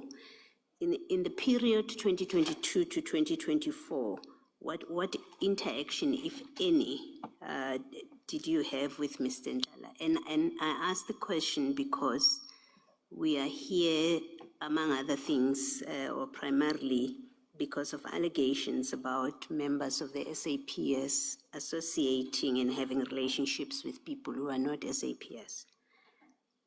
I consider my question in that context. You have a member of the public, I assume Mr. Ndlela is, or Ndala rather, and he comes with a complainant in 2022, and in 2024 you're attending his party. What is the nature of the relationship? When did it evolve to a point where you accept invitations to a party from him? Actually, what happened between the period 2022 and now, there was communication just on the phone. We will talk from time to time with him, but we have never been to the party together or socialized together at his place. So it was a person that we will talk from time to time, the person that I now know. And when you talk from time to time, is it about work or is your social relationships? It will be a bit of both, because maybe some of the information, as the evidence leader said, that it will be a little bit sensitive. We introduced ourselves as an informer to one of the generals. Okay. So we will be talking about police work here and then social life there. All right. And then in 49, you say you were surprised to see other police officers from other police units or stations in attendance. Why were you surprised?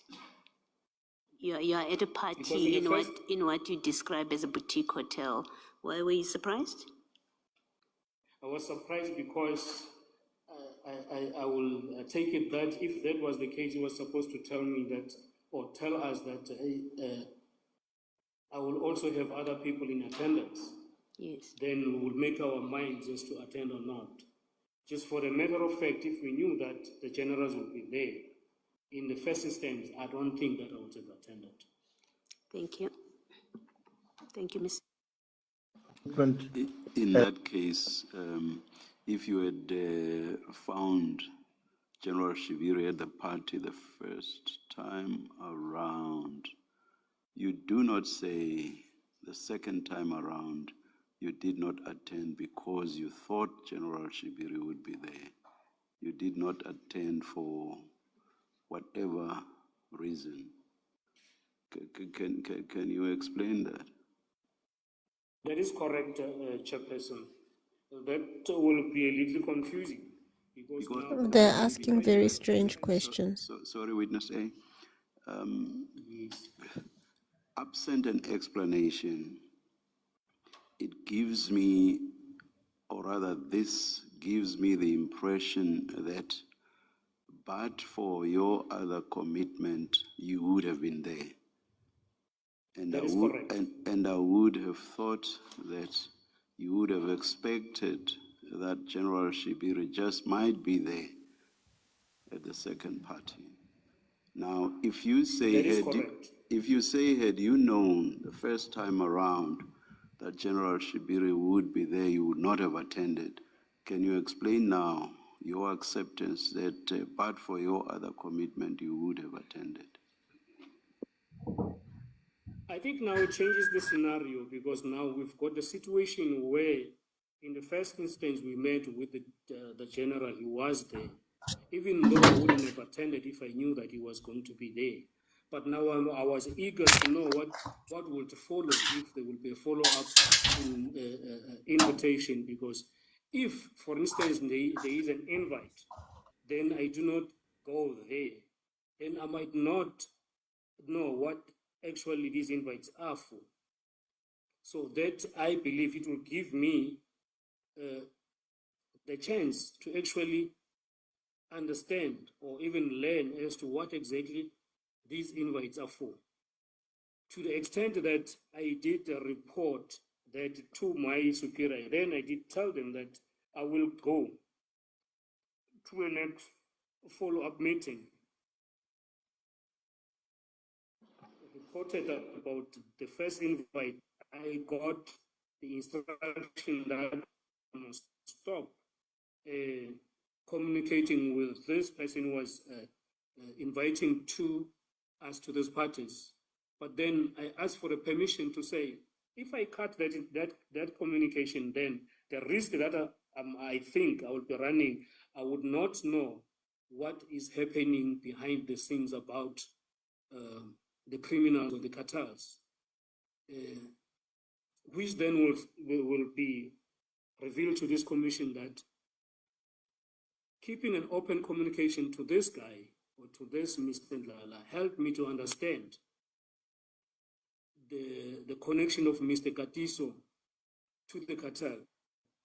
If it was not that, I don't think it was going to be easy for me to understand much earlier in our. Thank you, Witness A. And you said earlier on that you did report your attendance at the first party as part of the TRA background. Why was it important to do that?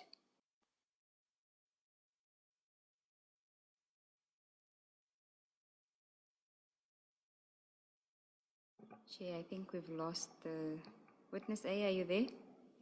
Yes. He's not muted, but he's just left now. Guys, please tap on your screen. If you've just joined us, you're welcome. Please make sure you click on my profile picture here and you click the FOLLOW button. Guys, I can hear from my voice that my voice is down because what is this? What is this? Like, the witness is back. What is this, guys? Can you give me one word for this? What is it? My question was related to why you felt it important to report your attendance at the first party on the 25th of May as part of the TRA background facts. I felt to me it was important to report it because when I sat and thought back and discussed it with the investigating team, we understood it to be something else. It didn't actually come as a pure social gathering. If it was a social gathering, then it would have come at a wrong time because now we were having this case that was linking to these dangerous people. Then that information was sourced or it was given to us by the same general that is now at this social gathering, which then also added that this person who is inviting us there turned out to have knowledge about Katiso and the cartels.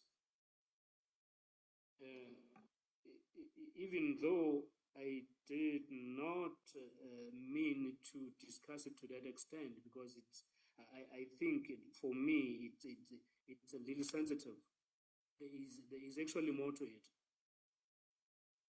Thank you, Witness A. Guys, the way I go on to... Don't you guys feel sorry for these witnesses? I feel so sorry for them. You know, knowing something that you didn't plan to know, and then you know it. You can't unknow it. Mr. M, thank you very much. Tell us what it is that you are referring to in this paragraph.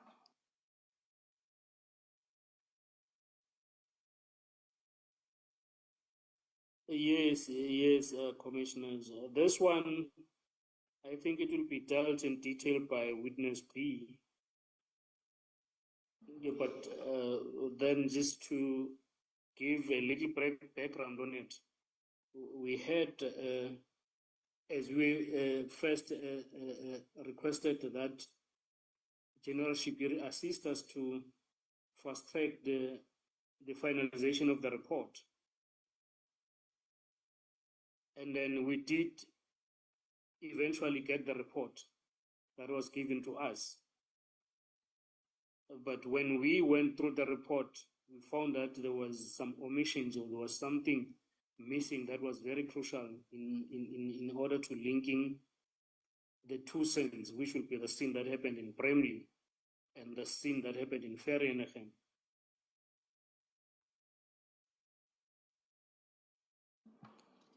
And why do you call that, as you title it, possible tampering? Why would it be tampering that there's something missing in the ballistics report that you had received? When we read the report, it will be remembered that there was the 15 cartridges that I spoken about when we started that we found in the Viano. And then it was our hope that these cartridges were either going to connect or link the suspect or the firearms to the Vereeniging murder. But then when we read our report, we could find that the ballistics analyst that was doing the analysis did acknowledge receiving the 15 cartridges when the exhibit were brought to him. But when he was compiling his report, he didn't speak to the ballistic as to whether they link or not. So that was the omission that I'm talking to. So why don't you categorize that omission as just an error? Why do you say that it's possible tampering? Yes, it could have been an error, but now it depends as to how you categorized it at the time. I thought it could be an error, an omission from your side, or it could be like to say, I'm not going to do it, I'm not going to mention this to that report, which will then be an omission. So it just depended to the person who's reading it to say, but I'm taking this to be this, and I'm taking this to mean this. Was your concern that it mentioned the cartridges, so he was aware that the cartridges, but it didn't link the cartridges? There's nowhere in the report where there's a linkage made to those cartridges and the scene, the murder scene. Yes, it did. He actually did receive the cartridges brought to him to do the analysis on, like to do testing. Then it will be expected for him to give a report to that. Then the report will be either negative or positive. There was no such. So that could mean that it was an omission or maybe just an error from his side. Sorry, Advocate Seagulls. Witness A, I know the next witness will deal with this in more detail, but do you believe that there was possible tampering? What is your personal view? Do you believe that it was an innocent omission, or do you believe that there's a possibility of tampering? Tampering, I believe think. there was tampering when you take everything that happened with this case going forward, and then you understand and you listen to information that you get. I believe that this was a tampering that was aimed at not linking the suspect to this case. And your opinion is not influenced by witness B, it is your personal opinion? It is my personal opinion, but it is influenced by the investigations that was carried out after this omission was depicted. Thank you, Commissioner Kumalo. Witness A, you didn't give the name of the ballistics officer. Who is it? Ballistics officer was Officer Makotle at the time. He has since been promoted to a rank of a captain. You say he's since been promoted to? A rank of a captain. Of a captain, okay. Yes. Do you want to spell his surname for purposes of the record, because there's later on other names that are similar to this? If you can just spell it for the record. Yes, Makotlo will be Makotleo.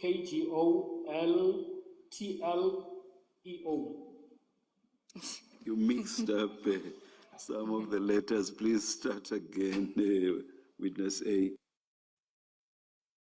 It is Makotleo,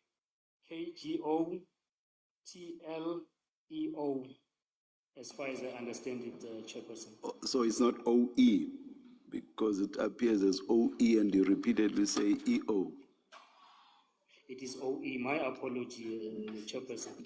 Thank you, thank you. Thank you, Witness A. So you say that you went to collect the ballistics report from the warrant officer. Now, did you have any discussions with him at that point about the report that he had prepared? Yes, when we arrived there at his office, but before just we arrived there, Witness B got a phone call to say the report is ready. She can go collect. And then we proceeded to ballistic office in Silverton, Pretoria. And then we met Warrant Officer Makotlo. And then he told us that the report that had been prepared is actually wrong. It needs to be redone. Not actually re-examination, but the writing of the report as we understood it. It was not written properly. Then he said the report that he was having, it was wrong. He cannot give it to us. He had to rewrite the report as we waited. Continue. And then he took us to his office where there was another warrant officer that I forgot his name, but he did introduce himself to us. And then they told us to wait as they were preparing the correct version of the report. And then we sat there about maybe 1 hour, 30 minutes, waiting for the final version of the report to be typed and given to us. But in the meantime, he didn't actually tell us what was wrong with the report that needed to be rectified, or maybe show us the wrong version, is to say, this is the wrong version. I'm either going to destroy it, but this is what was wrong.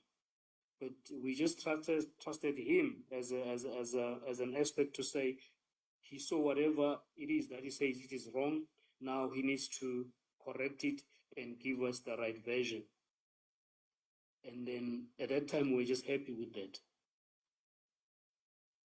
Now, but while we were sitting there, we now discussed the case where he told us that we need to be very careful on this case, because now the firearms that are involved in this case are also involved in a lot of shootings around Gauteng and even KZN, where they are also involved in the heist.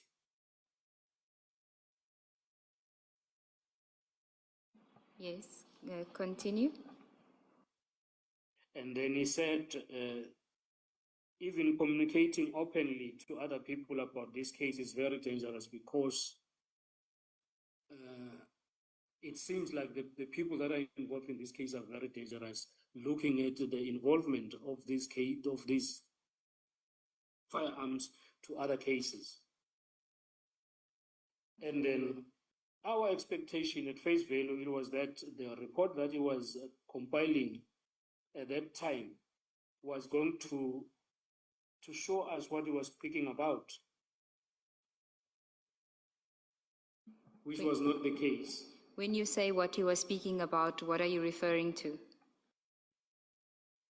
To say these firearms are linked in many cases.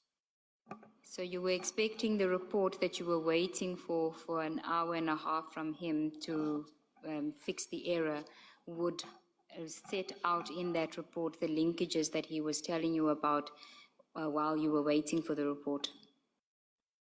That is correct. And did the report have those linkages in there? It did not have the records in there. Even worse, it did not have these 15 cartridges that we have recovered when we arrested the suspect at Bramley.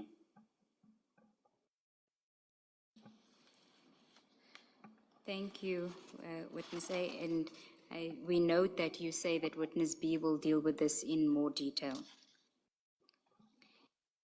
If we can then go to page 19 of your statement. Guys, what did I miss? Please tell me if I missed something important. Ms. B and the ballistics expert. And then you say that there was something that occurred in September 2024. Can you tell us about that event in paragraph 59 and 60? That will be now in relation to the ballistic investigation. Correct, paragraph 59 and 60. Yes. In paragraph 69, it says, I know that Witness B had made follow-ups with Warrant Officer Makotla regarding the ballistics report and was not making such much of a progress. Then sometimes in September 2024, we decided to take the firearms to another lab, which is also a SAPS lab in KZN, for them to be re-examined, or maybe just to see if they could get any linkages. And the linkages, sorry, Witness A, the linkages that you are referring to is what, the 15 cartridges or the cases that he had told you about, the other cases that he had told you about? It is the other cases that we are told about. Okay, continue. Because at this point, we were not even aware that these 15 cartridges are not mentioned in his report. Okay, so you didn't expect or have any knowledge of the ballistics insofar as the 15 cartridges were concerned. It wasn't something you were looking out for. It was you were looking for the linkages that he had told you about while he was preparing the report. Yes, we're linking for the linkages in as far as we were told when he was doing the report. And maybe I just need to also mention that as we were advancing with our investigation, we already knew that these suspects were involved in a lot of shootings. Some of the dockets were already with us. Then we're expecting to say, if these firearms were found in Vereeniging, and maybe, for instance, we know that this person is also involved in shooting and killing a person,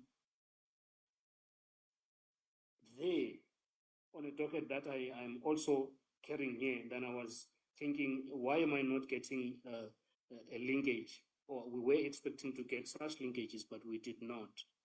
And then that was a little bit of frustration on our side, which is why we decided to take it for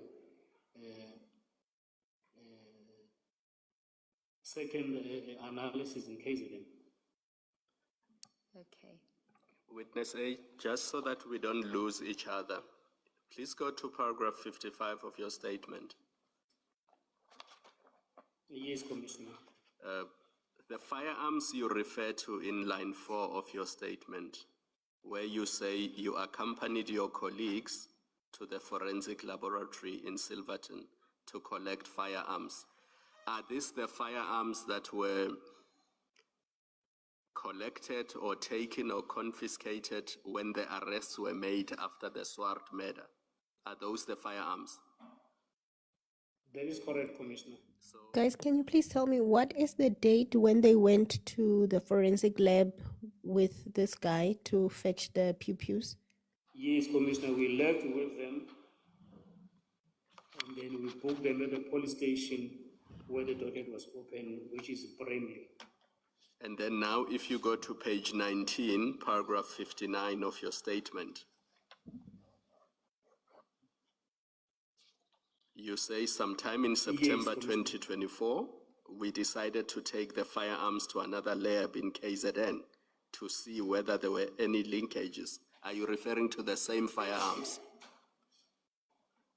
I'm referring to the same firearms, Commissioner. And then what happened to the 15 cartridges? The 15 cartridges were left at the lab in Pretoria, because ordinarily you will get the firearms, and then the cartridges, which is now the 15 cartridges, will be left with the lab and to dispose of.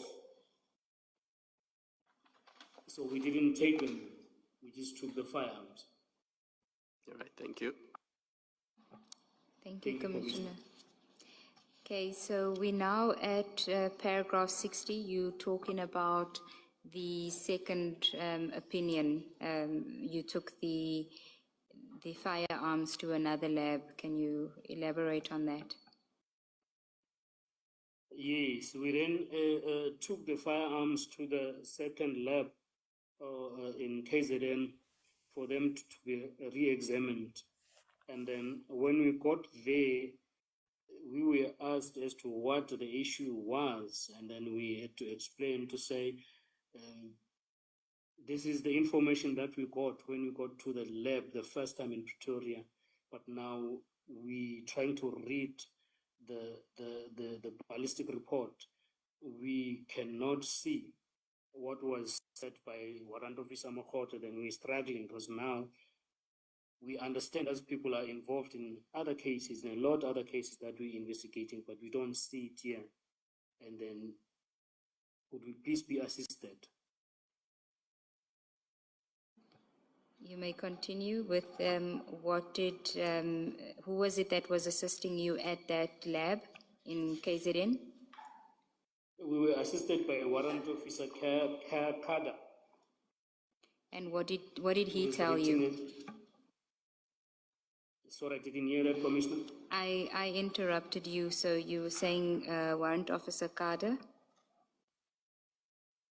Yes, he's a ballistic expert. He was the one who was going to assist us with this ballistics that we're asking about, that we are requesting to be assisted on. Okay, you mentioned that you voiced your frustrations to him and then you also needed assistance from someone else. Can you just elaborate on that?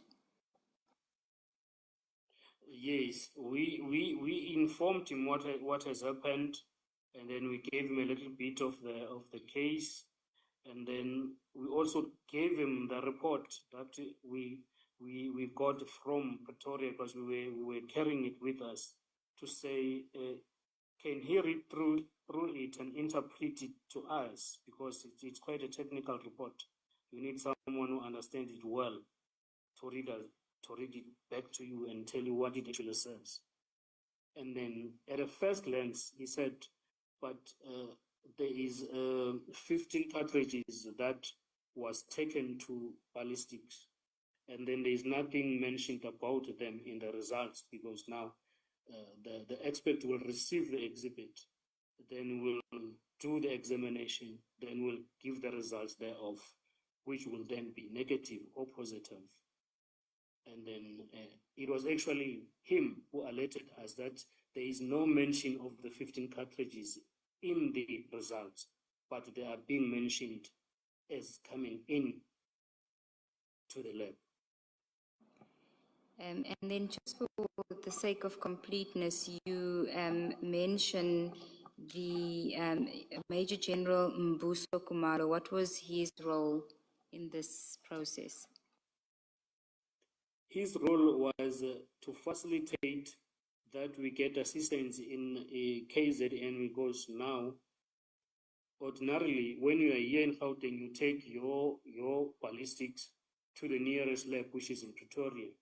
Now we're struggling to get help there. Now we said, can we maybe try and take it to KZN and see if maybe they will assist us before we get to trial, so that we can understand exactly what is happening here. Is it really that these firearms are also concerned in this case, or maybe they're also concerned in a lot of other cases, of which some are the cases that we were investigating? And then he really did so. He connected us with the ballistics in KZN for us to assist us. Thank you, Witness A. Can we now go on to the next topic, which is on page 20 of your statement, starting at paragraph 61. You've titled it Tau's Bail and the IO's Request for Assistance. Yes. On this one, it mainly deals about Tau that was now applying for his bail at Vereeniging on the murder case, because initially they did apply for bail, all three of them, and the bail was denied. And then they were not granted bail. And then Tau made a bail on new facts, citing that he has got a condition. Then this condition warrants him to be released out of prison so that he can get better medical services outside. Well, what condition is it that he relied upon? He told the court that he was diabetic, and then he told that his condition would need him to be at a facility outside of the hospital. And then he was granted bail based on that. Okay, so can we just go a step back before he's granted bail? You speak about the 1st of August, 2024. Can you tell us about that? Yes, the 1st of August, 2024, it was the eve of the day when that was granted bail. And then I got a phone call from Wusundlala again. And then he told me what was going to happen about bail. He actually expressly told me that that was going to be granted bail. Then he told me, nah, that cannot happen because we've got a strong case against him. And he has already failed his first attempt. Then he told me what was the plan, according to him.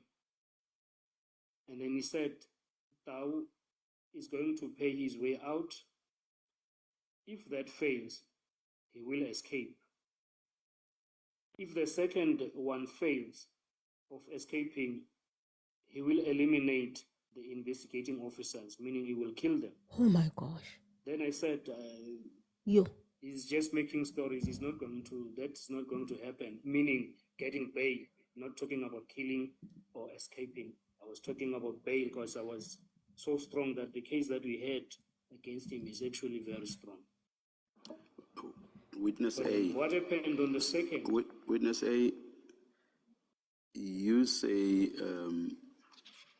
the WhatsApp call was from open quote, someone, close quote. Did you establish from whose phone this call was made? Yes. It was from Mr. Oh, I missed that. I'm looking at the statement, and Guys, what did you think? To me, that sounds like it wasn't that they were informing him. It sounded like a warning to him to let him know that if you have any power to help this guy get his bail or escape, you'd better do it so that you can live. Why would you say that to the actual investigating officer? Hi guys, this is mafia. This is like, guys, do you remember those those movies about Trinity and Bud Spencer. From this person, because now she knows him because we've just attended the party there. This is what he is saying, but I didn't take it as something serious. Only to be surprised on the following day that Tao really was granted bail. Then it kind of changed the whole situation. When you say it changed the whole situation, what are you referring to? It confirmed what Lala had said to me on the first. And then it also confirmed what he used to be saying, like along to say this person is connected to the Mlife who is connected to the cartels. And then it confirmed to say when he said they will pay their way out, or if that doesn't happen, they will kill the investigating team. Then I could see that one of what he said, one thing of the three things that he said will happen has just happened. So now it meant we needed to run fast to stop them doing maybe the second or the third step on the things that he said would happen.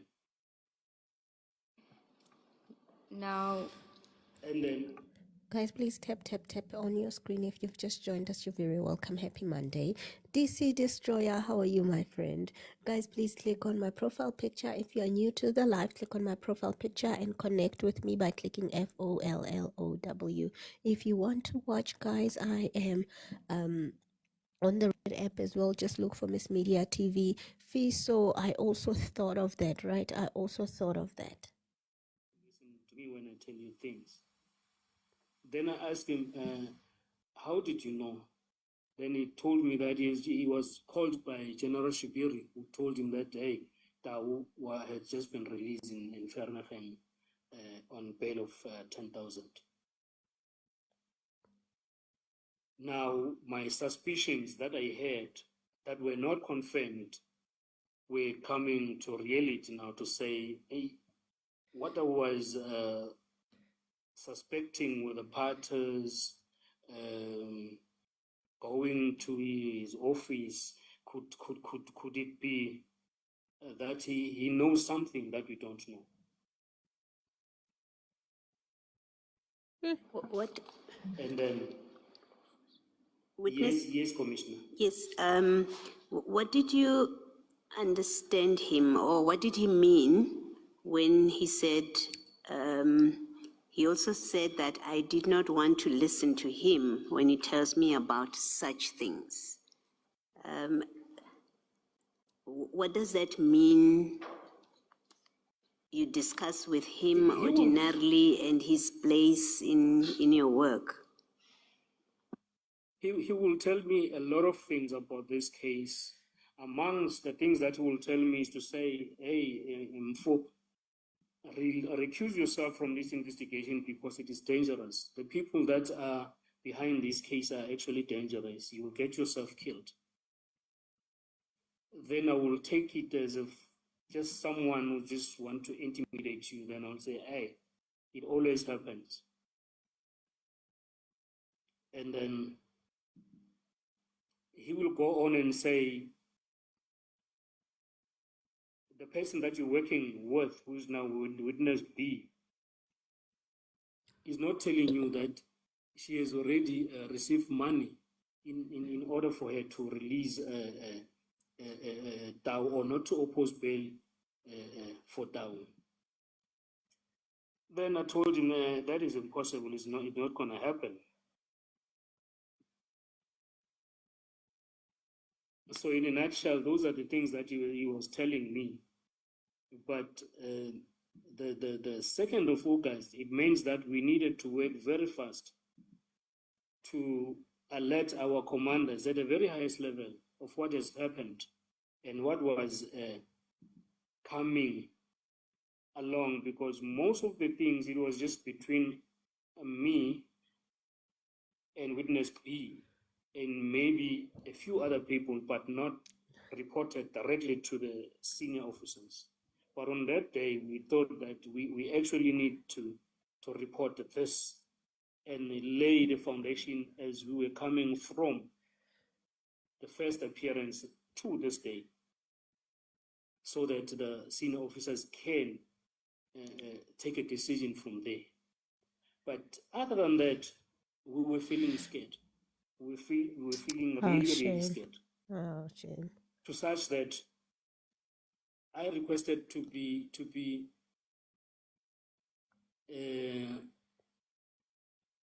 provided with security from that day to be taken to the place where the meeting was going to be.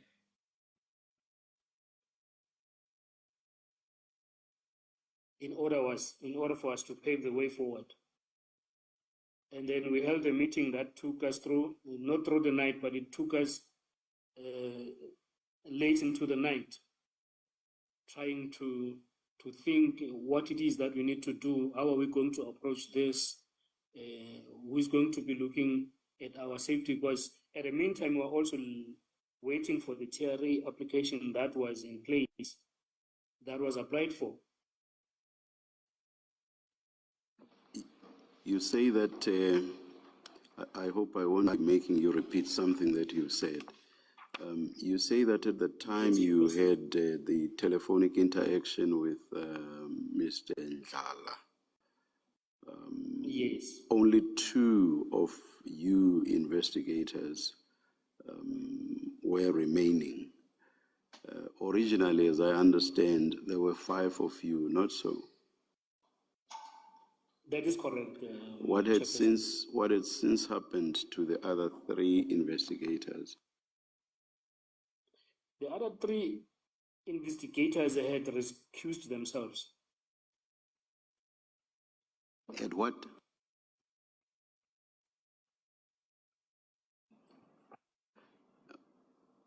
You said had recused themselves. That's I'm used to that term being used in the context of judicial officers or people who preside even in tribunals or other adjudicative fora.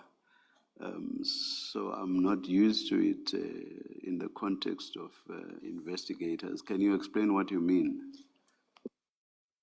Yes, Chairperson, I'm using it in lack of a better term to use, but they have gone out of the investigation. They were no longer part of the investigation. I just do not have they had withdrawn. a suitable English term for that. They had withdrawn as investigators. That is correct. Thank you, Chairperson. Yes, they had already withdrawn themselves from investigation. The reasons being? They didn't really give a reason, because their withdrawal was not kind of a formal withdrawal to sit down around the table to say, because of reason 1, 2, and 3, I'm deciding to withdraw myself. May I ask this direct question? From the testimony of General Mkwanazi, the distinct impression we were given is that investigators withdrew because of the threats that were brought to bear upon all the investigators. Would that be, which I believe was part of what led to 10 members of the PKTT being brought to Gauteng? Is that factually correct or not? That will be correct, commissioners. But what I was saying is that there was no formal withdrawal to sit around the table to say, for reason number 1 or 2, I'm withdrawing myself. But I think the pressure that the team was facing could have amounted to them to withdraw themselves.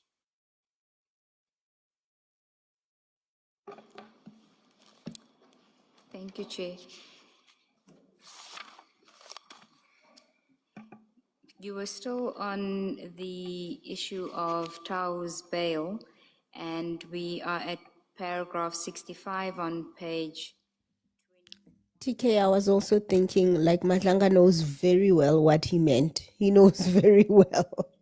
We will display WA3, which is on page 56 and 57. It is redacted. The display will be redacted. But if I could ask you to look at your hard copy after you've read this into the record. Yes, Commissioners, I've got my hard copy. It will be page 56 and 57. Am I correct, Commissioner? Yes.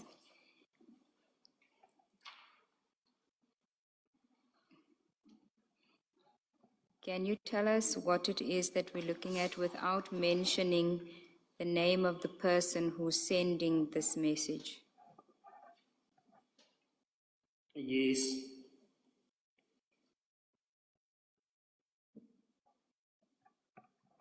You may proceed. I'm just preparing to read them out. Okay, we're looking specifically at the one on the 15th of July 2024. Yes.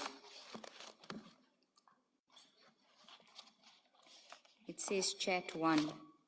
Do you have it Chat with you? 1. Yes, I have it with me. Can I just please switch on the light because it is quite dark where I am? I'm asking you not to look at the one that's on the screen because it's redacted and you won't see some of the information. I think he says it's dark. Yes, I want to read He from wants the the hard light. copy, but I just need to switch on the light of the place where I am. Please that do I can so. see clearly. Okay.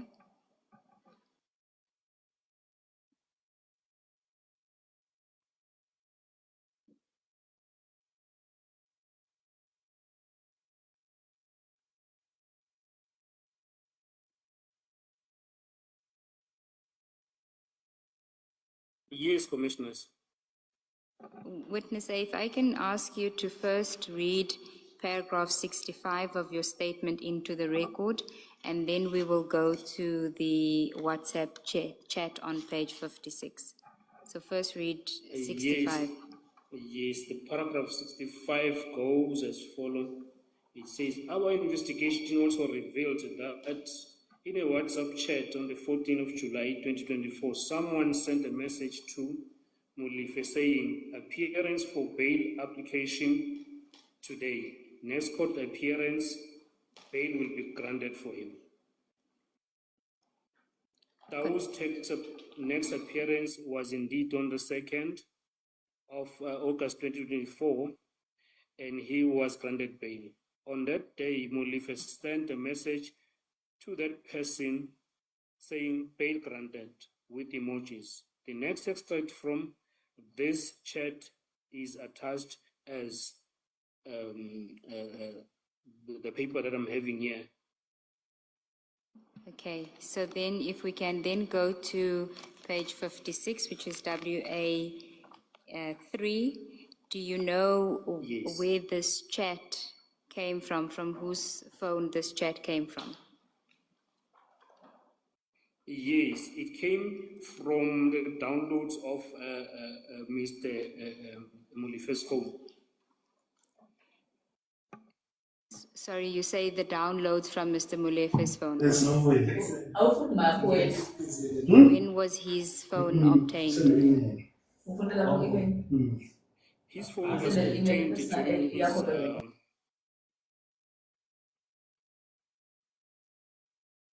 during his arrest on the 6th of December 2024. Thank you. Can we then go back to your statement at paragraph 66? Can you tell us what happened? Before you go to 66, Guys, if you've just joined us, you're very welcome. Happy Monday to you. Make sure you're tapping on your screen. Also, if you're new to the live, please click on my profile picture over there and then hit the FOLLOW button. Guys, are you not worried? You know what my big worry is? This information is coming to the public sphere. It's coming to Madlanka Commission before it goes to court. Doesn't that really compromise the case? And does it not warn the people who are mentioned to find other means? Because now they know what the police have on him. I know they would in any case be given this information, right? But it's just so awkward for me. What do you guys think? I know it's good for us to know this information, but do you think this is good for the case? You called Mr. Njala. That's correct. All right, and then that Dawu would be granted bail. Before I could tell him what happened, he laughed and said he told me this would happen. He also said that I didn't want to listen to him when he tells me about such things. He said this in a boastful way. Without disclosing anything that might be sensitive about Mr. Ndala and your engagements with him, did you consider why would he know this kind of detail? That there was a plan, and he details it in the way that I have set it out, and that Mr. Dawu would be released, and in fact, Mr. Dawu does get released. That's correct. That was one of my concerns, to the extent that I did ask him as to how did he came about to know that he had just been released, because it was a new information. So now I thought he knew more than I knew about the case that I was investigating, meaning that he had a connection somewhere with the people that were involved in the case. That was my understanding of the situation at the time. Yes. He's not an employee. Mr. Ndala, you say categorically he's not an employee of the SAPS. He's not an employee of the SAPS, as far as I will understand. Thank you. Thank you, Ms. Siegels. Thank you, Commissioner Baloy. Witness A, we were at page 21, paragraph 66 of your statement, where you were dealing with the aftermath of Mr. Tau's bail application succeeding and him being released on bail. Yes. Then we had a long meeting on the 2nd, that now we took a decision that we need to take steps to report these things to the general, who is now General Kuman, who is the head of detectives in the province, through Brigadier Khopane, who is our immediate commander at our office.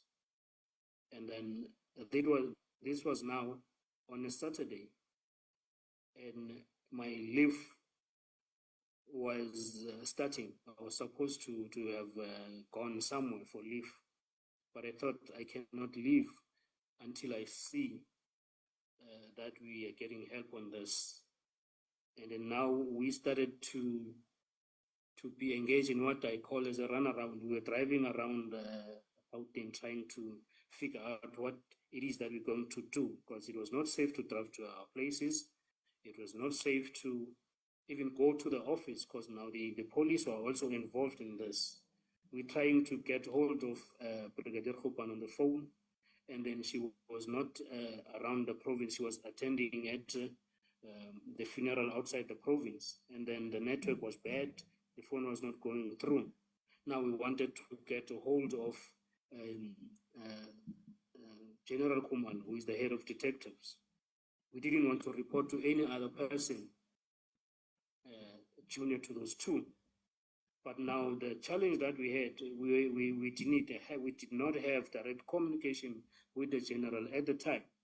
So we were thinking of who was going to connect us to the general and actually be able to lay the frustrations that we're having, and then why we needed to see him, because actually we needed to go to him even though it was on the weekend, to say this is the problem that we're sitting with. We knew that he knew about the case, but we were not discussing the case openly with him at that time. Yes. Witness And A, then can approached.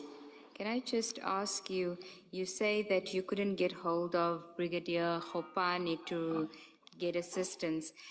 Why didn't you contact... Guys, knowing what you know now, how do you feel about these officers? I feel very sad for them. Like they were just driving around, not even, they can't go home, they can't go anywhere. Like it's just dangerous. People are getting bail on the other side. Oh, guys, please tap, tap, tap, tap on your screen. If you are new to the live, click on my profile picture and hit the FOLLOW button. The person who can be in a capacity to assist us now will be the brigadier or the general. And when you speak of the general and you say General Kumalo, could we just ask you to be specific, because there are many General Kumalos, at least two. So if you could be specific to give the name. So in this instance, you say that it's General Mbuso Kumalo. That is correct. This is General Mbuso Kumalo, who is the head of detectives in the province in Gauteng. Okay, you may continue. And then we thought of one of our colleagues who thought he may have a direct communication with the general. And then we drove straight to his house, and then we told him what was happening. And then he tried to call the general there and then. But unfortunately, the general could not pick up. Then he said, no, we should relax. The general is going to come back. In fact, he was going to send a detailed WhatsApp message to the general for the general to come either back to him or to us. And then I felt at ease that I could drive outside of the provinces I was going on leave, knowing that the general is going to attend to us at any time. Okay. You also say that you reported the matter to the prosecutor. Can you elaborate on that, please? The matter was also reported to the prosecutor, but with the prosecutor, we had an open communication with every development. So even this one, it was reported to the prosecutor to say this is the challenge that we're facing. But actually, she actually understood the problem that we're facing, and then she asked us about the TRA that we have applied earlier on. Then we told her that we haven't received any results, and then she took it up to herself to write it to our commanders and give them the background of the situation that we're facing, and requesting them to see to it that we are provided with security, not only for us, but also of the docket that we carry. Why was it important to provide security for the docket as well? It is because that now we thought that if they do not find us, they will want to find the docket. Once they find the docket, then you will have a problem, because now you won't be having the docket, like the physical docket, it will be gone. That was just our thought. It's not that we knew that this is what was going to happen. To the extent that this docket was not kept where we will keep our docket at the office in our still locked cabinets. We were driving around with it wherever we were going, which was posing another danger to us. Did you or Witness B ever get hold of General Mbuso Kumalo? It is General Mbuso Kumalo who came back to us after, I believe, having received the communication from the member that assisted us to get through to him. So you spoke to the general? The general phoned me. And what did he say? I spoke to him. And then he told me that he has heard what has happened. And then he told me that he would want to see us very soon. so that we can discuss a way forward. And then I told him that I was on leave, but I was willing to withdraw my leave and come to work. Then he said, no, there won't be a need. As long I am safe wherever I was, he will be communicating or making any arrangements that will be made with witness B until I come back from leave. And then as soon as I came back from leave,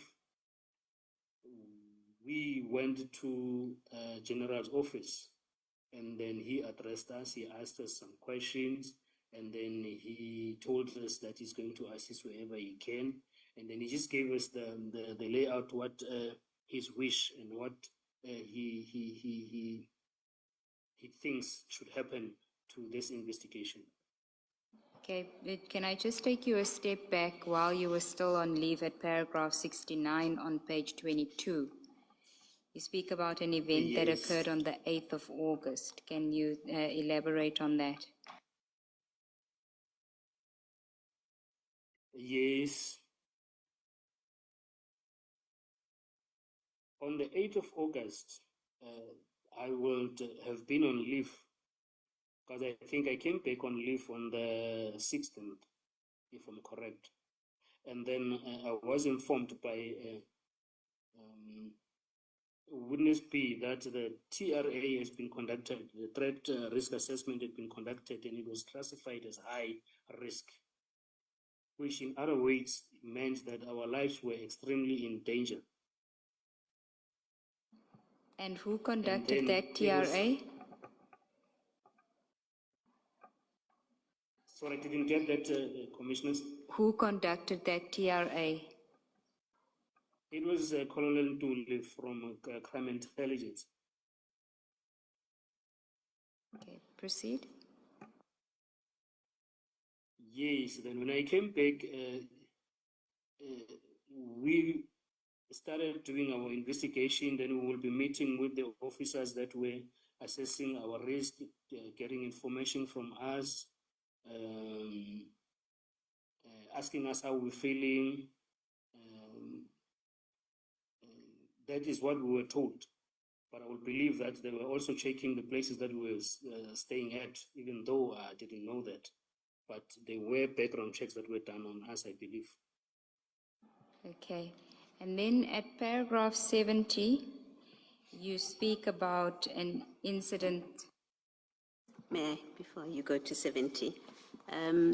Witness A, you say in paragraph 67 that you could not, the language you use is you say we could not speak to General Shibiri. And so we thought that we should try to get hold of Major General Mbuso Khumalo. Why could you not speak? Why did you decide that you could not speak to General Shibiri? We had already been advised, commissioners, to say we must not discuss this case with him, if I may say it. And then also the confusion that happened with the parties and us called to his office, we at this time, up until today, we hadn't figured out if it was him assisting us or if it was him trying to get information from the docket and everything. So it was safe to deal with the people that we trusted at the time. So the reason you decided not to speak to him, it was a trust issue. You didn't think you could trust him. I will put it in that way, commissioners. Yes. Ordinarily, if there were no trust issues and you were dealing with this problem that you find yourselves in, and you can't get hold of your immediate superior, I think Brigadier Hopane, ordinarily who would you speak to? Would it have been Shibiri, General Shibiri? No, it would have been General Mbuso Khumalo because he's at the provisional level, and then General Shibiri is at the national level. So I will exhaust the means of trying to get hold of General Khumalo at the provincial level, and then going to national level will be extreme. Yes. So in terms of hierarchy, the right person, if you couldn't find Brigadier Hopane, you're saying General Kumalo, Mbuso Kumalo would have been the next person that you speak to if you followed the hierarchy. That's correct, Commissioner. That will be the next person that you will have to speak to. Yes. Thank you. Thank you, Ms. Sigal. Thank you, Commissioner Baloy. Okay, so we are now at paragraph 70 on page 22, where you speak about an incident that occurred in the week of the 12th of August when you returned from leave. Can you just tell us about that? Yes, now I had already resumed duties. Then we were doing normal investigation on this case. And maybe it should be mentioned that we were doing this case and other cases that we already had at the office. So it will be this case and other cases, depending what investigation you have on other cases. And then we were called to come to the office. And then the information was that there were two officers who were waiting for us or who needed to meet with us at the office. And then we drove to the office, and then we found these two police officers at our office now, at the organized crime office. And then they told us they were from the cold case unit, and then they requested that we give them over the docket of Swart murder. And one of these warrant officers was identified to us as Dion Mulawuzi, who works at the cold cases office. And then we refused. We said we cannot, because that's procedurally that was wrong. You can't just give the docket to someone because they're requesting for the docket, let alone that this was the sensitive matter that we're investigating. Even if it was just a normal docket that had no threats and everything, you cannot just say, okay, here's a docket, you're looking for it, have it. Witness A, the form of request, did they have a letter with them or was it a verbal request? It was a verbal request. And who is the head of the cold case unit? Or who was at the time? I really do not have concrete information. I only heard that the head of the cold case unit will be Brigadier. That name. Guys, are we almost done for the day? That was quick. I have not seen the structure of that unit. I don't know if that is true. And just for our benefit, what is a cold case in the context of the South African police system? The cold case is the term given to the cases that one would say they are lying dormant. They have been opened, and then there is no breakthrough for a certain period of time. Then they will be referred to as a cold case, which will then mean that they need a certain or a different approach from a mainstream approach that maybe the station or any other unit will be giving. Then they are ordinarily transferred or given to the cold case unit. But this one of us, it was a fresh case. It was not called in a way that the people were already arrested and it was caught going. So it didn't really fit the category of it being investigated in that unit to start with. So you, as one of the investigators, had not yet formed a view that you've hit a dead end with this case? No. Actually, the progress on the case was wonderful. We were having leads. We were getting closer to even arresting fourth suspect. And then we had good linkages to the suspect that we had already arrested. So there is no way that it could have been referred to as a cold case at that stage. Thank you, Commissioner Kumalo. Is it, witness A, is it not possible that whoever approached you may have considered this to be a cold case because you were not discussing it with anyone? You've testified that a very small circle of people knew anything about this case as per instructions, and there was good reason for it. Is it not possible that there may not have been anything sinister with these two gentlemen who come and ask for it, for the docket? I wouldn't think so, Commissioner, because even if that would have been the case, the time frame did not allow for this case to be categorized as such. And then besides that, this case was all over the news. You will go around, you will know about this case to say there is 3 people that were arrested for the murder of Mr. Swart in Vereeniging. And for the fact that there was a police officer that was arrested for it, on it, it will be like all over in the media and more so all over in our own connections in the police, our groups and everything. So it was known that it was court going. Thank you. Thank you, Commissioner Baloy. You guys remember who wanted to be in charge of the cold cases, right? Still on page 23 of your statement. And at paragraph 71, you talk about a meeting that occurred on the 20th of August, 2024. Can you tell us what happened at that meeting? Yes, this meeting happened just for us so that we can be able to give the progress of the case to the general, because now the general was taking this case under his wing to say we need to report to him the challenges that we are facing so that he can see where he can assist and give a guidance regarding investigation, and also the challenges that now the personal challenges in terms of the threats that we're having.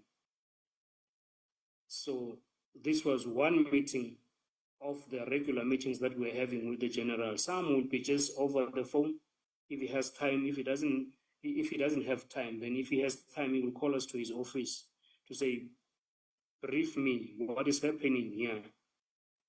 More so because now Tao was out on bail, and then we needed now to be investigating the murder case, and then also putting an eye on him, on his movement. And you speak about the responsibility for your safety and security of the docket. What transpired there? Oh yes, that was solely taken over by General Kumalo, and then he told us that he will see to it that we will get the assistance that we need in terms of safety. And then he introduced he introduced us to the people that were going to assist us in terms of protection. And who was that who was now responsible for your safety and the security of the docket? We were introduced to General Kekana, who is, I think, the head of the uniform units in Gauteng, to say he will provide you with the members that will be in charge of your safety or your protection while you are doing the docket and while you are off duty. And then at the same time, there was another wing of the police that was going to be working behind the scenes, which I'm not at liberty to talk about their operations because I don't know about them, but they are from counterintelligence. They were doing the TRA, they were doing the background checks, they were seeing the severity of the risk, and then maybe reporting to the generals, I don't know, but they were also part of the operation by then. You refer in your statement at paragraph 71 to a counterintelligence investigation. Is that what you just mentioned now, or is that something else?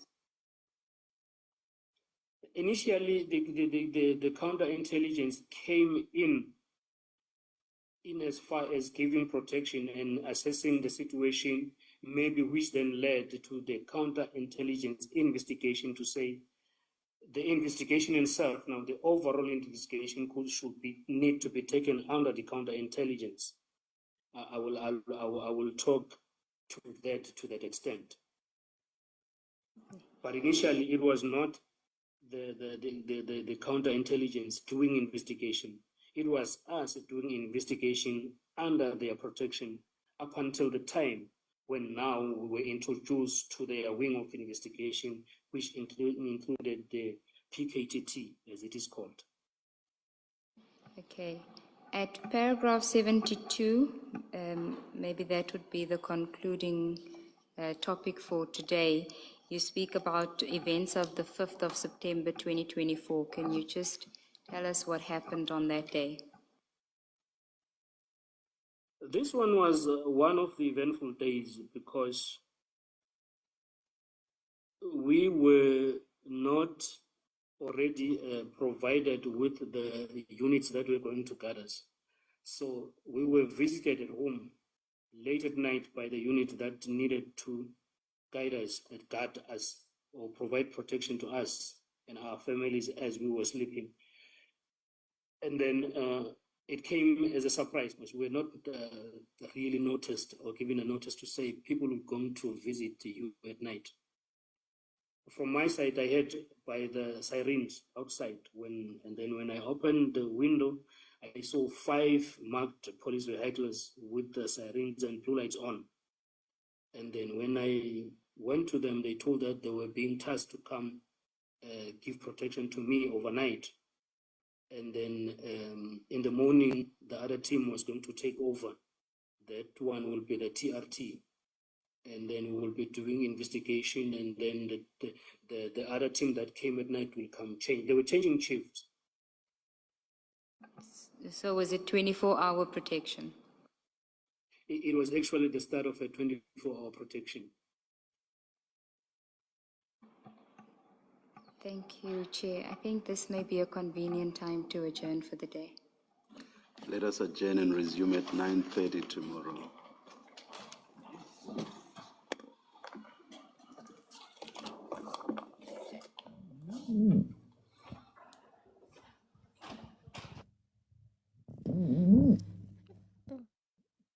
Sorry about the noise, guys. If you've just joined us, you're very, very welcome, guys. We need a music break. I cannot. We need a break. What?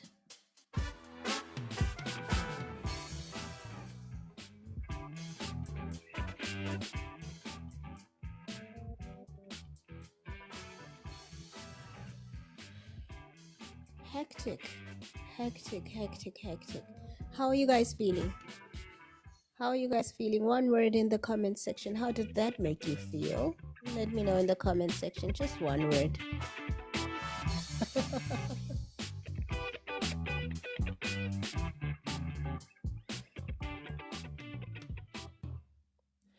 Yeah, Madam Stamford, I hear you. Joy, yeah, BLK, scared, drained, sad. Somebody says we're in a Netflix. Maho says, thank you, Miss Media, for staying with us. Yeah, thank you very much for joining. I wouldn't want to watch by myself. Like Mzansi, the crime scene. Don't envy anyone's life, cause wow, absolutely. Guys, if you've just joined us, you're very, very welcome. Please make sure you tap on your screen, and then if you are new to the live, please click on my profile picture, that one right at the top, and then you're gonna hit the red button that says FOLLOW. Yeah, guys, it's I don't even know, right? I don't even know. It is hectic. It is very, very hectic. So essentially, if you've just joined us, we will quickly go through what has just happened. We were today we had a witness, witness A, and there's gonna be witness B, and there was gonna be witness C, but now I'm understanding that they are saying that there's only two people on that team, but maybe witness C is somebody else from a different team, right? Guys, if you join the live, please make sure that you reduce your volume in the live. Somebody, you mute. You actually do need to mute. Sorry, I was quiet, just checking if I hear anybody in the live. So TK, thank you very much. You making my day. You making my day. The biggest thing I think a lot of us took out of today is we underestimate the work of these officers and these investigators. It infringes so much on their lives and their livelihoods and the lives of their family members, right? We see Mkonazi saying he's not scared and all of these things, but there are actually people who are not like him, who are scared, and also people who are working on the ground, and people are being told to their faces that you're going to be unalived. They don't say exactly like you're going to be unalived, but they're saying, listen, if this person does not get bail, mind you, bail is not in the hands of investigators, but they're saying if this person does not get bail, then he's gonna escape. If he cannot escape, we unalive the investigator. And you can see from this particular case, if there were 5 people in the case and 3 of them decided to excuse themselves from the case, that does not sound like a coincidence. It does not sound like people who were enjoying their work and all was perfect. It wasn't sunshine and roses. So really, we are getting to see a very, very different side of law enforcement, a very different side of how our country works, and it is pretty scary. But yeah, that is what we saw today, and essentially that witness walking us through that unaliving of Aman Swat and how it all connects to Katie Molefe, but also that story about that party.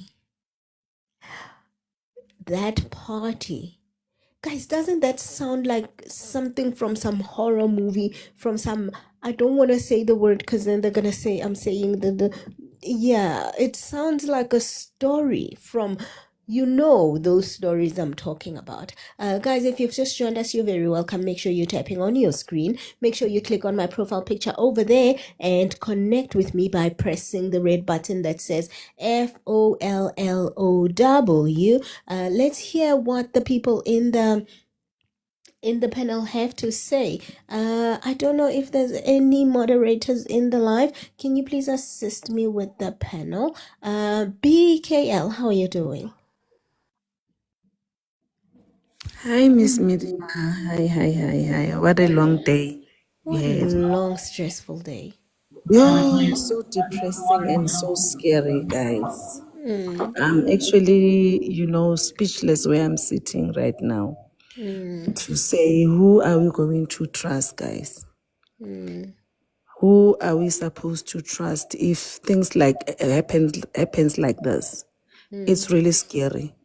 So yeah, I also feel for the witnesses, mm, because I'm just imagining how are they surviving wherever they are, staying or hiding. mm. I wonder how are they surviving in their families. Lelo, So yeah, Juicy.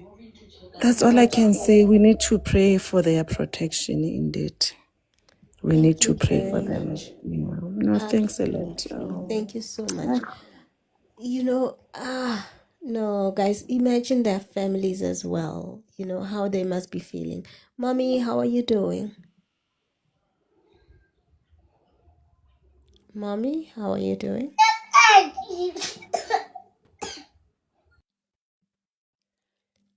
Mommy, how are you doing? Okay, JD, how are you doing? Odette, are you here? Zuzu, are you here?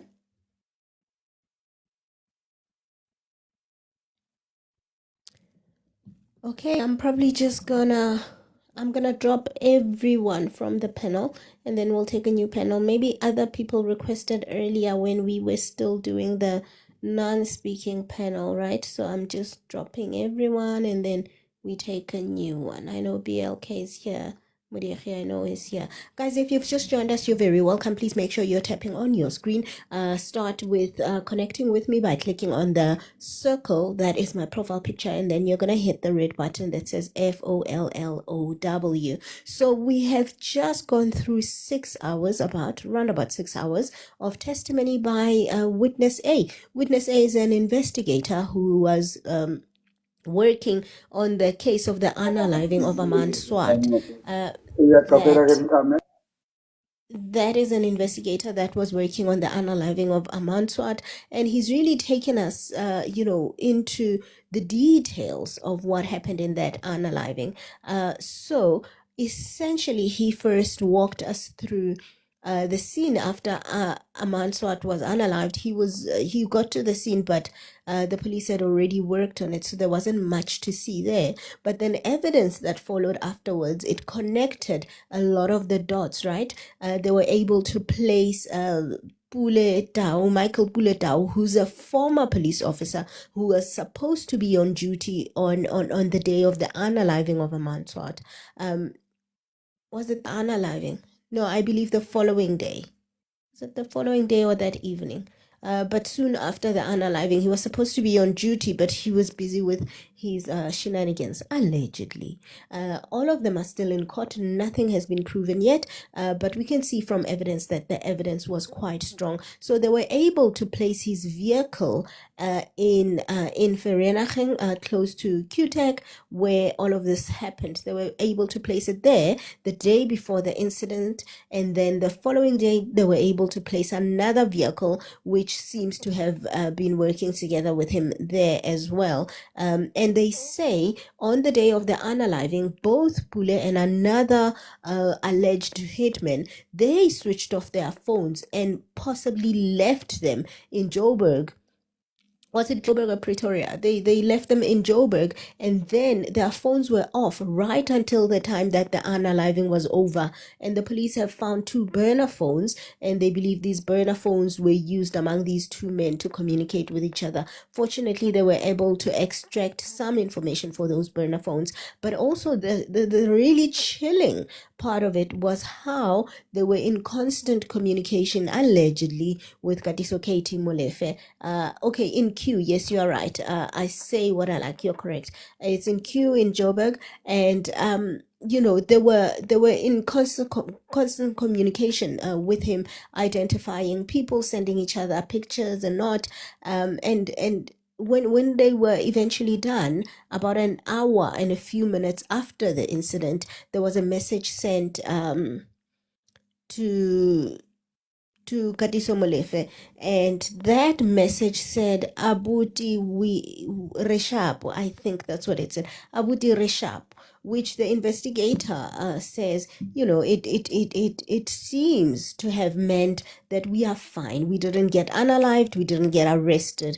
And that is the message that came in. I just want to find it and double check that that's what was set up, but I believe that's what was said. I can Abu Direshap, yes, Abu Direshap, yes, that's it. Brother, we are fine. And they took it to say they just mean that everything went well. And after that, it was then discovered that the car that they had used on the day of the unaliving, it had a registration number, but that registration number belonged to some old lady who knew nothing about it. So they cloned somebody's registration number for that incident, allegedly. And then we move on to the incidents that then follow. For I believe this unaliving happened around, was it April or March?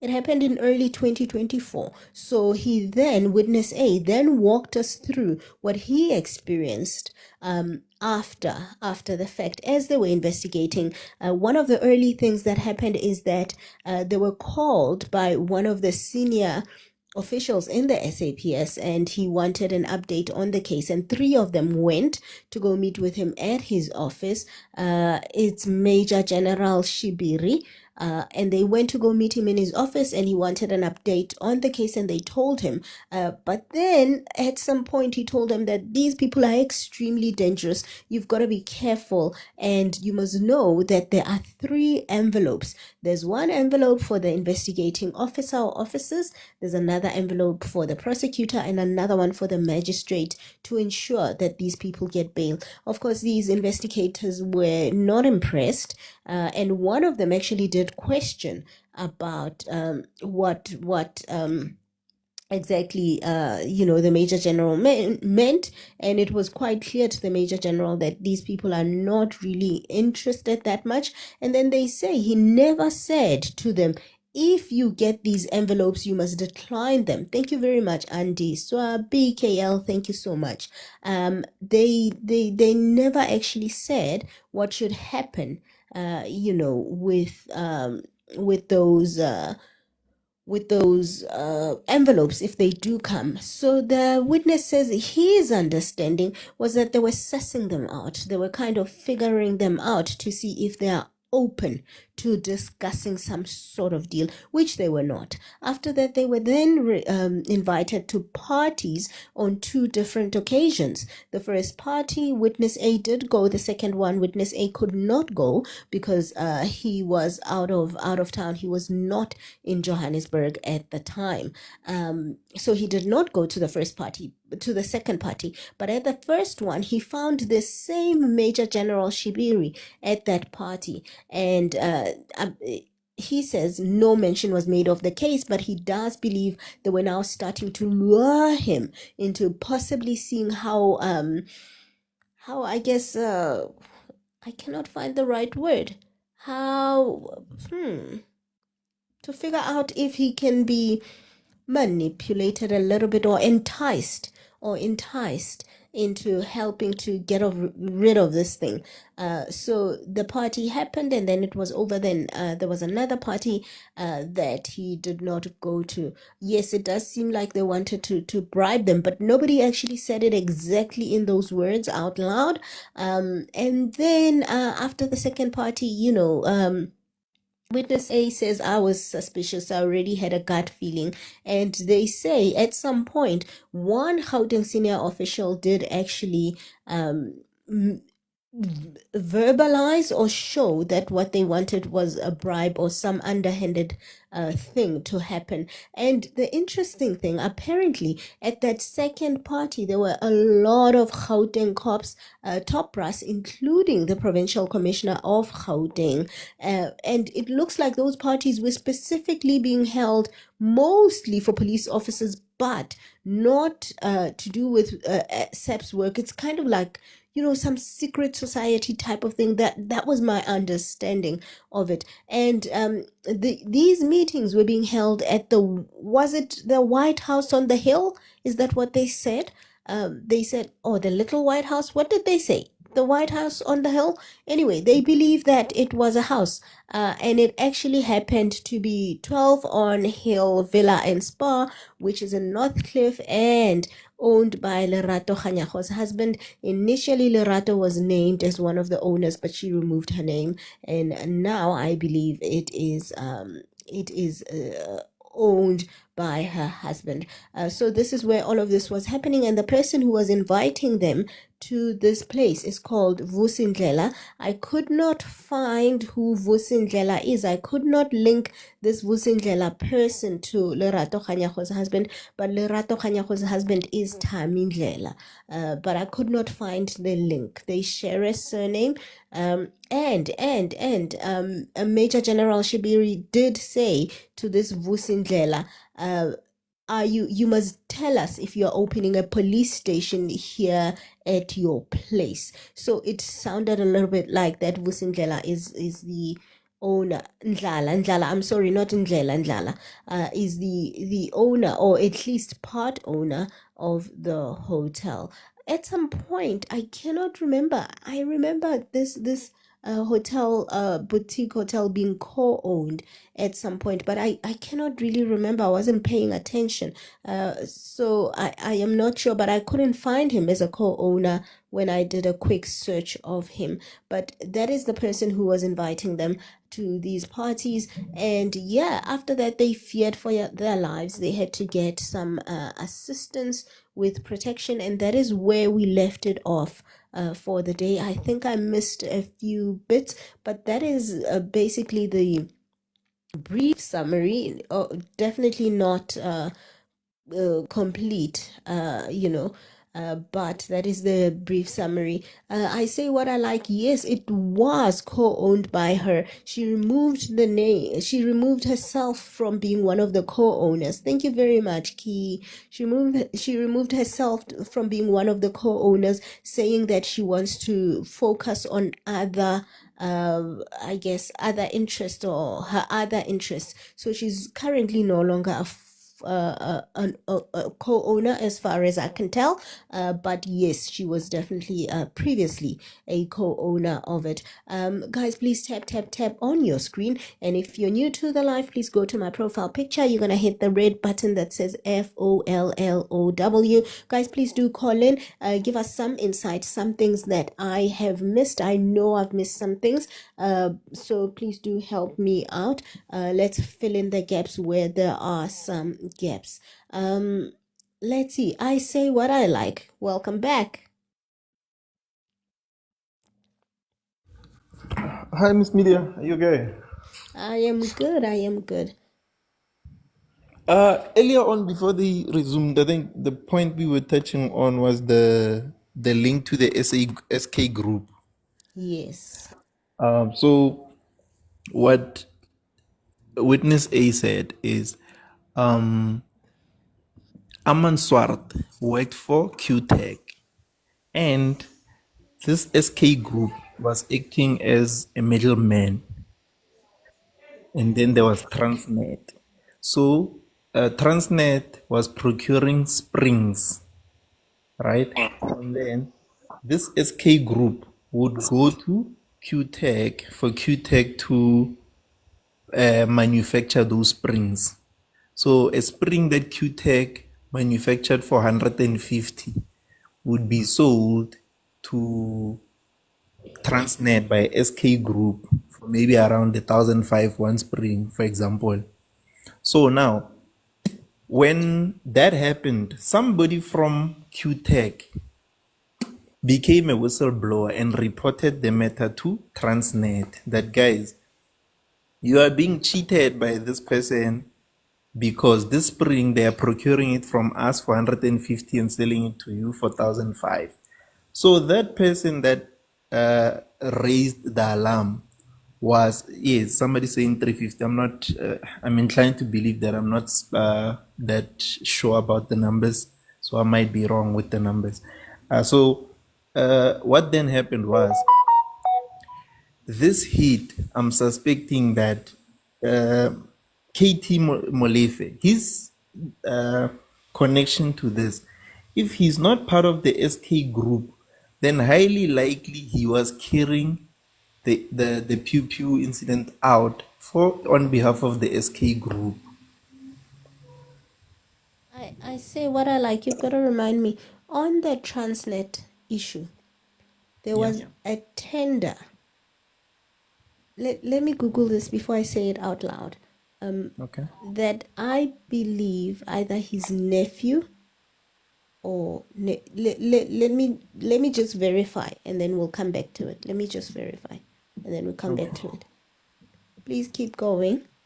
Okay. Yeah. So the issue of when, in my uneducated opinion, I think when I link this thing to how does KT become the person who procured the services of Pule and the others to go and eliminate a whistleblower, is that SK Group must be the one that was maybe that put the ball in motion to say somebody's messing with our money at Transnet, and it's a whistleblower from QTech.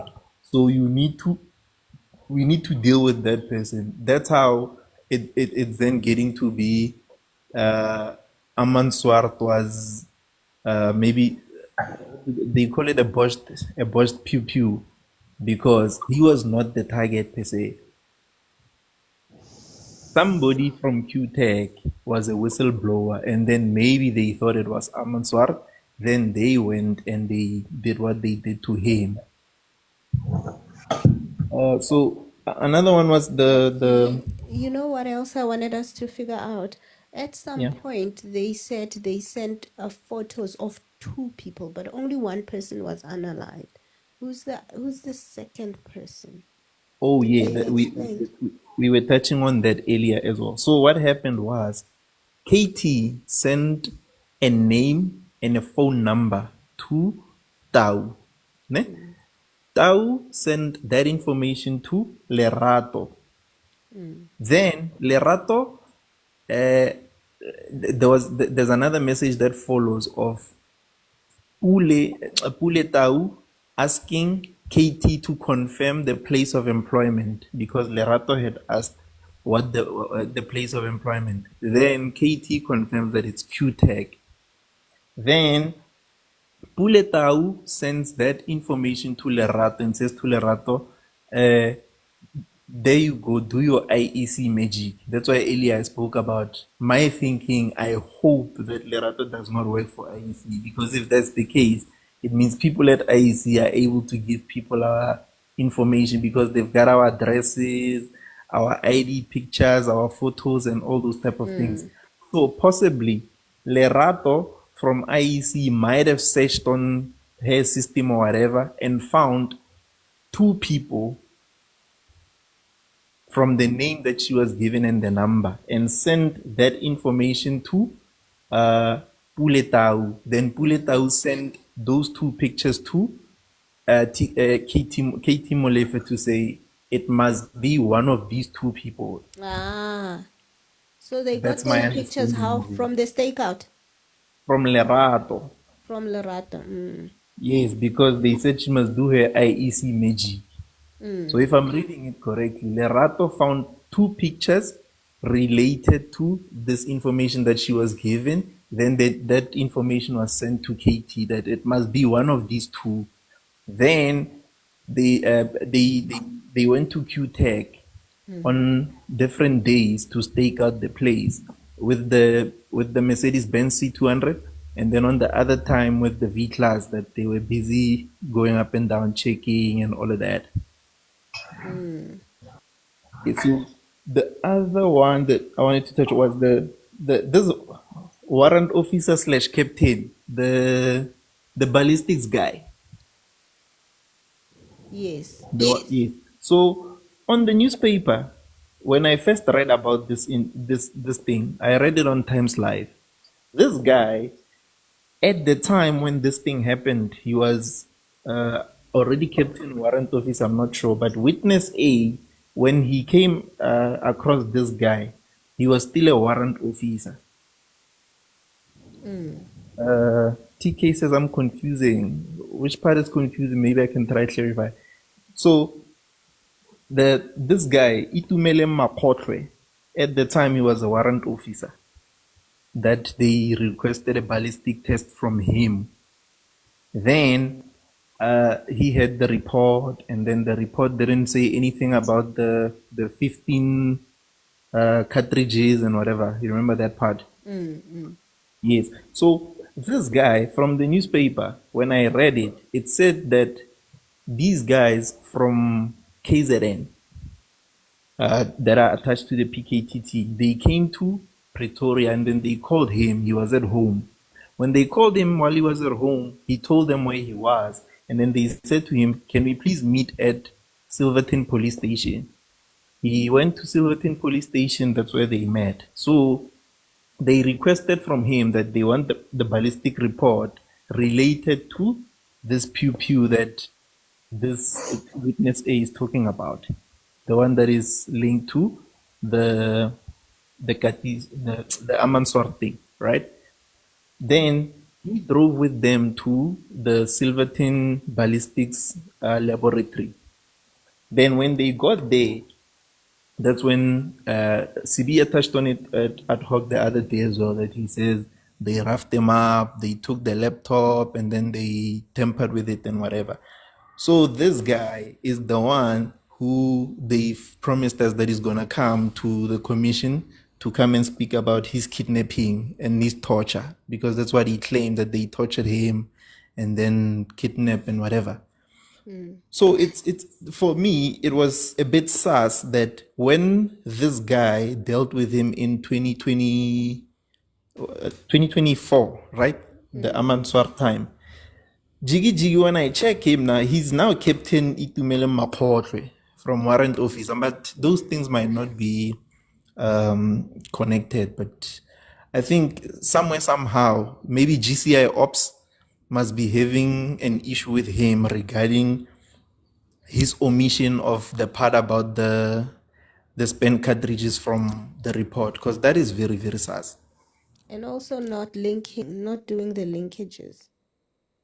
Yes, more so because when they were waiting for him to redo the report and typing it in front of them, he spoke about these other things, that these pew-pews are related to heists, they are related to cases in KZN, Gauteng, and you're dealing with very dangerous people. You must be very careful. So why didn't he link? That's the part that I really, really, really don't understand from him. Sure, thank you very much. I'm gonna have to, guys, do your own Google search, but there was a bail application, I believe, that Katiso Molefe did, and he actually pointed, he blamed his nephew as the alleged mastermind. The nephew's name is like Molefe, and I believe, remember when witness one said, he said the case was going so well, they were about to arrest another suspect, and then they never did, and it looks like they are still they're still looking for this nephew who seems to have had a more direct connection with Transnet. But because we're already on the live, I cannot confidently tell you the whole story. I remember reading it, but yeah, he actually says it's his nephew, not him, who is the Can I alleged mastermind. can I please come in on that one as a Yes, parting please shot? come in. Yeah. Now that you've mentioned it, remember there's another story similar to the one of Itumele Makhotle by Katiso Molefe's female niece or something like that, but she's related. She claims it was on Kenny Kunene's site, News Africa, what. So that lady is claiming that she was sitting at Maponya Mall with 3 kids, and then the PKTT came to Maponya Mall, and then they came into the mall, and then they took her. They left her car Oh at yeah, Maponya yeah, Mall yeah, I with the remember kids. that story. On that story, the reason why I'm mentioning it is because you just mentioned Katiso Molefe's nephew. The lady on that article, she claimed that they tortured her looking for Katiso Molefe's nephew, to a point where they took her to Pretoria, and then from Pretoria they drove to Mpumalanga. From Mpumalanga they drove back to Pretoria. They had to drive back to Mpumalanga again. That's why, like, it's a very complicated story, that one. It looks like they've been looking for him for a while, and it sounds like he's the person that they said they wanted to arrest. But I read somewhere that he was on the run, so they haven't been able to find him. But if I have time, no, I will not have time. I wanted to say if I have time, I will look deeper into it. These commissions are keeping us awake for too long. But yeah, there's a whole All lot right, of thank you. players, in this whole thing. It is so complex. But let's take more calls and hear. Oba Gang, how are you doing? Oba Gang, how are you doing today?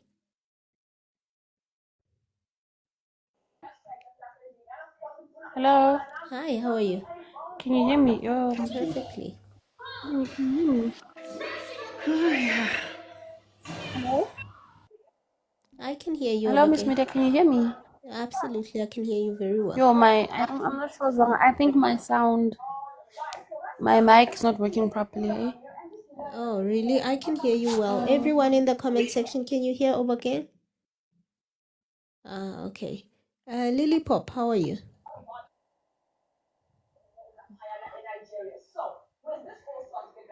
Okay, Obake, we can hear you.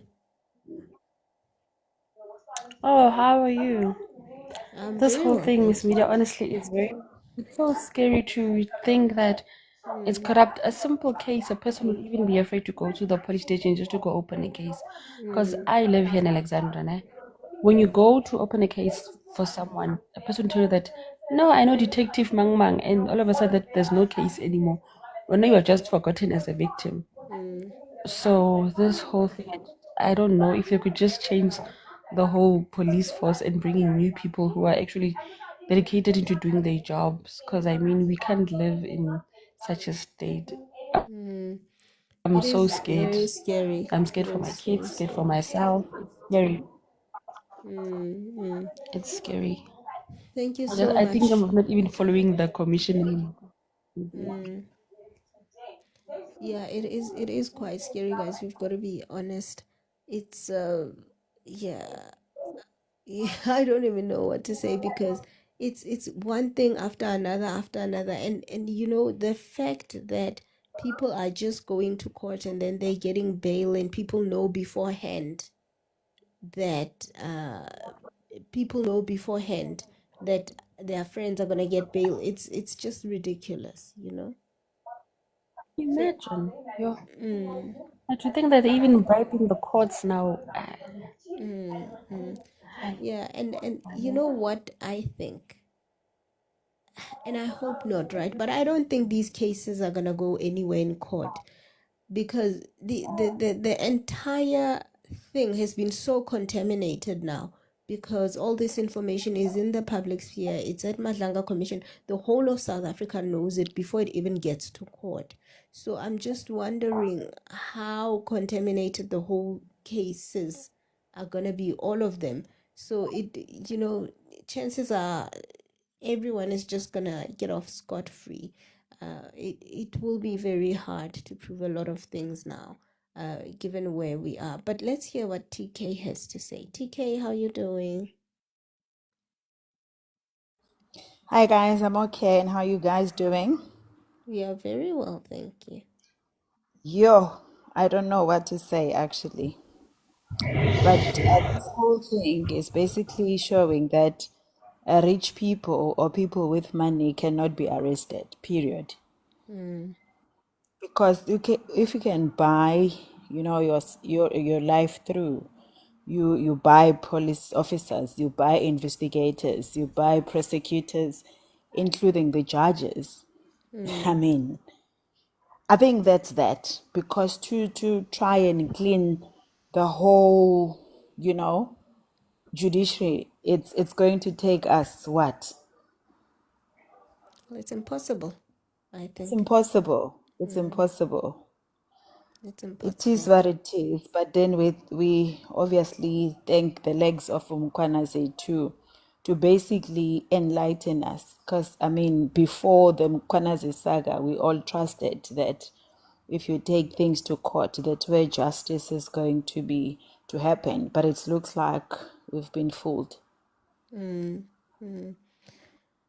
Yeah, and the fact that police are getting threatened, and like that police officer said, he's never thought that there could be a civilian who would be trying to chase police and intimidate them on the road. And when the police themselves are not safe, the police are asking for bodyguards, guys. Correct. Imagine. Imagine. And even those three other investigators that withdrew from those cases, I mean, one can say, if you're looking at this positively without any other stories, you will say, okay, they withdrew because they were scared of their lives, right? But Mm, then what's stopping us from thinking that they withdrew because they paid them off? yes. Mm, mm, sure. And if we think, if we, all of us, assume is the later, Meanwhile, they were actually scared of their lives. You see how the society will be unfair to them as well. So it's a catch-22 where it's very, very difficult to be a police officer these days. Obviously, the other ones that are benefiting from the criminals, I mean, it's you call it that. However, we also know that it's not all of them. But as a person, as an individual, I wouldn't tell.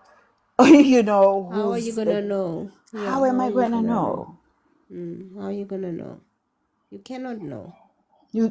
There's no way you will know. These days, you cannot even stop for blue lights or anything, because how are you gonna know? How are you gonna know? How are you gonna know?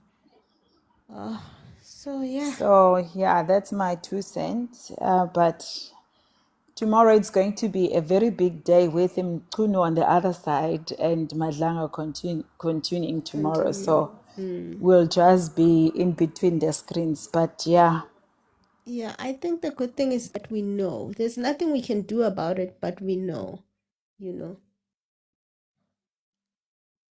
I think that that's something. The fact that we know we were never gonna know these things. So at least people now know the kind of I guess government we have that has let things happen.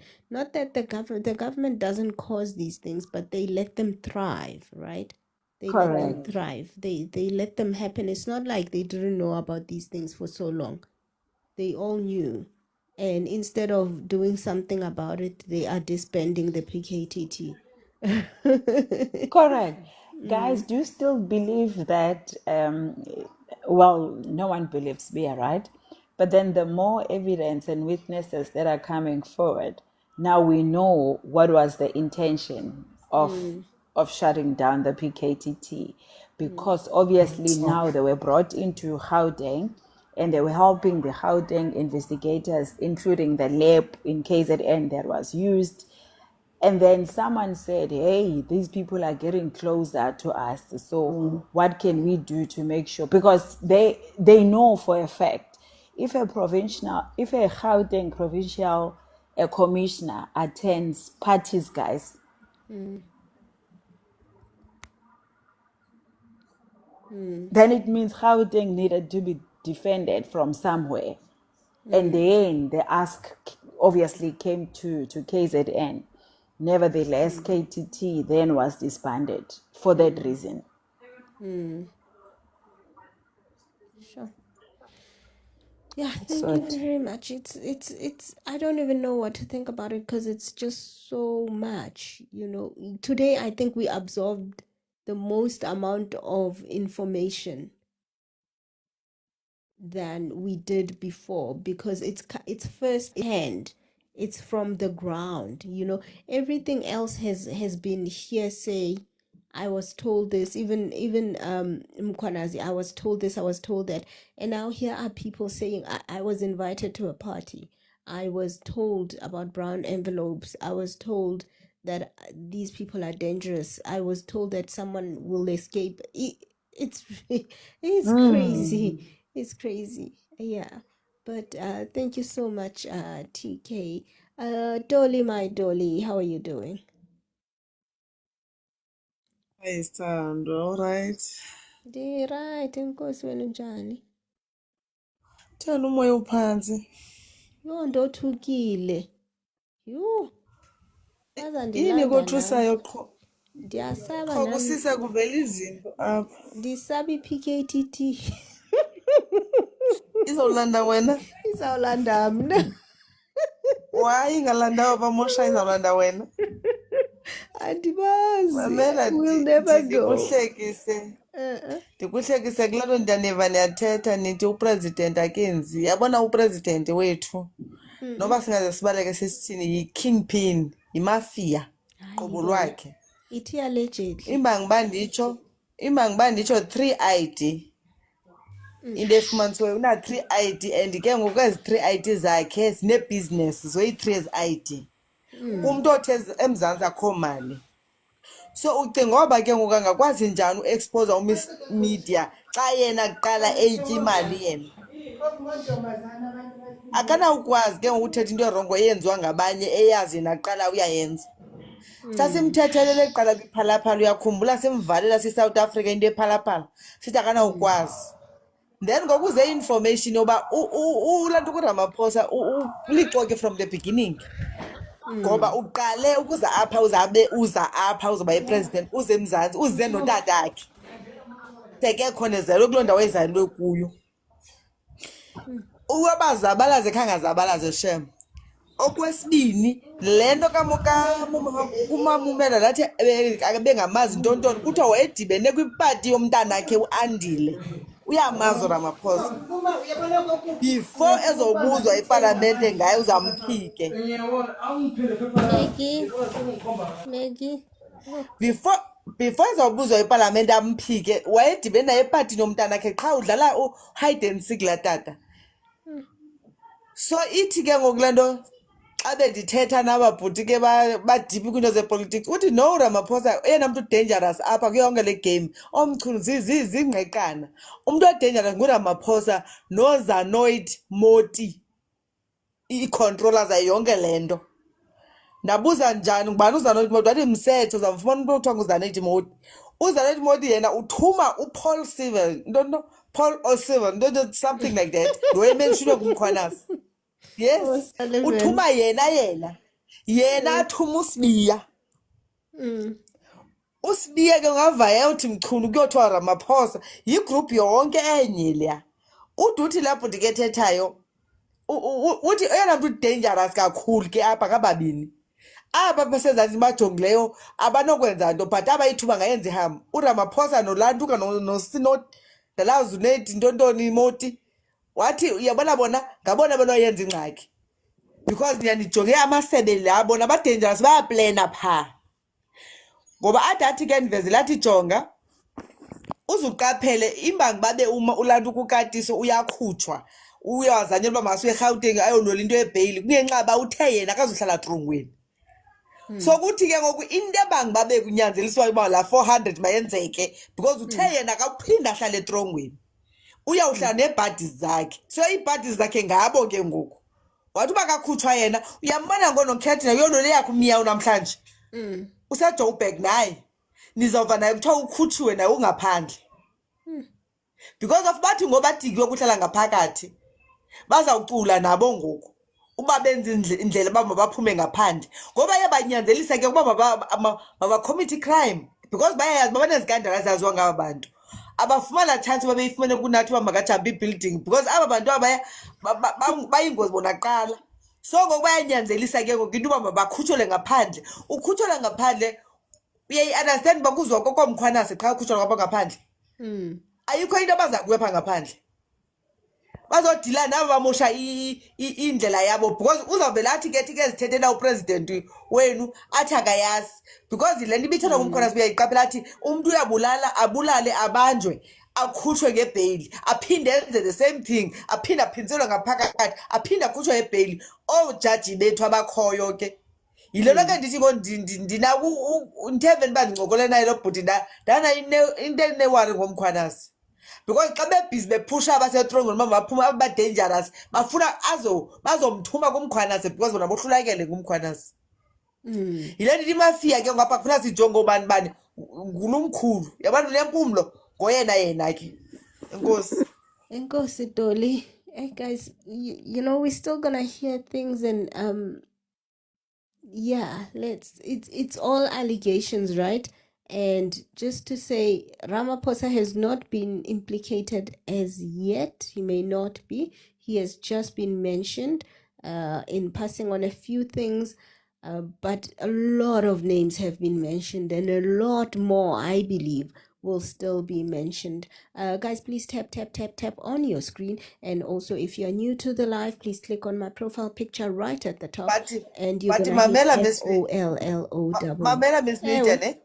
Noba yena ngaze uthi wena umsulwa singaze sithi umsulwa but le nto ayimniki ubusulwa. Umzekelo wena into ezenzekayo phambi kwakho uthule ukanti awunanto ibenefit uthulele ntoni ingxaki lapho bengafanelanga athule ngupresident apho ndiyavuma. Kaloku umzekelo ungathi kaloku Miss Media uye beyayiqaphela umkhwana into ayithethileyo uye wayityhila ingqondo zabantu asizuphinde ngosibe dom le nto yabo bangayenza bakhwazane babiza namagama amaninzi kuvela amanye amagama bazawusilahlisa ifocus asizusilahla focus sifocuse phaa kubo ngoba ududa umkhwanazi lo laa leta ulanto kumchuna akayibhalanga ngokwakhe because of bona benzelwa izinto ii-favors emacaleni then umntu abuye ezothi ke ngoku nam ndenzele yam ifavor ngoku and akakwazi ke ngokuthi hayi andizukwenzela ifavor uyaqhubekeka enze ngoku ayibona irongo but abeyazi uba irongo phaa qha eyazi into yoba nam ndinerongo yam endandikhavwe ngumiss media so andikwazi ke ngoku-miss media ndingamkhavi uyayibona so izawuphela njani xa wena president uyi-middleman yabo uphusha ngapha idrag ngapha uphusha yonke le nto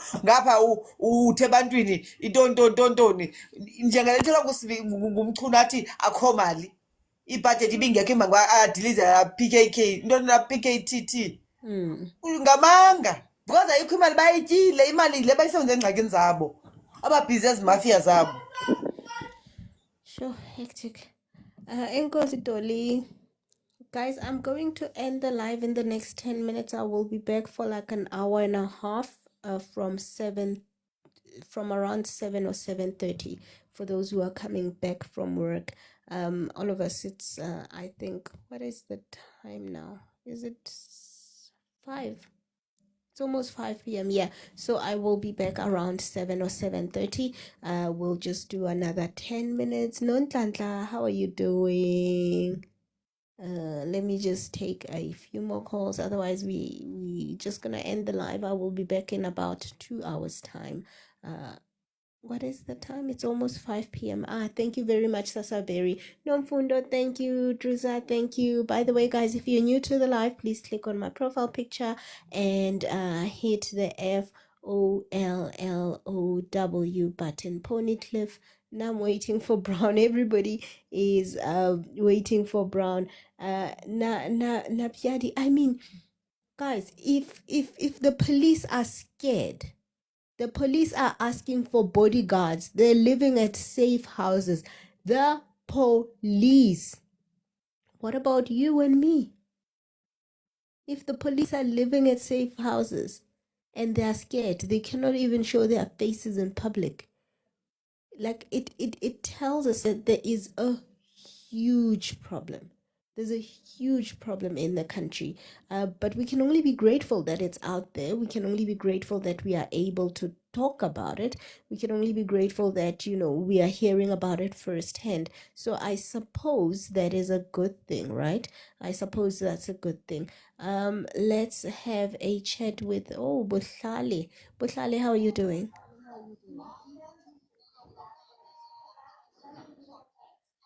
I think Bushali called by mistake. Guys, let's just end the live now. It doesn't matter the last 10 minutes. Let's just end the live now. We'll see each other in about 2 hours or 2.5 hours. I shall see you later. Thank you very much for joining. If you were on the panel, thank you very much for sharing your thoughts. If you tapped on your screen, I appreciate you. If you shared the live, if you commented, thank you so much for the live. And also, I absolutely do enjoy watching the live with you guys. I know sometimes during the live, some people are like, stop talking. I cannot stop talking. If I see gasp, shock, horror, I shall react appropriately with gasping and being shocked and being horrified, because that's what we've been hearing. Guys, for the last time, please make sure you connect with me by clicking on my profile picture and hitting FOLLOW. I am also on the Red app. I'm actually also on IG and Facebook. If you are there as well, it would be lovely if you could grab me. But the Red app, it's Miss Media TV. You're gonna see this very same profile picture. I am gonna be live tomorrow with Madlanga Commission, and then maybe a delayed live of not Madlanga, guys. Tomorrow it's ad hoc committee because we wanna see Senzo Mkulu, but I also don't wanna miss Madlanga, so I will do Madlanga later in the evening as a delayed live. So that's how that's gonna go. For now, thank you very, very much for joining. I shall see you later. No, Posh, I will not see you immediately. I will see you immediately.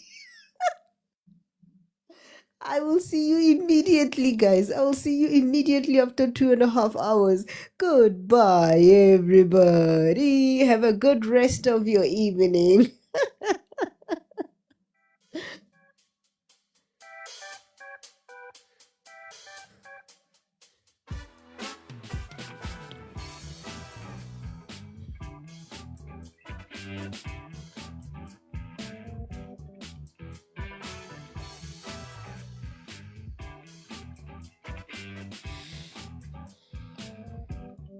Uyaphi uyaphi